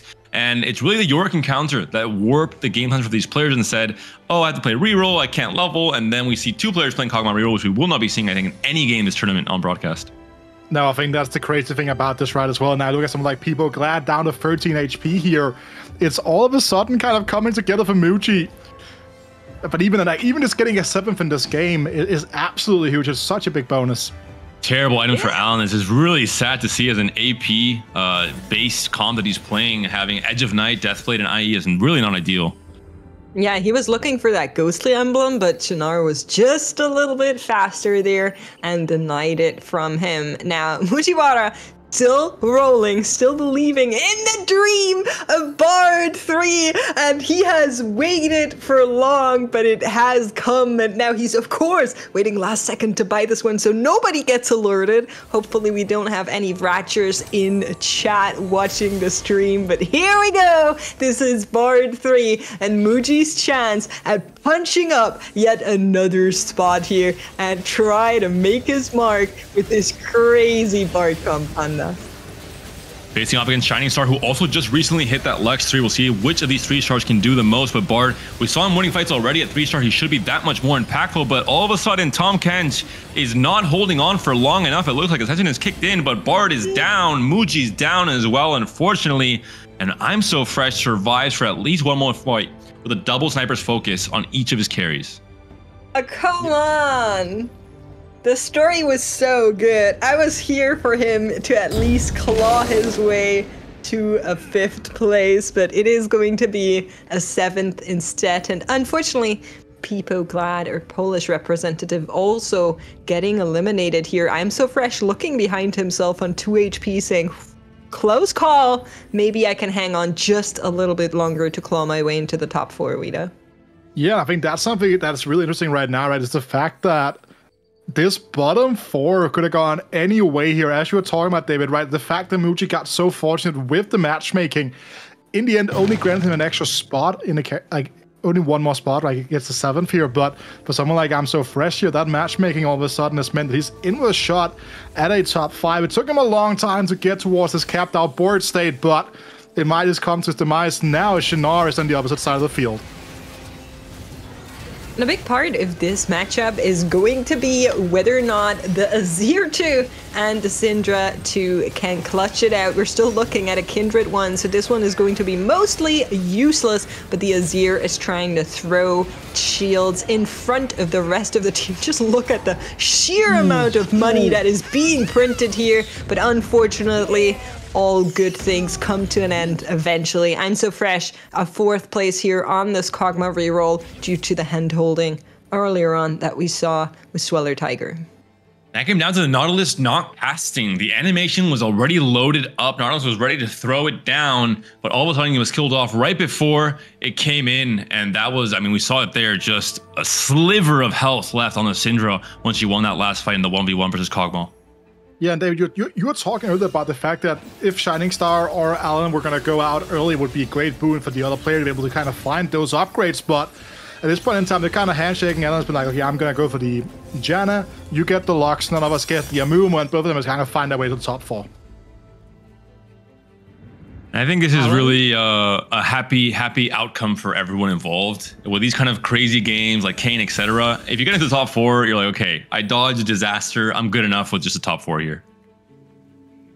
I think for Alan, he had such a good and strong early start, and then kind of didn't really find the front line, I assume, is going to be the big problem here. Found then additional 80 items, which really you didn't want in this comp, as we were saying in the carousel, is now fitting in the Irelia to even make it work somehow, trying to go a little bit more for the Dragon Lords in this game. Wukong in the front line as well to try and add a little bit of stability, but on the opposite side is the other part of what your board would have wanted, to phrase it in the best way possible, and Shining Star will take this one over Alan, says, yes, this is my Lux 3, and she came here to take you down. As we are going to be looking over to Lakoko, who finally finds that Kindred 3 in the Reaper Heavenly comp. Not just that, but also trying to go for the Kane 3, trying to stop Chinar from having that same idea with Syndra, holding a few copies on the bench for now. And 1 copy off of Kane. The pings are starting to come through. Is it too little too late, though, with players not really having that much gold to work with? No gold at all, really, except for Shining Star at 4. And also, like, you gotta keep in mind here, like, at some point, Lakoko will have to make a decision after his next loss here. Will it be the Silas? Will it be the Kane? That will be the priority. That's gonna be the big question. It really depends on what the next shops give you, right? You're 1 copy of the one and then you're 2 copies of the other one. So you're really staring down the barrel saying, ideally I'd like to have both, but there's not many chances of that happening. And we see yet another loss come on in from Shining Star. They're hopping over to Lakoko, sees that extra Silas, and this is exactly the worst situation to be in. Decides to not go for the Silas, gets taunted by the Silas copies repetitively showing up in shop here, but we're all in agreement that those are the ones he sold, right? Swapping all of his units, swaps the Galio, swaps the Aatrox to try and squeeze out a few extra gold. Not quite able to do it, knowing that he's weaker than both of these players at his peak. And that's going to be it for Lakoko. I think a really well-played game plan, especially the adaptation to this encounter, to the Yorick encounter, especially with the Divine rolls, with the early level to 6 to find those canes. Yeah, definitely. This is a ghost copy, so he might be able to take down something here. Syndra is still alive, unfortunately. And the answer is going to be no. I had hope. Okay, I had hope. Chinar on the opposite side beating out Shining Star, and that is going to give us our top 2. Going into the final carousel of the game here, most likely, we just see Shinar's capped out Faded board take down Shining Star on the opposite side of the field before. So Shinar not having a great option when it comes to the items here, so we'll just be going for that Quicksilver. Meanwhile, though, that is going to be the 3-star Janna coming through for Shining Star. That might be the last little bit of power needed to kind of take this game over the edge. Hit a little bit late, but once Alan was taking down all these Jannats back in the pool with the gold that he had to work with, it took a few turns, but finally, we've made it here. Makes Shining Star has hit his cap as well. I think the key here will be the Lux positioning. She's been centered the entirety of this stage. I think it's usually the correct positioning, but there could be some better angles, and we see the last minute switch to the right there. Can the Lux clutch up and win this fight? I'm not so sure. Kindred will be dodging a lot of her ults. I was gonna say, so with the Kindred hopping away there, you might get the Azir very early on, so there's a good chance that this was actually good. Kindred just completely rolled over in some of the AoE that came out from the rest of the board, and this positioning might be really good. There we go, Azir being stunned, the rest of the board just collapsing onto the Syndra. There is still a chance for Shining Star to get his board just a tiny smidge stronger with a Wukong too, so we're not at the full cap just yet, but it is working out for now as long as the positioning works. And the Quicksilver here on the Azir actually almost clutching up, but that one last cast there coming out of the Lux there with the Azir being on basically full mana meant that that fight eventually tipped over to the likes of Shining Star instead of to the likes of Shinar. So those ever so small margins here are ever so important when it comes to kind of getting around the CC from something like Lux. Last fight between the two here. Chinar in 21. If he takes a loss, he can survive for one more round. But for Shining Star, it is going to be all or nothing, Panda.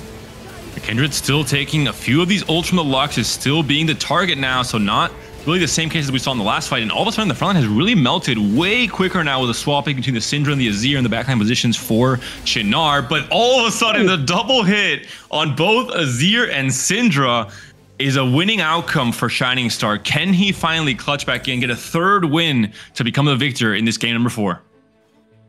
Complete items here now will be on offer on this Rift Tower round. Something more frontline heavy for Shinar, something to kind of bolster up this set here. Could be the big decision maker. Meanwhile, look at something like Shining Star here. Only really has the space for a TG on the likes of that Diana the Wukong, or another AP item to the Morgana here, so you can kind of make this entire board triple threat. Gonna be seeing which is the final choice from these anvils here. Shining Star, of course, looking for that Wukong to try and get it online, trying to get that extra power that a legendary 2-star would give. Doesn't seem like the shops are in his favor, but even with that Wukong 1, it worked out before, so there's a chance it continues to do so. Things long and hard about the final decision on what to actually use here. Was looking for maybe something for the Morgana, and that is going to be the final choice on the Rage Blade here between Shining Star and Chinar. Now the final fight. Syndra Faded Dryad or the Lux 3 Jenna 3 with the Amumu spearheading that front line. Tries to stay very strong and very stable in that front line here, but eventually gets knocked down. Positioning from the Lux does not allow for the carries to get targeted very early. Collateral. Jenna, she clutches it out here, and this is going to be it. Shining Star beats Chinar in this very last round and takes the first place. And a great representation from Shining Star of how to play this comp to perfection, making sure he's having the Lux in the right corner every single time. The Luden's Echo also huge on the Lux all throughout and able to outlast Alan, find all these extra copies and hit his true maximum power in that late stage 6. Yeah, really awesome stuff from all of our players in this very crazy Yorick Portal encounter, I have to say. We are going to be going into a quick break. We'll hear from Estanishing one more time, who we were talking to this morning, and then our analyst desk is going to tell you all about this game.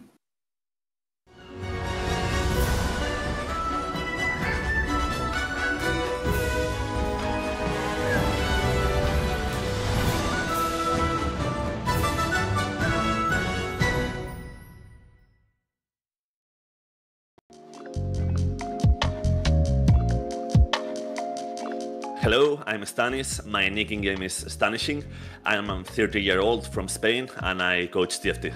I think TRCs are a huge part of the TFT community. Helps us a lot bring people together, especially to meet friends, to meet people with similar interests in the game. And I've done a lot of relationships, a lot of friends that I value a lot nowadays from just playing, just coaching people that want to do well on those TRCs. So I think it's really nice that they are there, and I hope that Spain keeps developing them in the future. I think an underrated player right now might be Alanzq. Alanzq is well respected amongst some of the top players, but he might be slept on by some others. He's really putting in the work and he could do really well this set.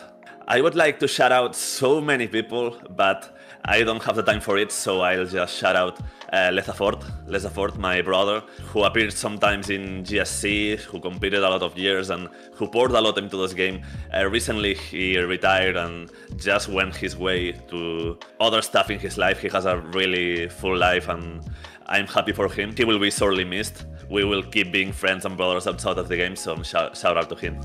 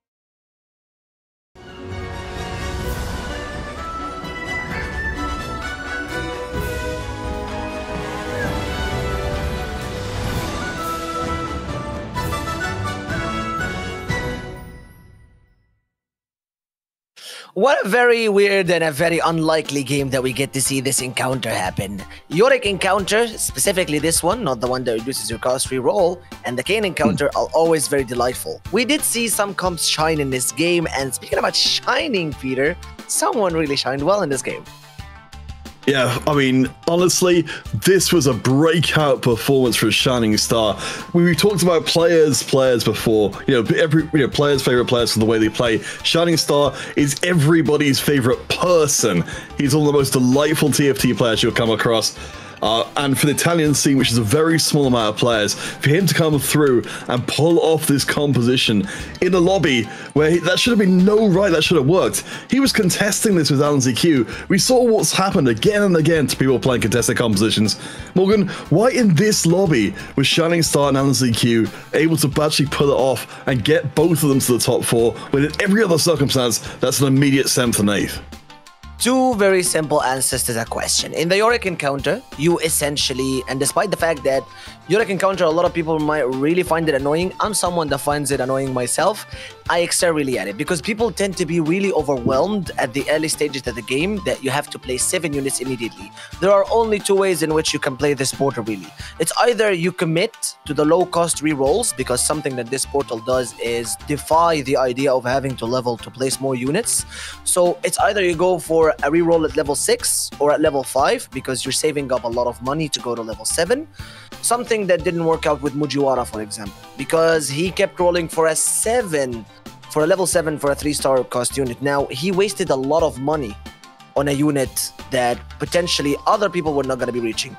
It's either that direction with the rerolls, or you could go with something like what Shinar did. Try to level. The high cost units are uncontested because everyone is rerolling, so no third direction for that one. Yeah, I mean, and to zoom us back out on the picture there as well, with this being an unusual encounter that we had coming here, I think one of the players that's worth really bringing to the forefront is Coco. In GSC1, the Coco won the entire event in a very unlikely circumstance when we had that Kane encounter come in, which you mentioned before, which again forces players to play in a very different way. I think he navigated this game extremely well and showed that when the pressure is on and people are put outside of the comfort zone, Coco's an extremely good player right there. Yeah, I think with Divine Rolls, it got extremely exciting, by the way, because, again, it does the entirety of what the portal is giving you.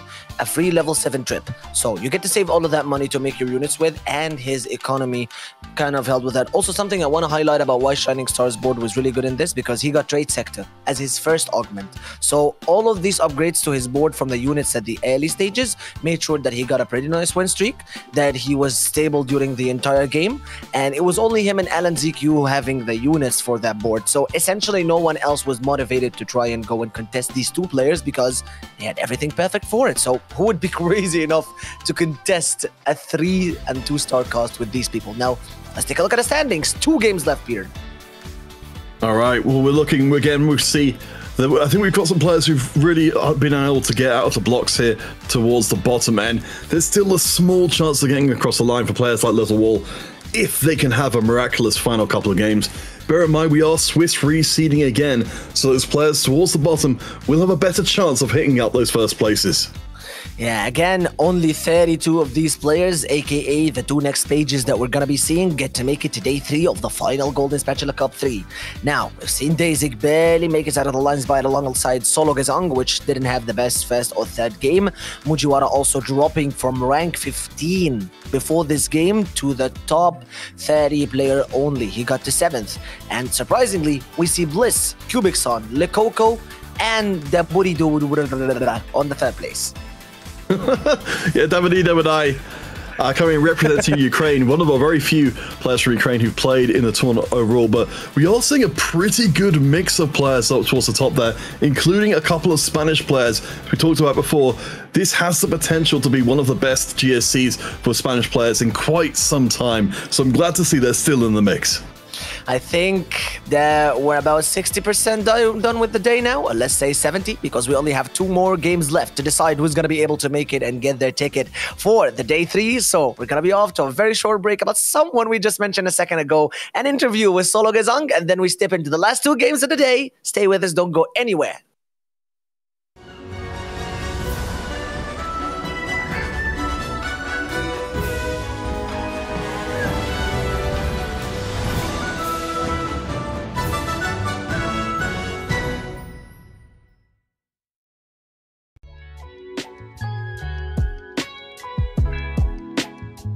Yeah, my name is Sologesang. I'm from Germany. I'm a streamer and player.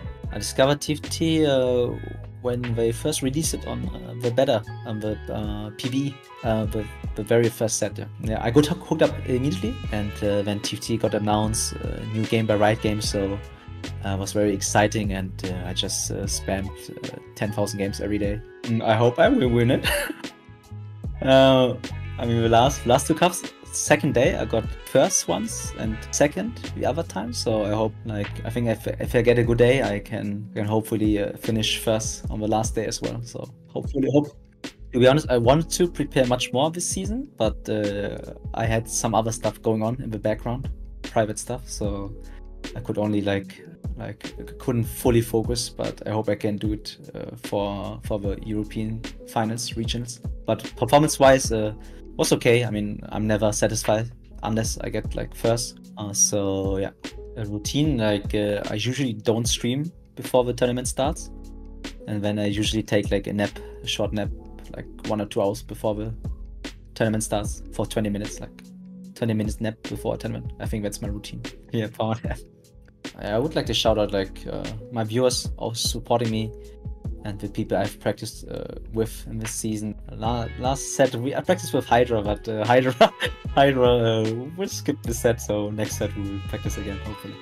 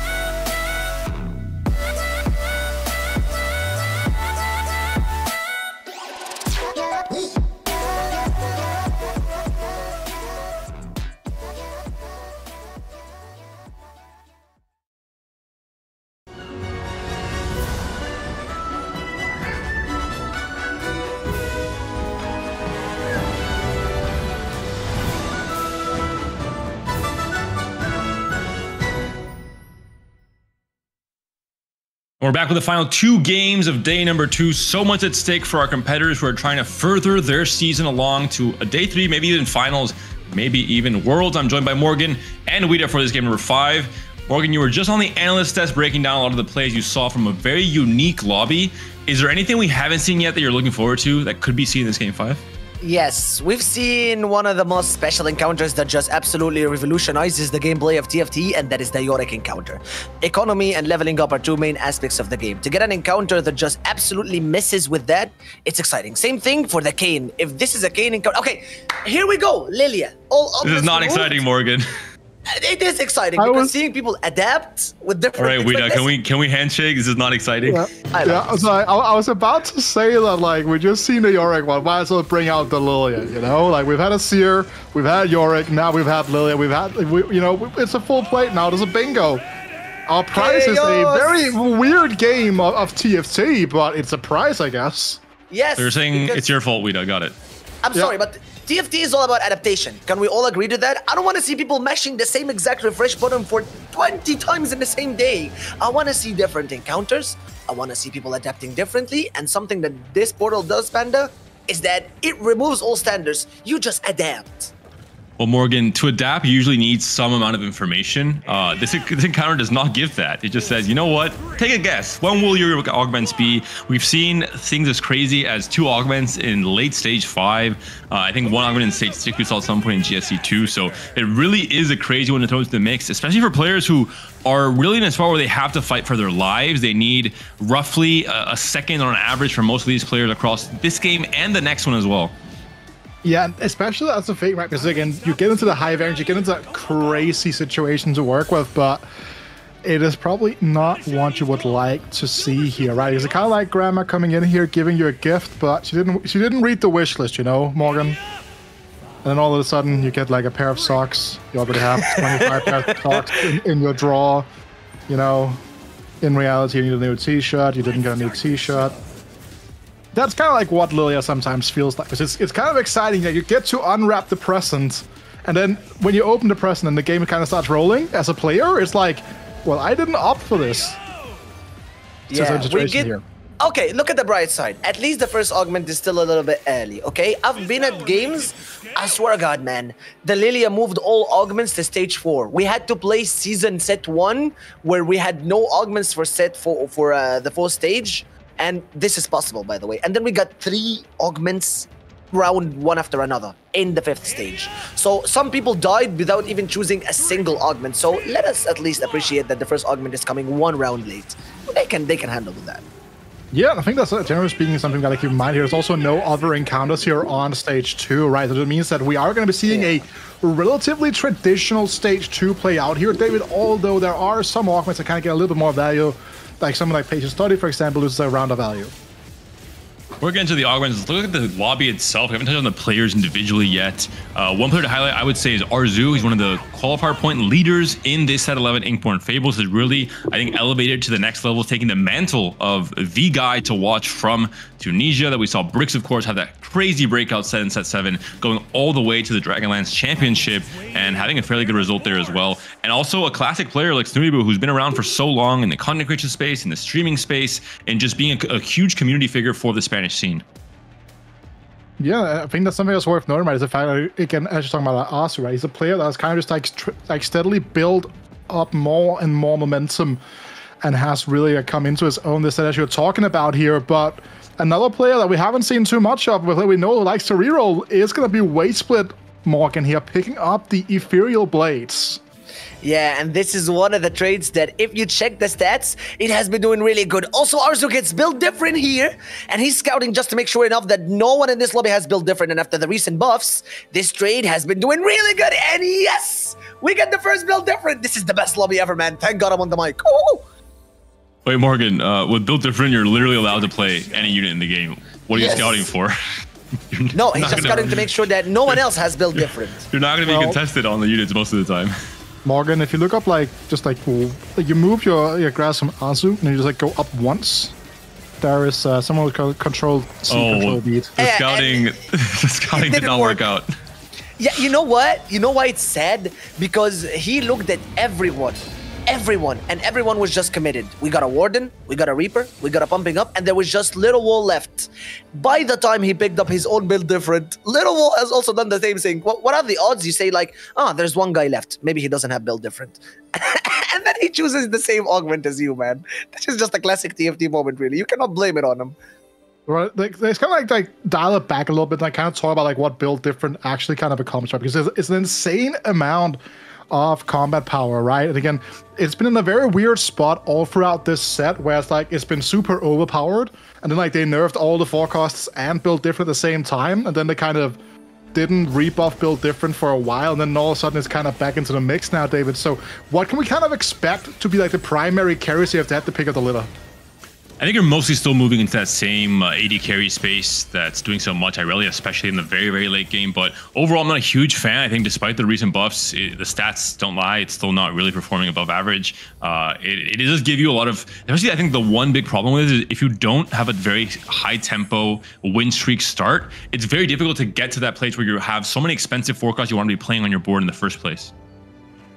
Exactly. My issue with this build different board is that it's very expensive because you're mostly relying on forecasts. So to get about 4 or 5 units at least to start, and they're all forecasts, so you need 70 gold spent to the correct units. That is very challenging because ideally the perfect board would be carrying both of your AD units, aka the Kai'Sa and the snipers, with the Ashe, because they're both not getting traits and the attack speed bumps into Kai'Sa being able to cast faster. But I think that it might be very hard to do, especially that there are 2 build difference in this lobby. Waste of finding that Waste with Final Shen 2 here is actually relatively early on, and that's going to be a nice little bonus here now. A little bit of an interesting situation if a Littlewall does have the Bruiser now, having to kind of mix and match and find the correct units that don't have anything here. And I think Storyweaver as a trade that we're going to be seeing kind of be present across both boards. So there's a lot of 1 and 2s in this set in general, which does mean that it can be very difficult to kind of fit the different units onto a board state here, especially in the early game. We don't have access to the higher tier of units, but being able to use 2 of those Storyweaver units, get some of that white buffs coming in here from the likes of that Severe, and again the Cockmaw just scaling in here with the additional attack speed is going to be a nice bonus. Yeah, something small that I want to highlight is that with build different, sometimes if you're having an issue with finding different units that don't mix and still have a trait together, you can just essentially put 2 of the same unit and both of them still get the buff. So not to be confused with traits, you can repeat units and both of them get the buff as long as there is not a single one of them with a trait activated. We're seeing now both Storyweaver players with success. Cognate here going for the heavy Teemo itemization first, which I like I said before. Once Teemo was nerfed around, right after the start of the set, you wanted to prio AD items heavily again and kind of ignore Teemo a little bit for a trick shot. Now we're back to that beginning where Teemo is super important into having a healthy and consistent stage 2 and 3 to then be healthy enough to either have a lot of gold and roll later for those trick shots, or even just to go 9 and play for the ultimate cap with Xayah and Udyr.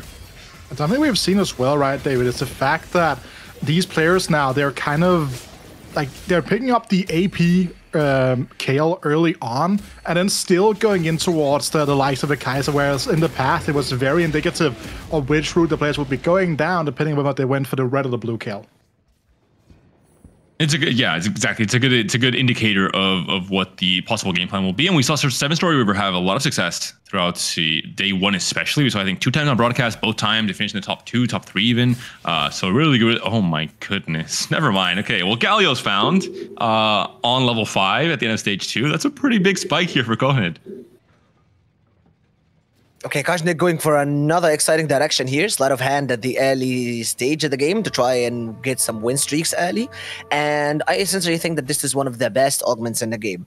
On the contrary of Lucky Gloves, I think that having more HP and attack speed on the units where you have the Thieves Gloves is a little bit more stable, because this is something the boards with Thieves Gloves started to have. It's just a front line. So if you put Thieves Gloves on everyone, you're not guaranteed the best items, but the attack speed and HP, which are possibly 2 of the best base stats in the game, they help you stabilize pretty much early quickly.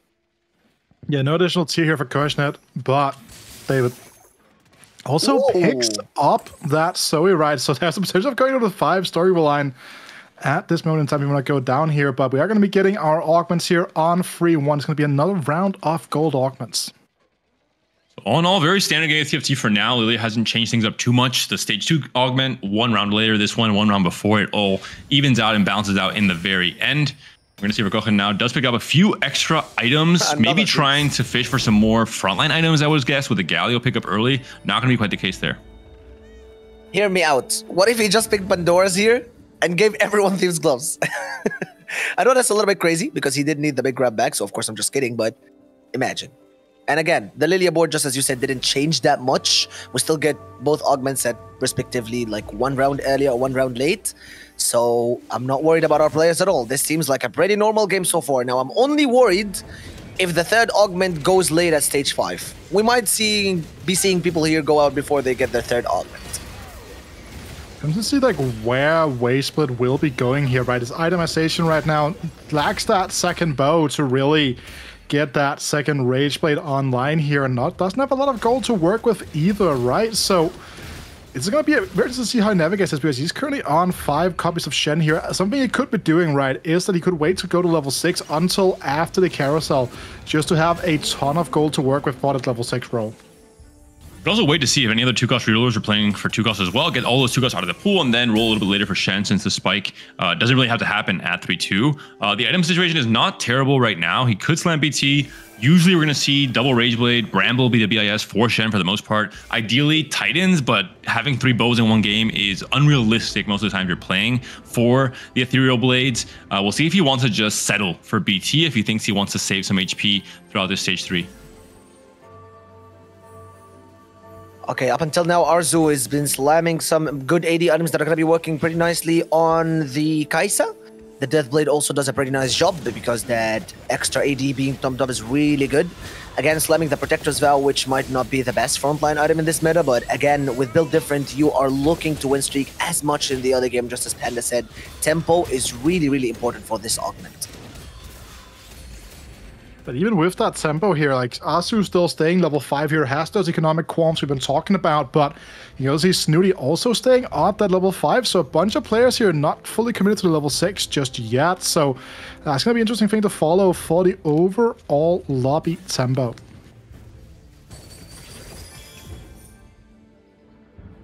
Snooty we saw there with the augment setup. I think very clear indicator he will be playing for some variation of Kai'Sa. I think overall, a lot of the Spanish players, that was their big realization from day 1 to 2, looking at the stats, looking at their own experiences, that Kai'Sa is much stronger than they anticipated. Obviously, we saw Estanishing talk about it at top of show, but all Spanish players are prepping together, they were scrimming together, and they're sharing their insights as well to make sure that they're on the same page coming to this day too. So I am not surprised that we're seeing so many Spanish players angling Kai'Sa much more often. Judging by the way that Kajnut is doing now, we can see the sleight of hand has been doing really good. And I like the direction that Esok went here with as well. Warden Crest was really good in the early stage of the game, and having a good mix with your augments, like Raining Gold as your second augment, I think it's really good because you need to have a good mix between combat augments and econ augments in order to be able to hit the sniper's board, because it is not a composition that just simply relies on you having to go full combat power like Duelist, for example. Sometimes you need the Econ in order to be able to hit the board a little bit before everyone in the lobby. So him going for Raining Gold as the second augment here does a pretty nice job at allowing him to roll at 7 to be a little bit stable and still maybe take that Ash on the carousel. His first pick as well. That could be perfect for Esok.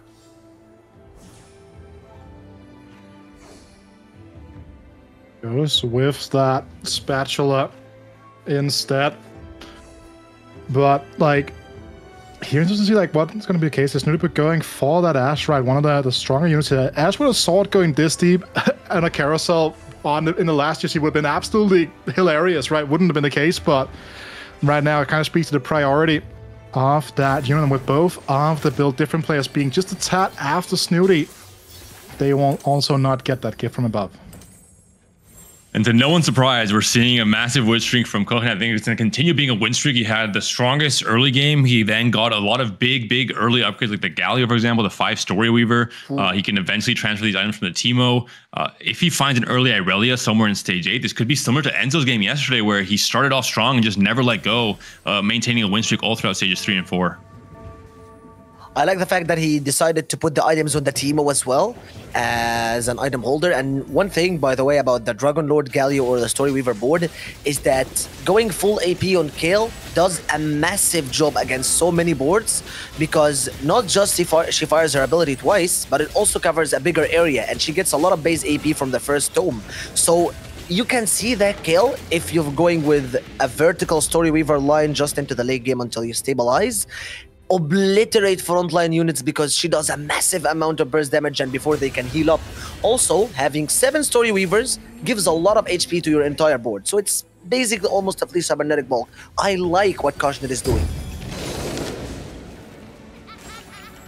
So we get a little bit more extra units on the board here. We do see Snooty add in that fortune here as well, right? That's something that we got to keep in mind here, David, that with a lot of these players kind of having to play for at least one first to get it into tomorrow, right? Make that day free.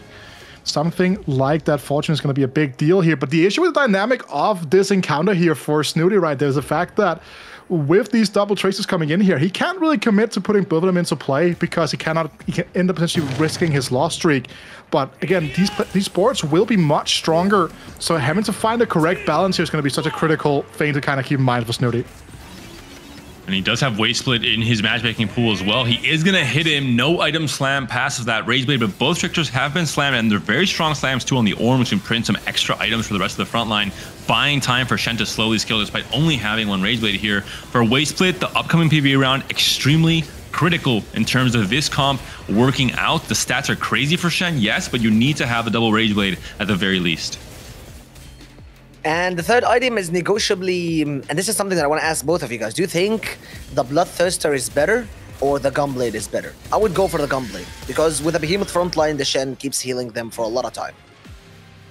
It's usually Titans for the most part, but you can't really have 3 bows, so Bramble is the most expected best in slot. Shen is not really being targeted most of the time, and he has just so much resistance that he's not being chipped down until he's the last unit left alive. So you don't need that intermittent Omni event, in my opinion. Also, you can kind of start getting Ghostly in onto the board state right as well, so you get that little additional healing coming through there. So he kind of keeps himself topped up all throughout these fights now. Snooty cashed out here, got a TG for his troubles, it seems like. So not a huge deal, but also wasn't a huge investment now. However, with 74 gold in the bank now, gotta wait where the Augment will fall. And you know what? We're throwing it all the way back to set 6, baby. 4-5 Augment coming out here. No bow. 4 waist splits. He's missing the last Rage Blade. I was actually about to mention it. I'm surprised he didn't take a bow in the stage 3 carousel, considering that he had the chance to, if he hits another bow, he can still make a Titans. In this case, now he hits another Rod, and it's not ideal. Decides to reforge one of them, gets another glove. Essentially not something that you're looking for at this board again at all. Bow would be useful. Frontline items would be useful. Maybe a tier here even for the redemption on the front line. So instead decides to just slam an Ionix for the shred on the Yorick 3-star, which is something that he was not looking for. He needs the Shen immediately. The stats are crazy, yes, but Littlewall has his own Shen, no? Is he also on Ethereal Blades? No, he's not on Ethereal Blades. He is built different though, but again, kind of like this situation with the way he's kind of hit his Sphinx for waste, but kind of showcases the awkwardness of the item economy, right? Had to kind of kill a lot of belts here now onto this Yorick, and Yorick now will kind of be that additional carry here for the board state here of waste, as he's trying to bridge his way towards that Shen free, but he is ever so slightly behind the curve, especially when someone like Snooty will be going level 8 here. Huge roll down incoming. Looking for the Zaya, looking for the Kaisa, looking for the 4 bruisers. The Silas 2 is a big upgrade, especially with Crown Guard, where you have a better tank component for tank item for the Silas and not the Galio instead. But has rolled down almost all of his gold here and hasn't found a single Kaisa. Is not where you want to be, still playing the Bard on your board. Yeah, it's a huge issue, right? Because like again, has the best friend, has a little body, so there's a lot of innate combat power being presented here as we see again the tech of the Spear of Shodan coming out on the likes of the sides we've seen so many times here. Kind of gets lucky with the matchmaking here. Grushek not necessarily in the strongest position either at the moment, so it is going to be a turnaround of the loss streak for Snooty Boo, but that lack of Kaisa is so strong right now. At least to make it forward, he was able to find one Zaya though. Okay, so that does kind of give him a little bit of early combat power, perhaps. But there's a carousel incoming soon, and there's an encounter now. I think if that could potentially be a Yorick encounter for the reduced reroll, he would really love it.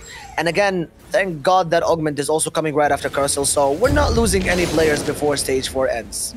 And it's a treasure armory.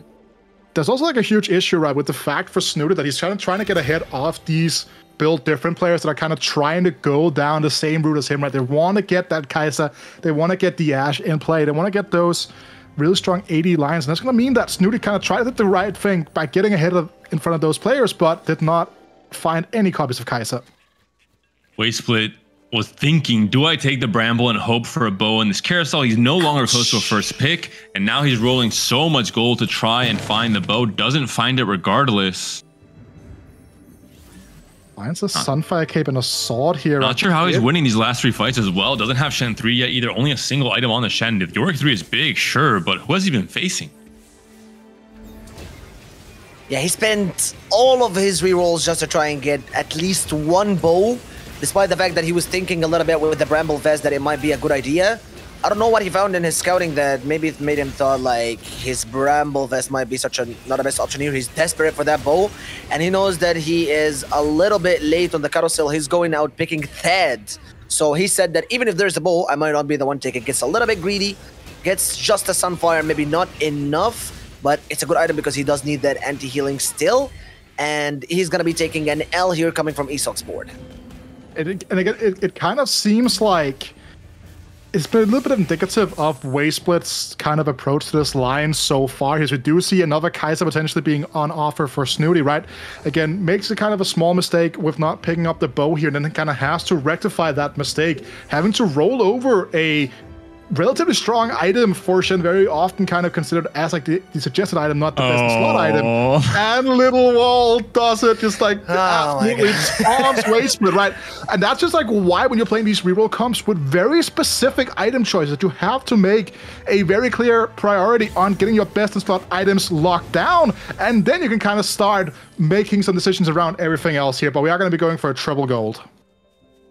Could maybe find a grab back to try and find some extra components. Has still 3 rolls to go for at this point in time. Station support is also big, of course, when you have this kind of one-man army type of comp with the Shen reroll, with the Ethereal Blades, finding extra support items to get him going is also really big. Yes, Moody just picked Lucky Ricochet as well, which in my opinion is such a free bailout for him because it's perfect, and he was able to pick up another Zaya from the carousel, spending so much money here, Wasteblade, almost 40 gold, still no signs of the Shen at all. Might have to sell so many of these units on the bench, but again, I think Wasteblade gave them twice by taking up his Shens and then taking the bow from the carousel. And now you're making a BT anyway when you could have made this BT literally 2 stages ago, so the min-maxing not quite working out there for Wasteblade despite having a relatively healthy amount of HP for now. It showcases that I understand he cannot afford to go below 10 here. He needs to at least make some sort of econ. So that's definitely going to be a bonus here. We're talking about Snooty did pick up that additional copy of the Sire off of the carousel here. So we'll get closer to that 2-star carry. But meanwhile, on the opposite side of the field, we see one of our build different players here in Littlewall has that Ash 2 online, but the damage is not going to be enough here, even with the NA2 in the front line here. Big win for Snooty Boo. I am not wrong when I say Silas is one of the coolest and the strongest units in this set. He is just so good. You have backline access, you have healing, give him a lot of time, and again, all thanks to the Lucky Ricochet coming out as the third augment. It's a lot of damage. Wasteblade decides to roll down to 0, finally his Dash Shen 3, but still, if he doesn't get a bow from these Raptors, which is quite unlikely, I think that this Shen still might not be the strongest.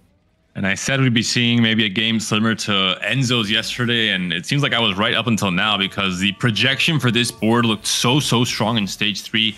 14 win streak now for Kohnid, trying to make this turn into maybe an even bigger win streak. He finds the Aurelia and he can go 7 Story Weaver somewhere in Stage 5 with how much gold he has to work with.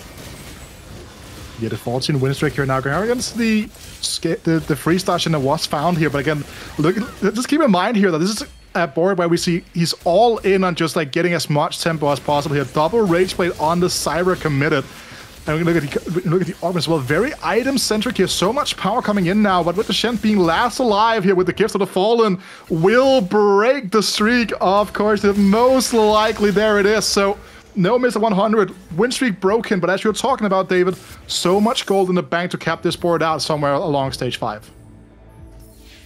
Yeah, being a level 8 with about 68 gold is just diabolical going into Stage 5, not having lost a single round, and shows you that why his choice of augments was really good and how strong Story Weaver is if played correctly, especially in the lobby where you have so many people relying on late game with build different and augments supposedly coming a little bit late thanks to the Lilia board. Now, I'm a little bit worried about Isak. His Warden Ash board hasn't been doing him so well, and again in a lobby where you have so many people contesting these forecast units thanks to build different, his board is just not doing good at all. He even decided to pivot to the Ash Syndra variant because he was not able to find Ash 2 at all, because again, Ash is just taken by everyone playing alongside these build different boards. Finally, Ash is found, but is it too little, too late? We're in Stage 5, 13 HP, one relatively big loss, and you're out for the count. And this is a lobby, of course, we mentioned that if any of these players don't finish first or second, their chances of qualifying at Day 3 are pretty much 0. Maybe a third can still put you in contention if you get it first the next game.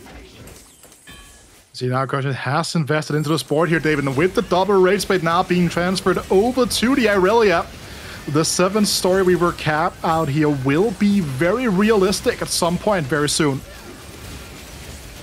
Yeah, he also put a Rage Blade on the Ash, trying to scatter the items between her and the Syndra. And again, 2 mana items given to the Syndra does make sure that she deals a lot of damage and ramps up her butterflies quickly just before that board from Kohnid can deal any damage. Alongside the Shen, which has finally been able to go into Stage 5, but didn't find another bow. Desperately slams in the Crown of the Shatter Queen. That is not the best in slot for Shen. This is the worst case scenario. Shen, very strong augment. I would say insta-pick no matter what, as long as you have at least a rod or a bow. But this is something that can happen when you're playing for direct BIS. If you don't have carousel priority, if you don't pick the right components when you need to, you have to be really thinking about the big picture item economy for not just a specific moment in stage 3 or stage 2, but for the entire game. And Bannerol here kind of throwing it back to the first GSC of the set now, has gone in towards a 5 Heavenly 4 Reaper board state with the Heavenly Lee Sin into the mix here. So has a triple threat here with the Silas, with the Kane, and with the Lee Sin, but most of these boards are just so strong at this point in time that when you're just tanking up something like the Saya here, your days might be numbered. Yeah, 4Bruiser's front line does a great job at keeping away Banner's Roll Reapers from going straight into Snooty Booze. Special thanks to that very early Zaya he was able to get with the Shojin's Bannerol is going to be the first player that we say goodbye to into this lobby. I do love the game plan from Snooty Boo, someone that was sitting on 2 Zayas in level 8, no Kaisas, and instead of trying to roll down desperately to find Kaisa, he said, you know what, I'll shift my game plan, I'll go 9, I'll maybe just make it work with 1 copy of Kaisa and try and find the Zaya 2 instead and take a big, I think, risky play in terms of skipping level 8 altogether, but for now has stayed relatively healthy. Second in HP right now, 30 to go with, but I mean, God, it's still a huge gap, 72 HP still towering over the rest of the lobby. And now, if Isok doesn't win this fight, this round, I think he could be in a very awkward position where he has to sell either the Nautilus or the set in order to be able to get the Ash or lock the shop, and essentially lose 2 gold in the process of trying to achieve he'll be dead, Morgan, I think. If he doesn't win this round, he's on 13 HP. Unless it's a relatively small loss, we don't.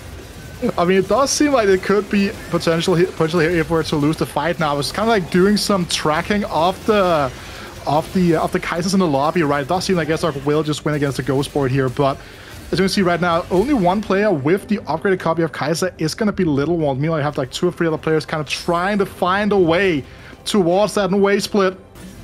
Does have one more life in the tank now, but on to the carousel we go. There's a Godbreaker maybe Isok could be looking for here for the Ash, but it's on a 1-cost unit, and there's an Ash with a Protector's Vow that he can maybe pick up and put the Protector's Vow on one of the frontline units. Obviously, goes for that. 2 items, but 2 stars is going to be better, and also some frontline buff that he needed. And it's now between him and Gershek and Esok, one of them, maybe Littlewall as well. 5 players on 1 life in this lobby. Meanwhile, Kajnit is just chilling because of his 14 streak at the early start of the game. He has so many lives. Really unfortunate for Snooty that he has 1 more HP than Arzu, because even shot there would have been great for Snooty. Doesn't have a Last Whisper onto the Zaya right now. Doesn't really have a way to get that armor shred right now. So unfortunately, going to go for a Galio item instead, which is still fine with the Adaptive Helm, but has to be looking for some way to get armor shred onto this board in the next PvE round.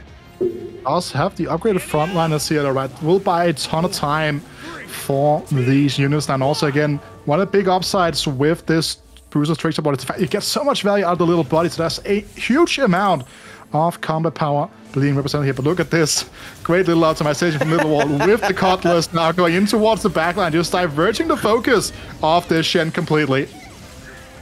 Assassin Galio, baby. Tanking on the backline and then going chilling back again.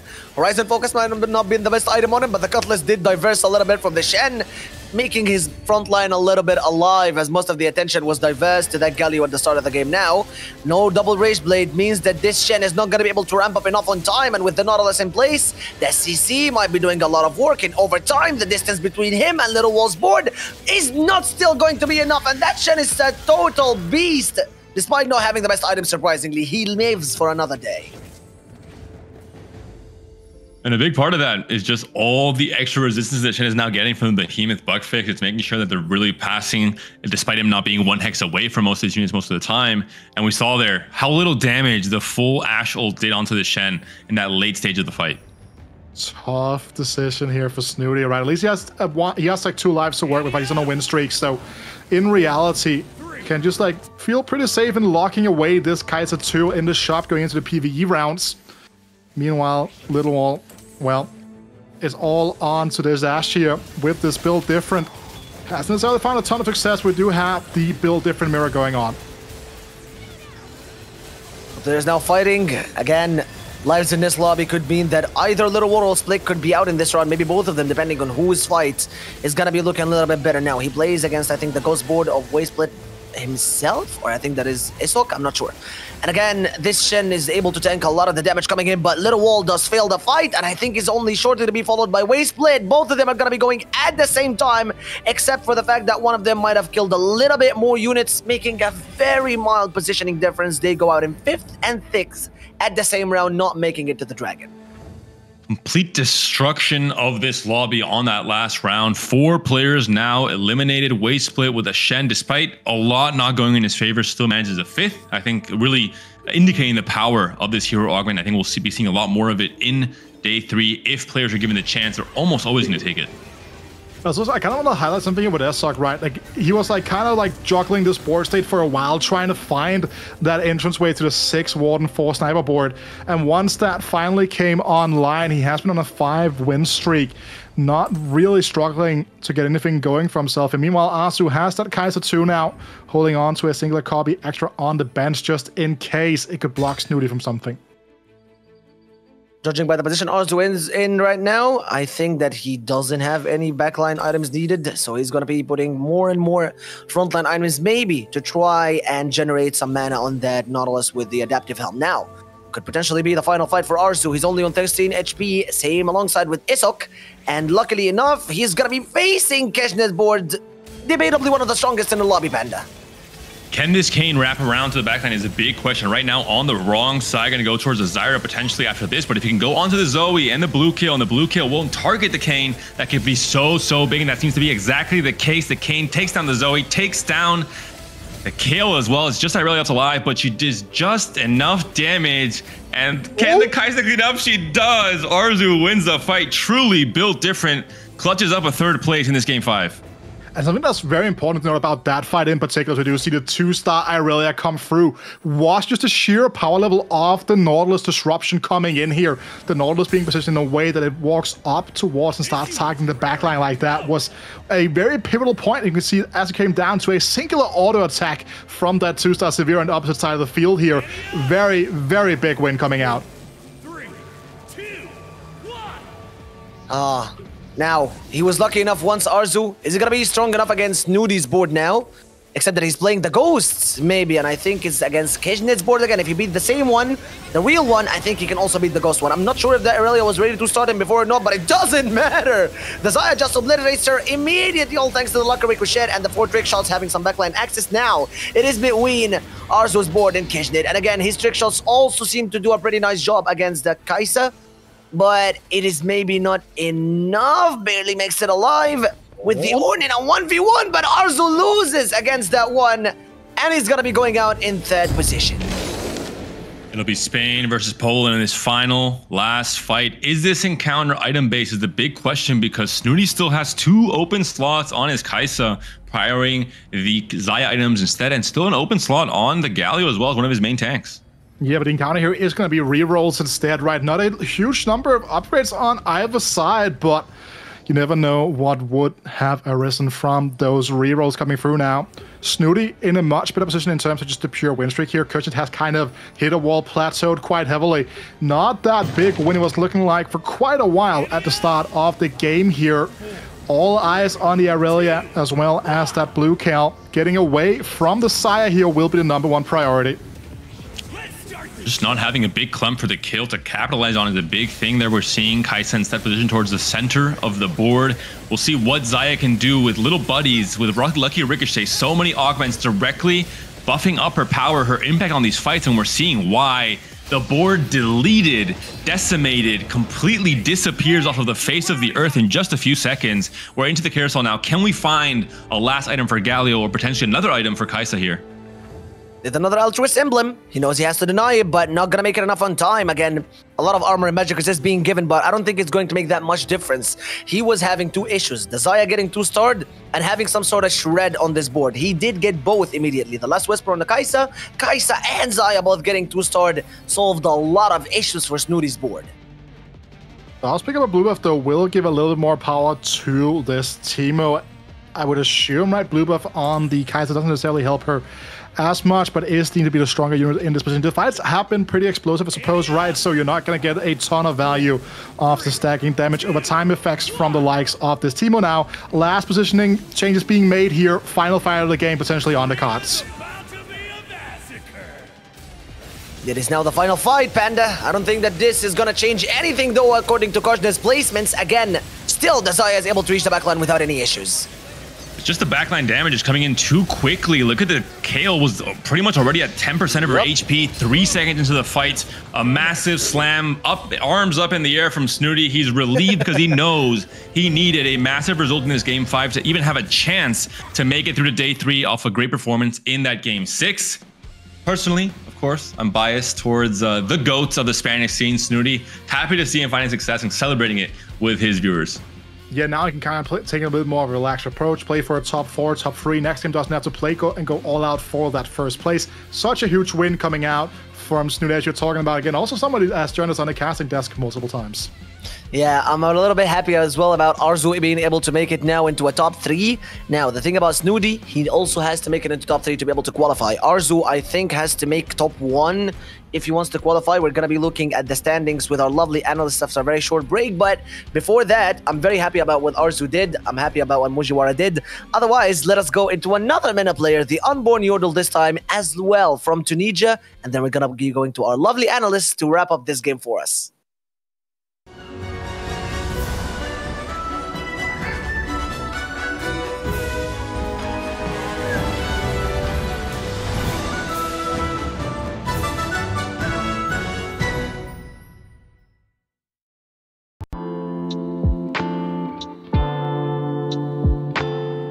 I am Theunbornyordle. I'm 24 years old. I am from Tunisia. I play for CST Esports, and this set is going to be mine. So I started playing TFT in set 1. I am actually the first MENA player to ever achieve a challenger. I was playing since the beta, and I really loved the game at launch, and I still love it till now, but sometimes I have to take breaks, but I'll keep riding this game till I achieve something one day, hopefully.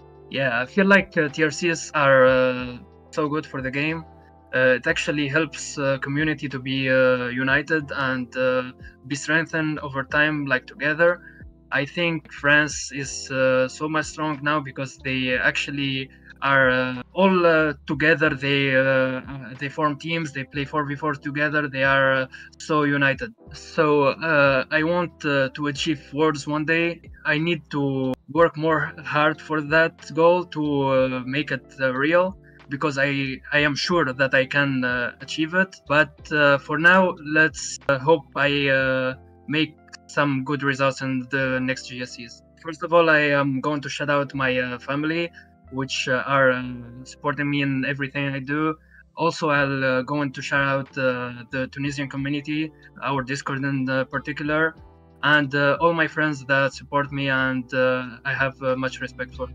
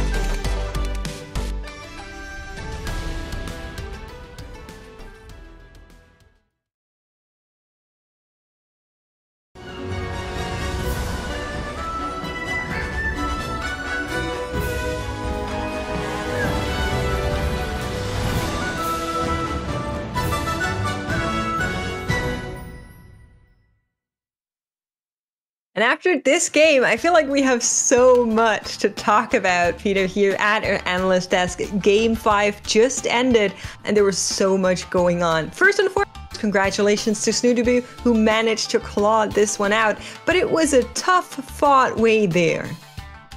Oh yeah, I mean, we're coming into this one, we saw the Lilia randomization, and it seemed like it was going to be all over the place, but something I think we both particularly liked from what Snoodaboo was doing was committing in his items very early on, but keeping things still relatively flexible. That Spirit Shojin that was brought up in the cast, managing to find its way into Xayah long term, felt very, very crisp as far as his play went.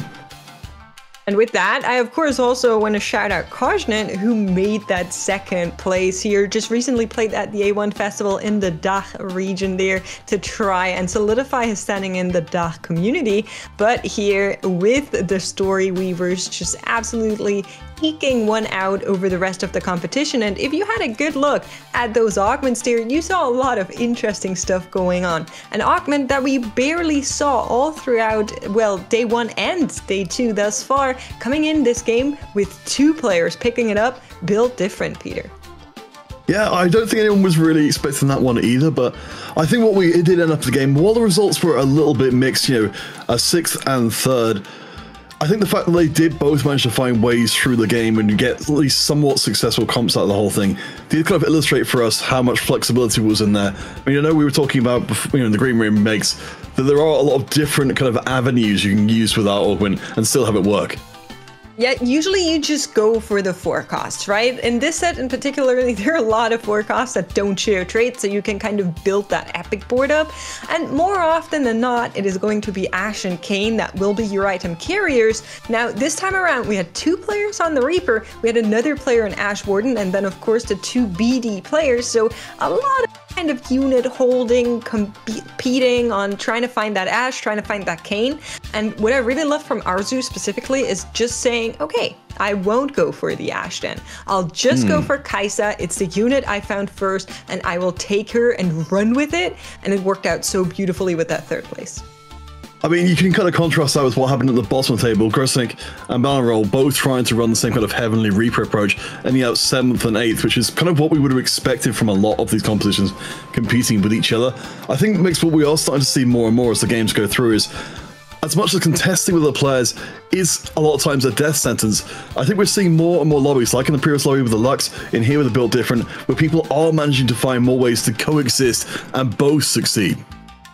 Yeah, and that's going to be a big point going forward as well. I think we hit on that yesterday as well, specifically with the Lux comp, because that's so many outs. But of course, for some of the other comps as well, if you are on a line where you're contested, you really need to find those kind of minor changes as to one unit that you can go down, or even just going for straight up leveling, trying to play a stronger early game to just outlive some of your components. I'm not sure if that's going to be enough for our next lobby though. I think they'll need to try a little bit harder than just getting those top 4 finishes, but we'll be seeing how all of that shakes out in a couple of seconds.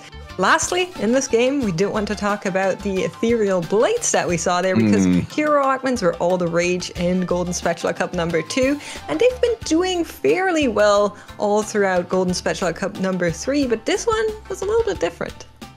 Yes, unfortunately it wasn't built different, but we did have a little look into, because coming into today, the stats, Story Champion, Ethereal Blades have been amazing, but looking up the stats for having the last item Crown Guard on the Shen didn't even register on the stat sites because it happens so infrequently.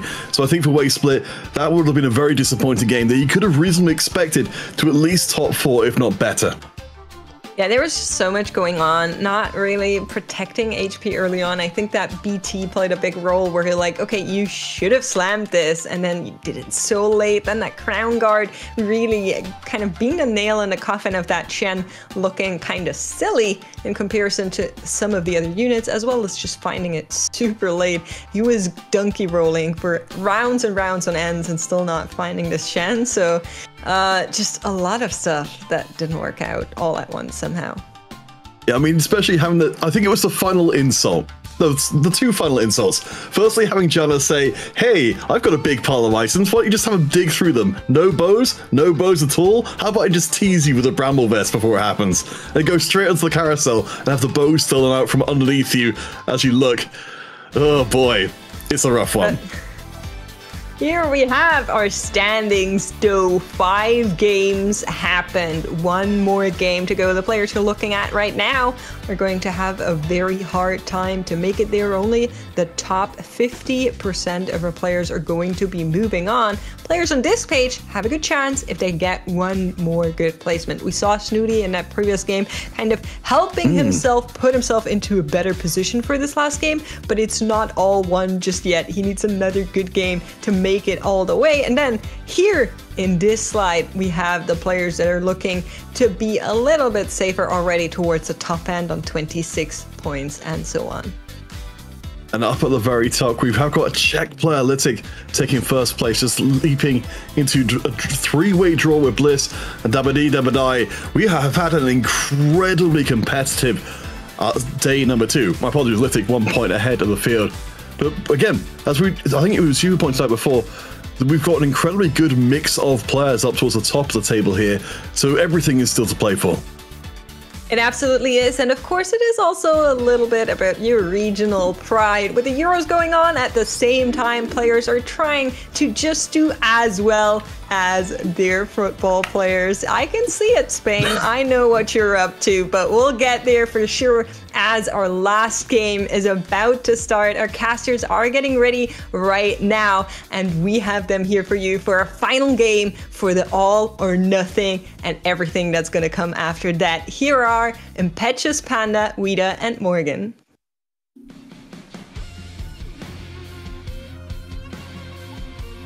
Yeah, the classic. All right. I'll take it. I'll go. Go ahead, guys. Take your turns insulting me. I deserve it because I always flame them for muting themselves. I'll go again. A little bit of pass, okay? Panda, all or nothing. Do anything. Okay, we reset. All or nothing, indeed, for most of our competitors, considering this could be their last official match of Inkborn Fables if they're not able to make it to this day 3. And massive names in this lobby. Taplast, our last GSC winner. Solvi, Crabbrave. a player who doesn't need any introductions. Crabbrave, Morgan, really? Is that what you want these players to suffer through? Yes, we want that, Morgan. Even Wida is on my Taplast one guide. Taplast to go, you know. One guide? Are they about to get one guide? Crabbrave? Crabbrave it is? The odds are... Nah. Thank you, world. I mean, no Crabbrave, no Champion Conference as well, right? Champion Conference, one of the more game-changing portals, especially in the fact of like when we have a very reroll heavy meta, you always will just get something that's tailored to your board will be big, but the Radiant items though, when they are going to come in towards the later part of the game, will have a huge influence on like how the players will approach that, because you can end up in a situation where you have all your carry items slammed, but there's going to be no good Radiant frontline item. And it's an extra layer of information you have to be on top of. Over time, there are usually some changes around the mid-set into what Radiant items are very oppressive. It was the case for almost all utility items coming into this set, with Morello and Redbuff being very strong, Ionic Spark as well. So players have to know exactly what combination of Radiant items and carry champions work well on this current patch.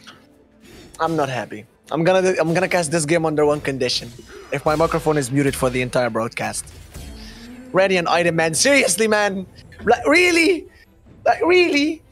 It's the final game. Let's just have some fun. Oh my god, you know, okay, with the regional chances going online and half of our players getting eliminated today, I think from a viewer POV or from a commentator POV, you would want them to go for Crabbrave, but yeah, it's fine. We got Talil here on 24 points, another MENA representative who does have a better chance definitely at making it at tomorrow. And I'm vouching and keeping up the full bias. You kept the bias for Spanish players, now allow me to keep up the bias for my lovely Tunisian mate. David, again, like, we looked at the spot right before, like, on Sappho's spot, he had, like, a Titan to solve 2 Dariuses already. I was like, if it was last GSC, he would have been laughing, he would have been chilling with a strong tempo plan, but it's going to be yet another gold augment opener here. And the interesting thing is there's a lot of direction to be taken here, generally speaking, from these augments, but it does seem like it's not the greatest selection for Talal.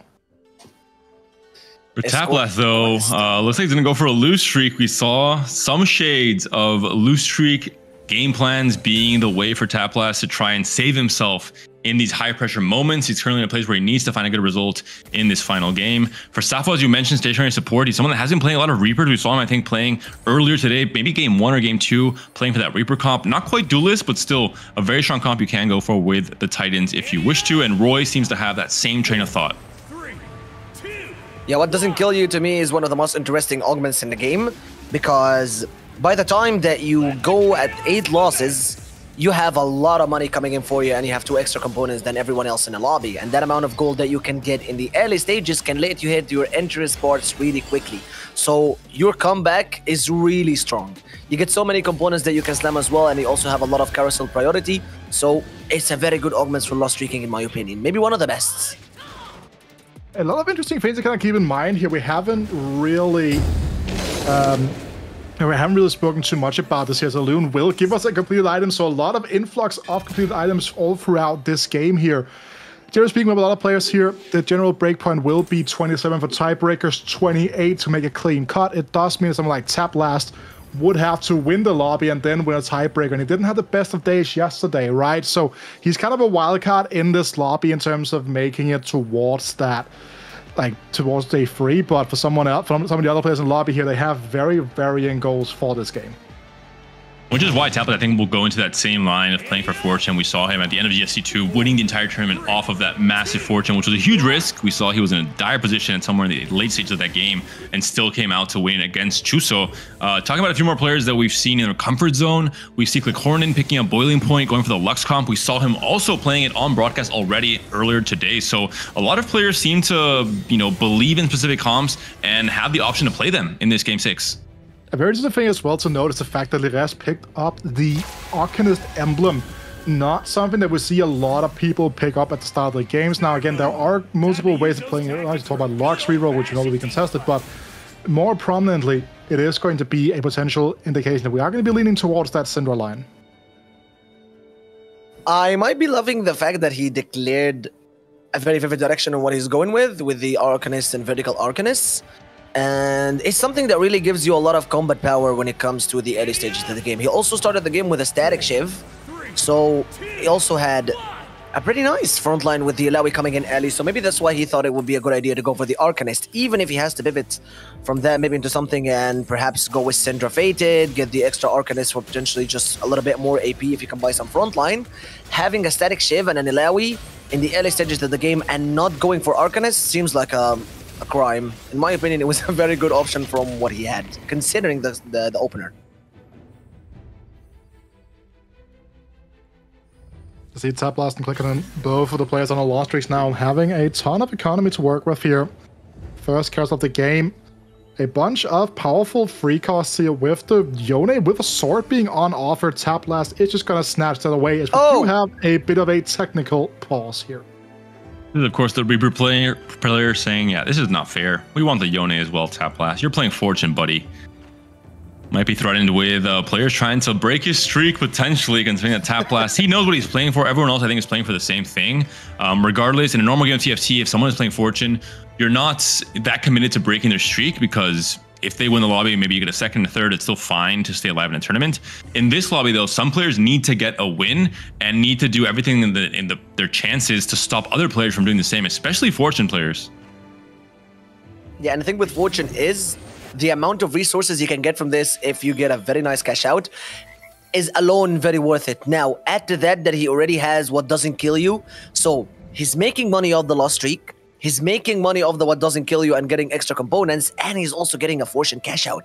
A single win here could potentially not just delay his Fortune cash out, but even make it worse, give him a little bit less money, and also delay what doesn't kill you component coming in. So one loss here for Clegorn, and his board and his plan is already grieved. Yeah, we see here Salvi, one of the players in the lobby that's in the best position right now, right? 25 points here means that a 6th place position will pretty much guarantee him a berth into day 3 tomorrow here. You can see he's going for the Clouded Mind. Very traditional playstyle here. Also very tempo-heavy game plan here with the JG, with the Ionic Spot, with the Static Shiv already slammed here. So very clear focus on the tempo. And again, one of the players who doesn't have to play for a high cap, just has to get a little bit over the line. Okay, if I was Taplast now, I would remove the Fortune just for the let's say, damage control. Because someone like Liqornin has the luxury now to sell his entire board. Maybe not. Wait, he actually has so many good units that he needs. Okay, maybe Taplast is not in that much danger. Looking at Liqornin's board now, having an Amumu and 2 Luxes already, I don't think that he want to grieve that. And Liqornin is happy to be uncontested on this line. I don't think anyone else is trying to angle towards it. Lides, maybe with the Arcanist emblem, can go into some kind of Lux version of Arcanist, but shouldn't step into both the Lux and the Janna for the most part. And Liqornin can decide to maybe, I guess not with Boiling Point actually. You can't really go into full Janna.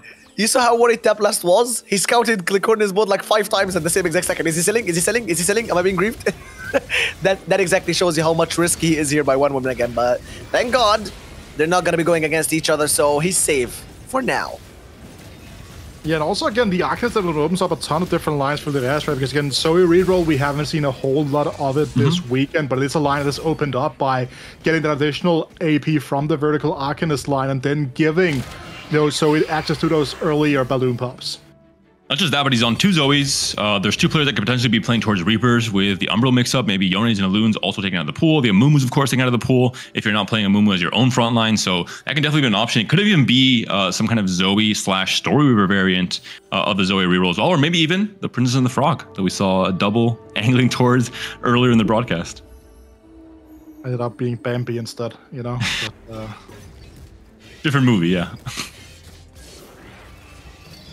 Yeah, at this point, you even had the Shojin that he didn't want to slam just to make sure that he is able to maintain the lost streak, but it's essentially 6 less gold being given to him now by the lost streak.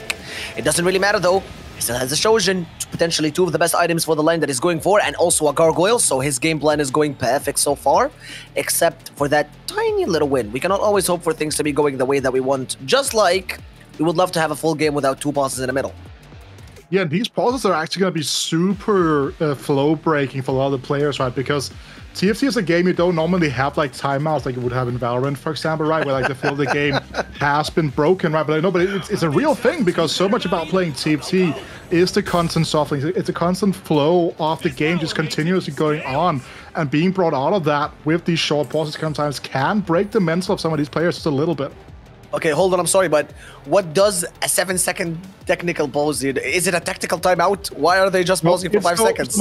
I don't get it. The thing about it is the fact that if it's a longer pause, you can kind of like mentally kind of like set into it, but the fact that it's an issue that's been recurring so far, you don't know if it's going to be a short one, like you don't know if you can like switch off for a second, or you have to like stay switched in for so long, that it can be a little bit of an issue. Again, it's not a huge deal. For most players, it's not going to be a big thing, but if you're not used to it, like having your flow broken in a way like this, it can actually be a difference maker.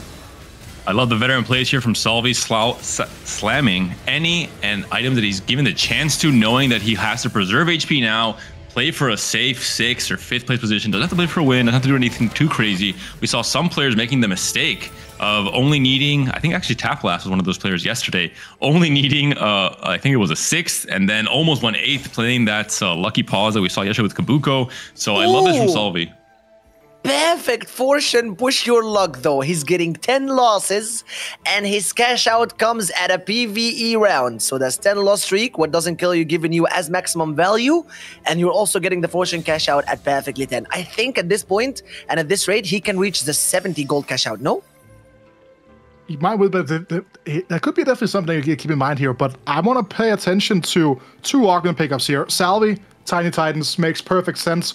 But the real kicker here, and the more interesting one for me, is the Rez's pickup of that Triforce. It's a clear indication he's not going to be contesting the line. Liqornin is going down, David, but, we might see Princess and the Frog. We could also see just the traditional Zoe reroll that we saw at the very beginning of the set. I know Lelouch and Travis were playing a lot of it with 6 Arcanists, fitting in a Mumu, Ilaoi, even sometimes I think slipping a little bit to Faded with the Felios. I think we'll see what exact optimized version of this comp Liras will be going for. Liqornin, though, seems very dead set on playing the Lux, has a Janna pair as well, has rolled heavily, we talked about it. The change in this GSC number 3 is that so many more players are open to rolling deep on 3-2. Yeah, his position is not that good though. Not even able to find that Amumu 2-star yet. And only with 4 Luxes at 10 gold, that is such a position you wouldn't want to be if you were Clickorden. And again, I think the reason that so many of his Luxes are taken down alongside the Amumus and the Ilawis is because Laris already has an Arcanist emblem. So he's taking so many of his units and so many of his pairs for his very own Arcanist board. Whether he's going for a reroll or not, he still is taking so much of his units. The melee game plan really working out for Voids here. 7 win streak. Safo, very similar game plan. Also sitting there third in the HP, 95 still to work with middle of stage 3. And Locket is just so big for buying time for this Darius to do his thing. I'm wondering still now what kind of comp Royce will be going for. If it'll be the Duelist, if it'll be the Reapers with Kayn as a main star of the show, or maybe even the Yone 3. We haven't seen much of Yone 3 throughout the entirety of this GSC just yet. No, I think that again, Yone 3 is a kind of difficult spot to kind of achieve, right? But again, Yone 2 is so stable, you want to get to the Kayn 2, much more reliable character kind of gets set up here. I think that's going to be seen here.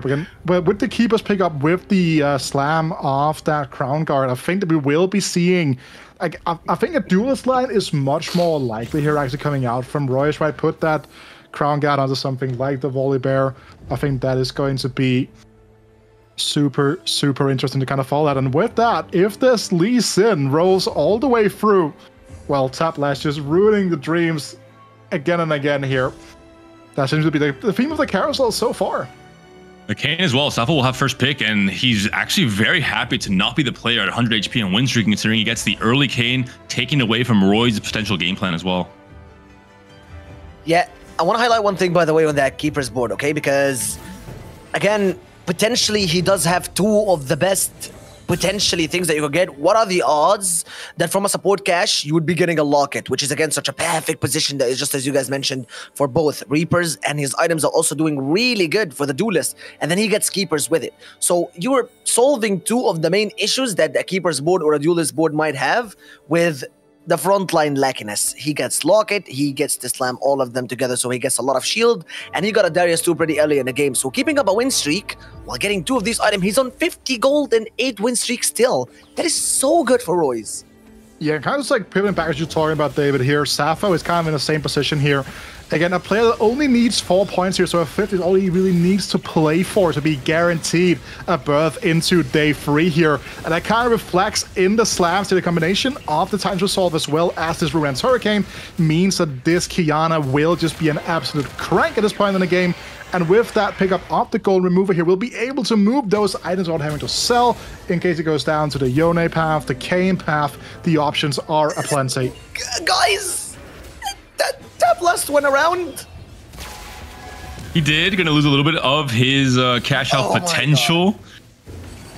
But it is still going to be a fairly sizable cash out. It is still going to be attempt at playing, I assume, Kaisel, though last time we saw the Fortune game plan for Taplast, he did go into Lilia instead in GSC number 2 in the game that he used to win it all. So we'll see if that'll be the same angle that he'll go for here. A bit of an issue here as well for some of the players, right? The fact that we now do see this Augment come out here at 3-6 means that some of the tailing that might have gone out on this stage here to kind of get set to get some tailored augments have not come into the mix here. Getting that magic wand you were talking about earlier on, they being a perfect augment for these AP reroll lines that is slowly but surely coming together for Clickorden. Meanwhile, Taplast kind of setting up for that cash out here with the Inspiring Epitaph being a very powerful option. Yeah, that loss is going to affect him a lot again, I'm afraid. Getting Kiana. What doesn't kill you and everything, but the Kiana again with a Hurricane, potentially an item holder just for the Irelia, despite the fact that he does have a lot of units rhymed up for, and alongside with the Morello as well, we'll be going on the Irelia for the late game with a Duelist emblem that does pretty much declare that Saf was now going to be going for the vertical Duelist line, especially with the item slammed on the Volibear. So it could be smart if you were Royce now and you could not want to contest with someone that already has a Duelist emblem and maybe pivot to the Reapers. Now it's starting to make more and more sense. And look at Taplast. His fortune is now only at 30. That is a massive loss. Now we have our Radiant items coming in. Was, of course, portal for this game, and we'll see what Taplast wants to go for. If he's angling towards, it looks like the AD line, Luminous Deathblade might be the best of his options if he's playing for the trick shot that I think is usually expected when it comes to playing Fortune. Yeah, but goes with the Crest of Cinders instead here, with the cash out now coming on along. So this just wants the anti-heal, already has a pretty decent AD selection for his range setup, tries to fill a void in his itemization here. Also could have gone for something like the Brink of Dawn if he was planning on kind of cashing out around a melee unit, but it is going to be that anti-heal that will be brought into the mix here, but not a lot of actions being taken, actually. Only 10 more seconds to kind of figure this all out here, and that's a big deal when you go for these big fortune cash outs. You just have to make it work very quickly. Not a single Kai'Sa in place though, and not maybe strong enough in order to be able to follow the best of Snoody, getting the Elizaya as well. And alongside with the Crest, he doesn't even have that carry to put these items on as well, but look at the bright side, he does have an item remover, so he could use one of these as an item holder for now. He's gonna be selling up this Tristana anyways. However, the Annie too is pretty huge, keeps up some pretty good front line for him despite the fact that she's not a bruiser. And the Crest of Cinders on Timo is gonna be applying the anti-heal on everyone, so he's finally gonna be able to find a win that this time he did ask for, unlike the past one. Despite the stun lock there, showcasing the power of these extra resources with the Fortune Cash Out, still manages to win against one of the stronger players in the lobby. Salvio's on a 5-loss streak, so his tempo game plan early is starting to affect his HP, and now has to find that next big power spike. Some extra gold here is big for a lot of players. Devalues Taplast's cash out a tiny bit, though. Yeah, and also in terms of Salvi, right, he's been kind of going towards this level 8 here. Same thing as Bensak now. These roles will be coming out, David, but again, looking at the position here as well, the Kai'Sa with the Rage Blade is a very clear indicator that we are going to be going towards the Ashe sniper line instead here. With the Radiant Gunblade as well, means that we will see a ton of healing, but lack a little bit of damage from the Ashe. Yeah, and I don't think I've seen anyone else try to go for snipers this game. So going for the Ashe right here is really good, especially with the Radiant Rage Blade, which helps her to gather up her items pretty much quickly.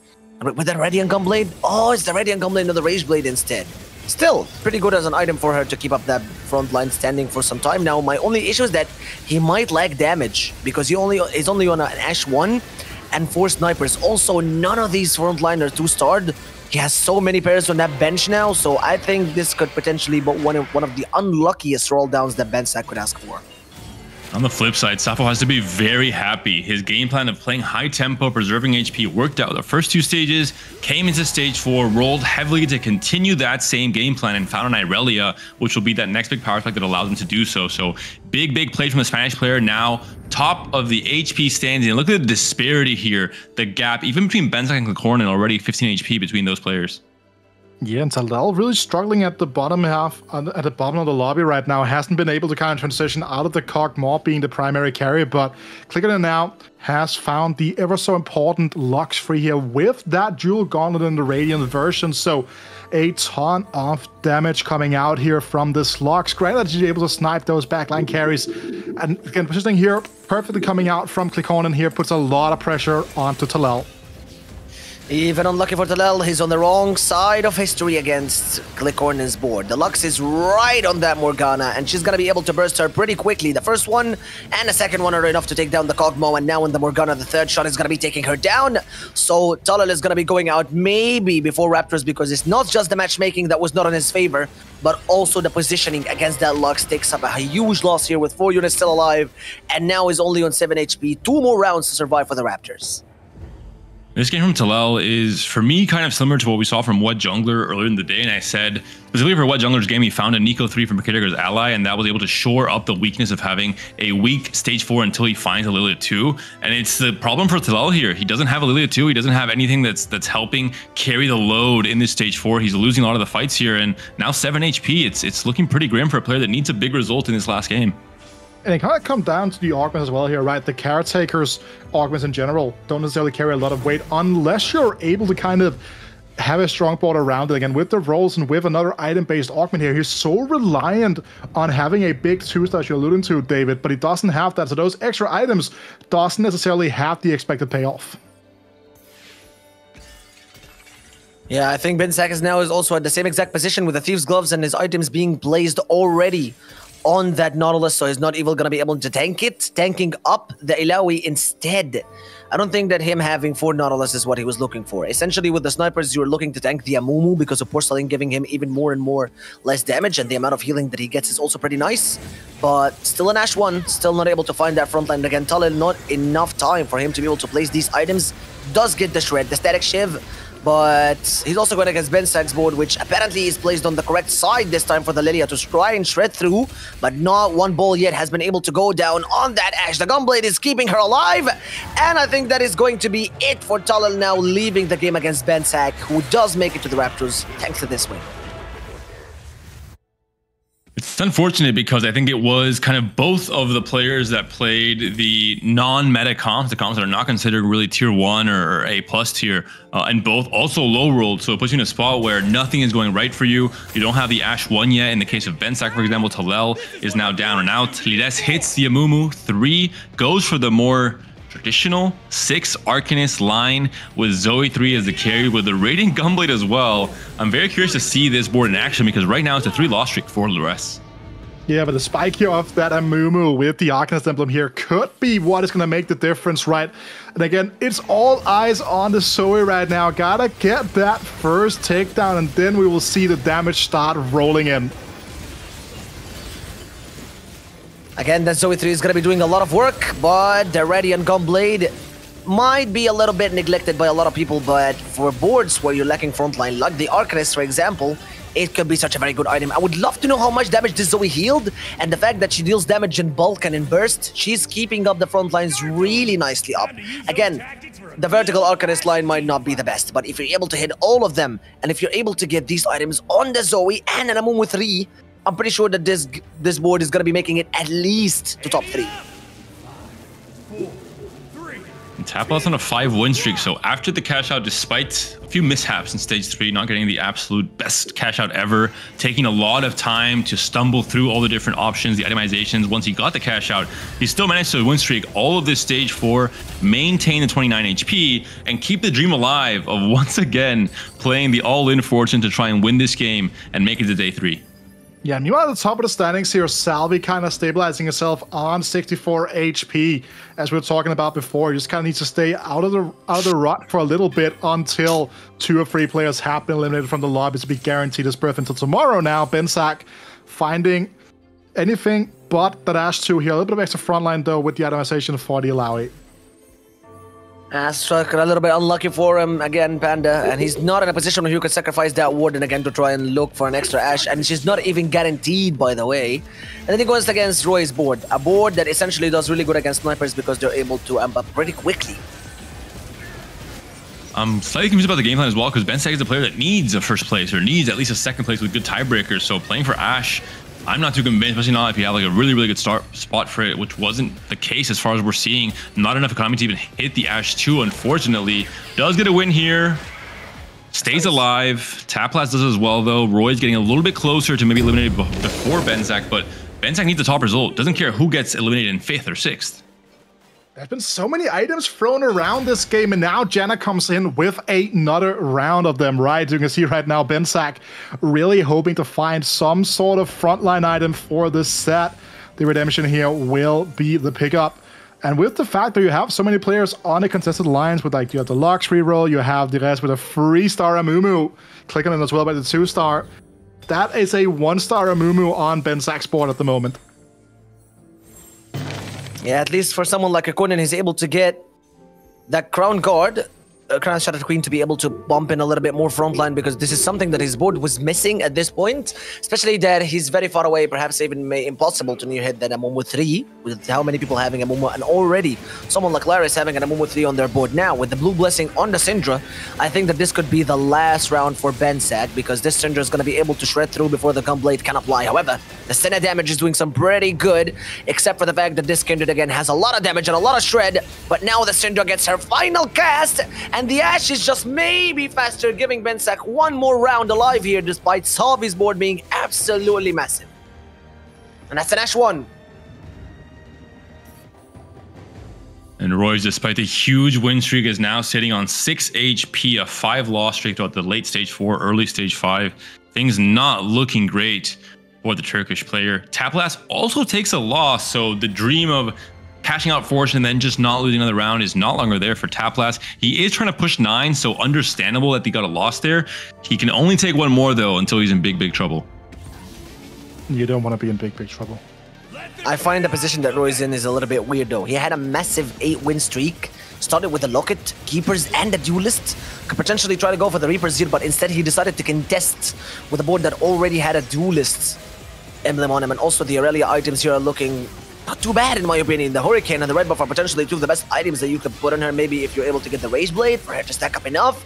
But that is going to be it for Roy. He's not able to make use of the 8-win streak he's got and goes against a 7-loss streak and goes from massively taking this lobby by domination in stage 2 and 3 to be the first on the 7th place, or maybe 6th, is it, after Benzak in stage 5. And with 6 players now remaining, with 3 players already eliminated here, right? This means that someone like Salvi can kind of breathe a sigh of relief. Job's done here. Tiny Titans did its job here. 25 HP remaining. Meanwhile, Sappho and Lires also kind of still jamming for it. Sappho also in a very similar position, can also slowly but surely feel a sense of relief, knowing that they will get a chance to fight tomorrow in day 3 here now. But all eyes you're talking about earlier on Taplast. Can you turn this around? Sat on a ton of gold that can't be invested into this board here. Saya 2 found. Aatrox and Silas coming in, level 9, coming through. Udyr as well. Online, Tattoo of Force can go on either the Silas or the Udyr, depending on where you have your upgrades. Still Silas 2 and 4, or Silas 1, unfortunately, only has that pair on the bench. And the Giga Galio taunting, making great use of the stone plates, trying to buy as much time as possible for not just the Kai'Sa and the Xayah, but also the Teemo with the Crest of Cinders. Wait, wasn't it in reverse? I think the blue buff on the Silas and maybe the gauge on the Udyr.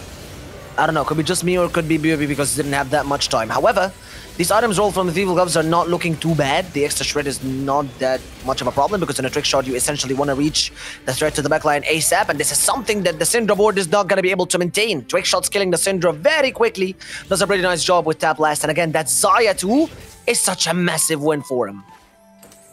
And look at the items he rolls again. Is this Lucky Gloves, Infinity Edge, and Giant Slayer again from the Thieves Gloves? What? He's cheating. I do love this from Taplast, keeping open the option of a little extra power spike with Teemo 3. He knows there are a few players rolling 2 costs with the Janna 3 and the Lux 3. And, you know, even if he's on level 9, keep that door open just in case it's exactly what he needs to try and win this lobby. It's going to be a big deal here now as well. Sappho sacking when I go to level 9, then redirect his efforts. But now Salvi going up against Cliconan.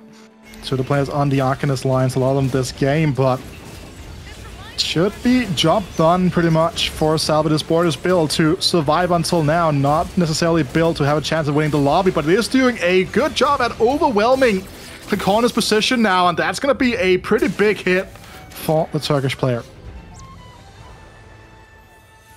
Still 5 players still alive. Going into the Dragon now, we did say goodbye to 3 players who were quite unlucky, and against Salvi, I think if I'm not mistaken, does need to make it a top 4, right Panda? No, I believe just top 6 even. I think Salvi's good already. Top 6? Yeah. Okay. Then he's chilling. Yeah.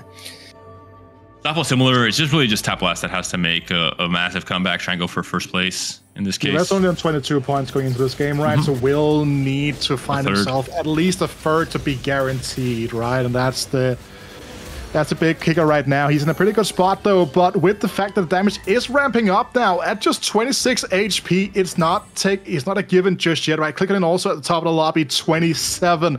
This lobby is ever so close. Matchmaking is going to have a huge impact here. The direct fights for the knockouts could change the scope of this game entirely and even the outcome of the entire tournament. Has to go on Teemo. Makes sense here. Finds the Silas 2, finds the Udyr pair as well. Can go for the 3rd Udyr item in this case now, considering all other relevant units on this bench, or on this board rather, are already itemized.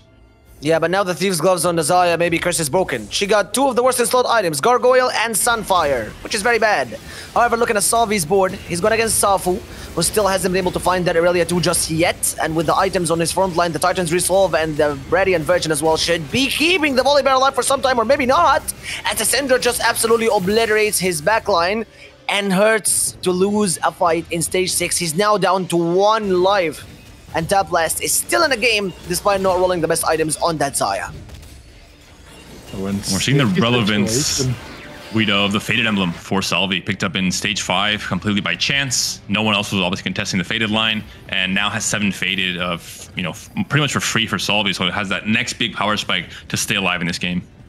You see the issue here for Lires right now, right? He's kind of struggling to find that 2-star Nautilus. It would be such a huge bonus for him, but he still needs to kind of truck it out over the line here. Has two of his direct competitors in his matchup pool, both Sappho and Salvi. So this one fight here can determine the outcome of the entire season for the Frenchman.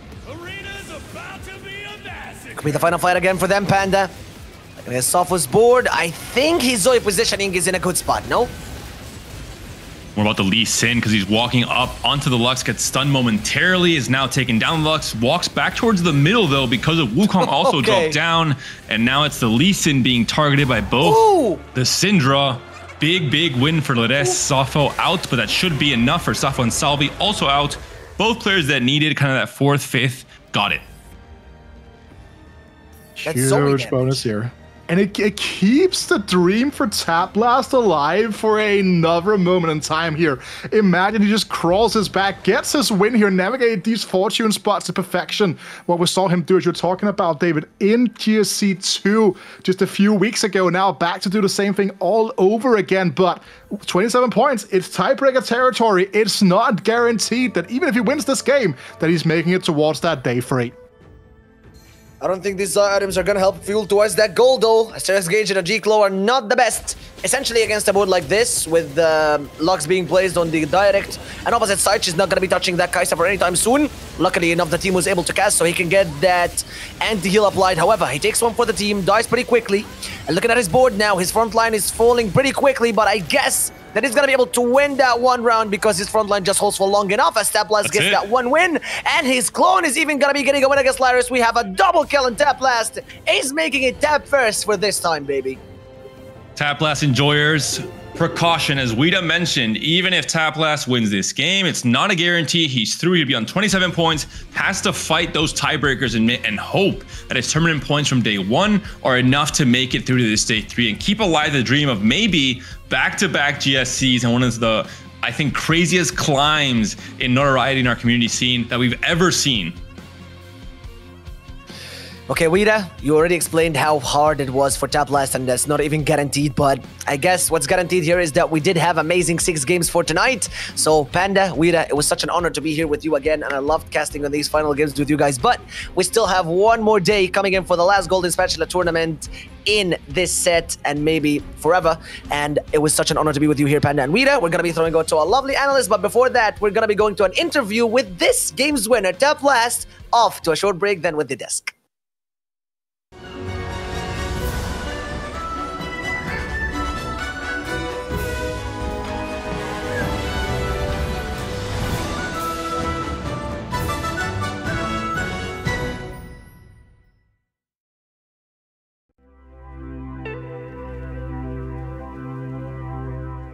Hi, I'm Taplast from Hungary. I am 22 years old and I am gonna be the Set 11 Golden Spatula Cup 2 winner. Inkborn Fables has been my favorite set probably. Close second is Set 6 and 6.5. Encounters have been pretty fun for most of it, but some of it should be deleted in my opinion. Yes, I am down to play in TFT offline events. I am maybe going to the one in Poland this year as well. I was actually planning to go to the Cactus Land this year, but I couldn't make it unfortunately. For people who want to qualify for GSCs, I would recommend to participate in all the open qualifiers, including the TRCs, and don't get too nervous about qualifying from the ladder. My goal in competitive TFT is to win everything. Win GSC, win Rising Legends Finals, and then win Versus as well. Thanks for all the support I get from the Hungarian community and from my family and from Twitch chatters. I would like to shout out Brazila and Stylat for making the Hungarian community happen. And I would also like to shout out to Sven, the guy I'm kind of practicing with, but it's usually just exchanging ideas on Discord.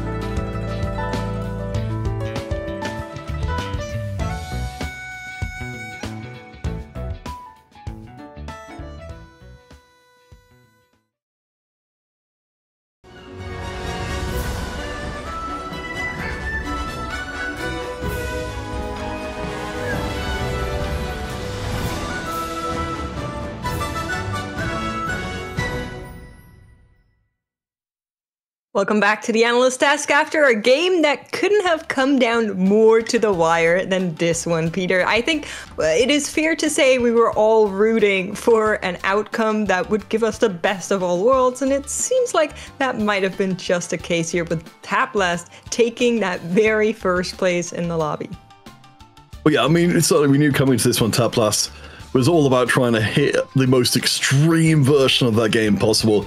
I think when we saw his streak getting broken a little bit early, alarm bells suddenly started going off for me and saying, okay, maybe this isn't going to be the game we would hope for, but I think the combination of the fortune from very early and the what doesn't kill you from very early as well is such a strong combination that even at, say 75% power, it's still extremely good. Yeah, and what I really loved about this comp, I mean, we have been seeing kind of the fortune into the Kaiser.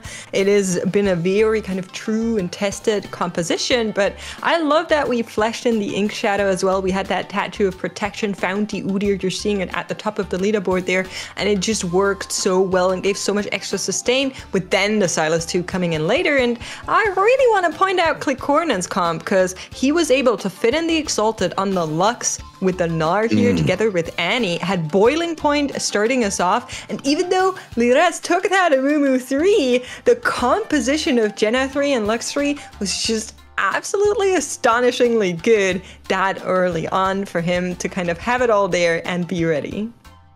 And I particularly like Lyris's comp as well, especially in the kind of context we're working with there. Having the Lux composition come in second and the Lyris comp come in third, revolving around Zoe. I mean, I don't know if you can think of a good name for that kind of composition. Oh yeah, I think it's Princess Punch! Yeah, sorry, production were not ready for that. Because production wasn't playing with us. See, that's how it works when you do online shows. But we did have a lot of good stuff in this comp here. Salvia as well on the back of that faded emblem. They're able to get in Faded 7, which is so good to see once again. Just not good enough in the end for first place.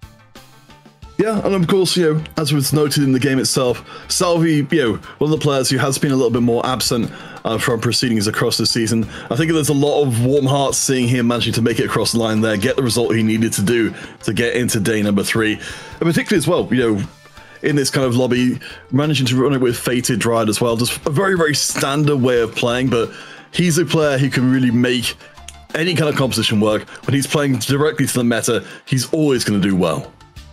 Well, we have them ready for you guys right now, right here, and we're not going to let you wait any longer. Here are our standings. Once again, showing you the top 48 players. All the players just barely didn't make it in that 33 placement there with Taplast. Probably means that the tiebreaker did not go his way. We're already seeing 3 players on 20. Oh my goodness. Okay, so it's 28. Tiebreakers didn't even come into effect. He would have won them, but everybody else was just able to claw out 1 more point here today. Wow. Look how close those points are, 28 to 31. That's 16 places. But Litiq is riding up ahead of the pack by a clear 3 points. I think in such a contested field, it's been a brawl the whole way through the day. To actually have a lead over anyone for Litiq is amazing.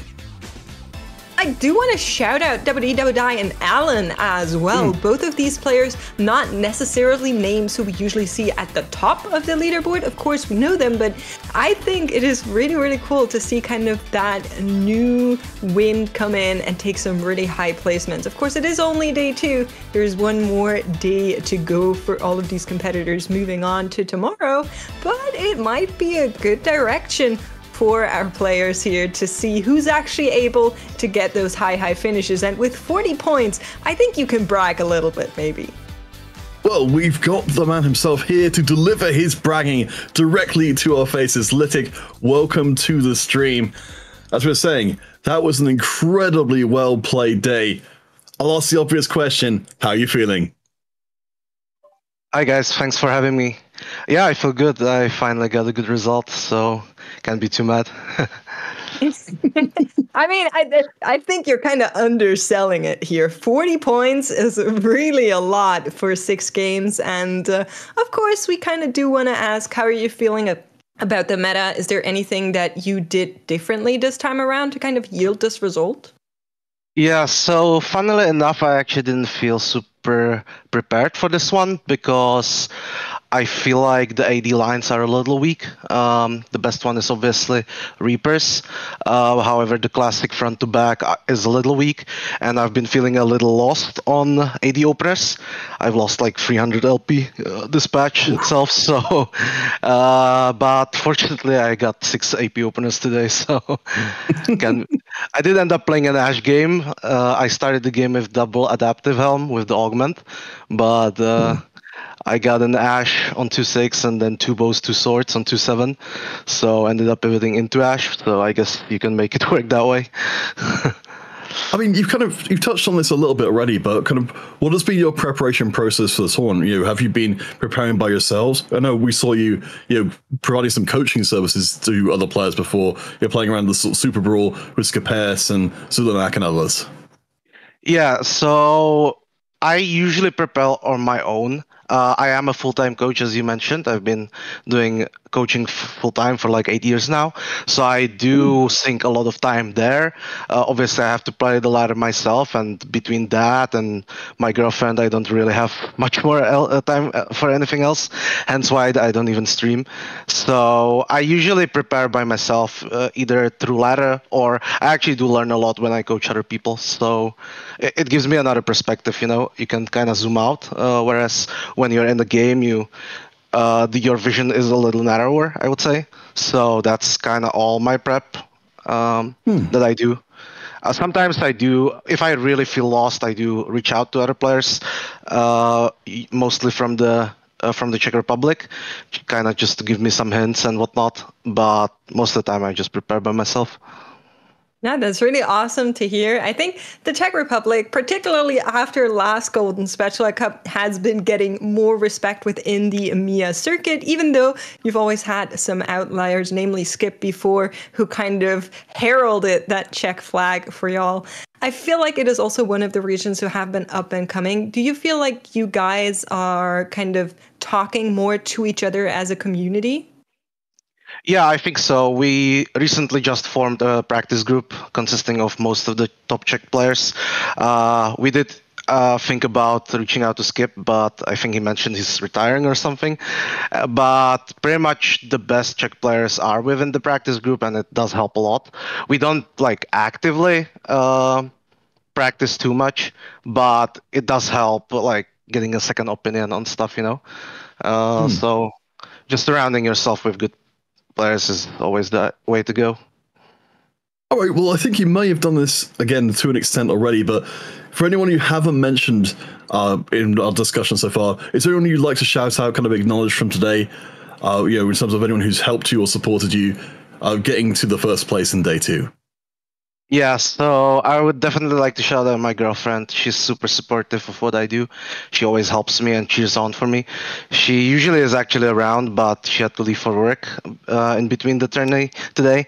But she definitely deserves my biggest shout out. I would like to shout out my practice group, Tomino, Petík, Tien, and I would also like to shout out the Czech co-caster Naruto. He's doing a really good job for the Czech community altogether. Yeah, I agree. I met him, and he's an absolute very, very nice person. So it's super cool to see him kind of also be there. Thank you so much, Litiq, today for that interview. We'll let you get off and celebrate that first place on day 2 and maybe get to some reviews of your games. Thank you so much for taking the time to talk to us. Yeah, for sure. Thanks for having me, guys. Bye-bye. See ya. I love it. It's always so good to talk to our players. TFT players in particular, they're just so sweet. And you're always like, I want to like them all. I love as well for Litiq in particular. He was so thoughtful about the whole thing. Having someone come in, of course we have member on the broadcast before, known as a player who's very heavy on the coaching side. I kind of love that for the TFT scene. We're kind of getting to see more players who are very, very cerebral, finding that success in tournaments as well. Well, speaking of finding success, we do have a contest winner here, Peter. So why don't you read this one out for us? My name's not David. Ugh, how terrible. All right, by force or delete. This is the day 2 version involving Gnar. and Ribbon, and our friend Yone as well. Let's see which one of you has come up with the most clever answer. Remember, there is no right answer. Gecko World 98 will choose to buy Gnar because he's tiny and cute by day, Hulk Smash by night. He would force, or they would force Yone. Gotta have that dramatic anime swordsman to monologue us to sleep. And delete Ribbon. Sorry, Ribbon, your parkour is making us dizzy. Time for a nap. Gecko World, honestly, I think you've done a fantastic job there. It almost feels like a little piece of poetry by itself. Yeah, I think there's a certain caster on this crew that maybe is going to look at that one and should take notes on getting better with their answers. I'm not going to name names, but Panda. And I think that was a well-deserved win. Well done. We're going to have another one of these tomorrow, so make sure you check that one out as well. With that, there's only one more thing for me to mention after today's tournament. Tomorrow, we are starting a little bit earlier, 4 p.m. CST, is that correct? My calendar says October 8. I don't think that is true. I think I'm getting baited by production. We start at 3 p.m. CST, summertime still here in Europe. And of course, check out our social media. We have Teamfight Tactics over on Instagram, Play TFT over on YouTube and Facebook, and TFT Esports EMEA over on Twitter. And then of course, all of our casters are linked in the chat command, !casters. If you want to check us out, I heard there might be some co-streams on the horizon, so that might be smart. I'm just saying. And with that, thank you so much for watching today. We're going to be seeing you tomorrow, of course. Peter, anything before we end the show for you? Just though, I'm really excited to see tomorrow who's going to be our final Golden Spatch Cup champion. It's been an incredible journey going through to this point. Tacticians Cup's coming down the line, but they'll never be quite the same. So I think tomorrow is going to be amazing. Exactly. So thank you for watching. Be good and get there safely. We'll see you on the other side of this night.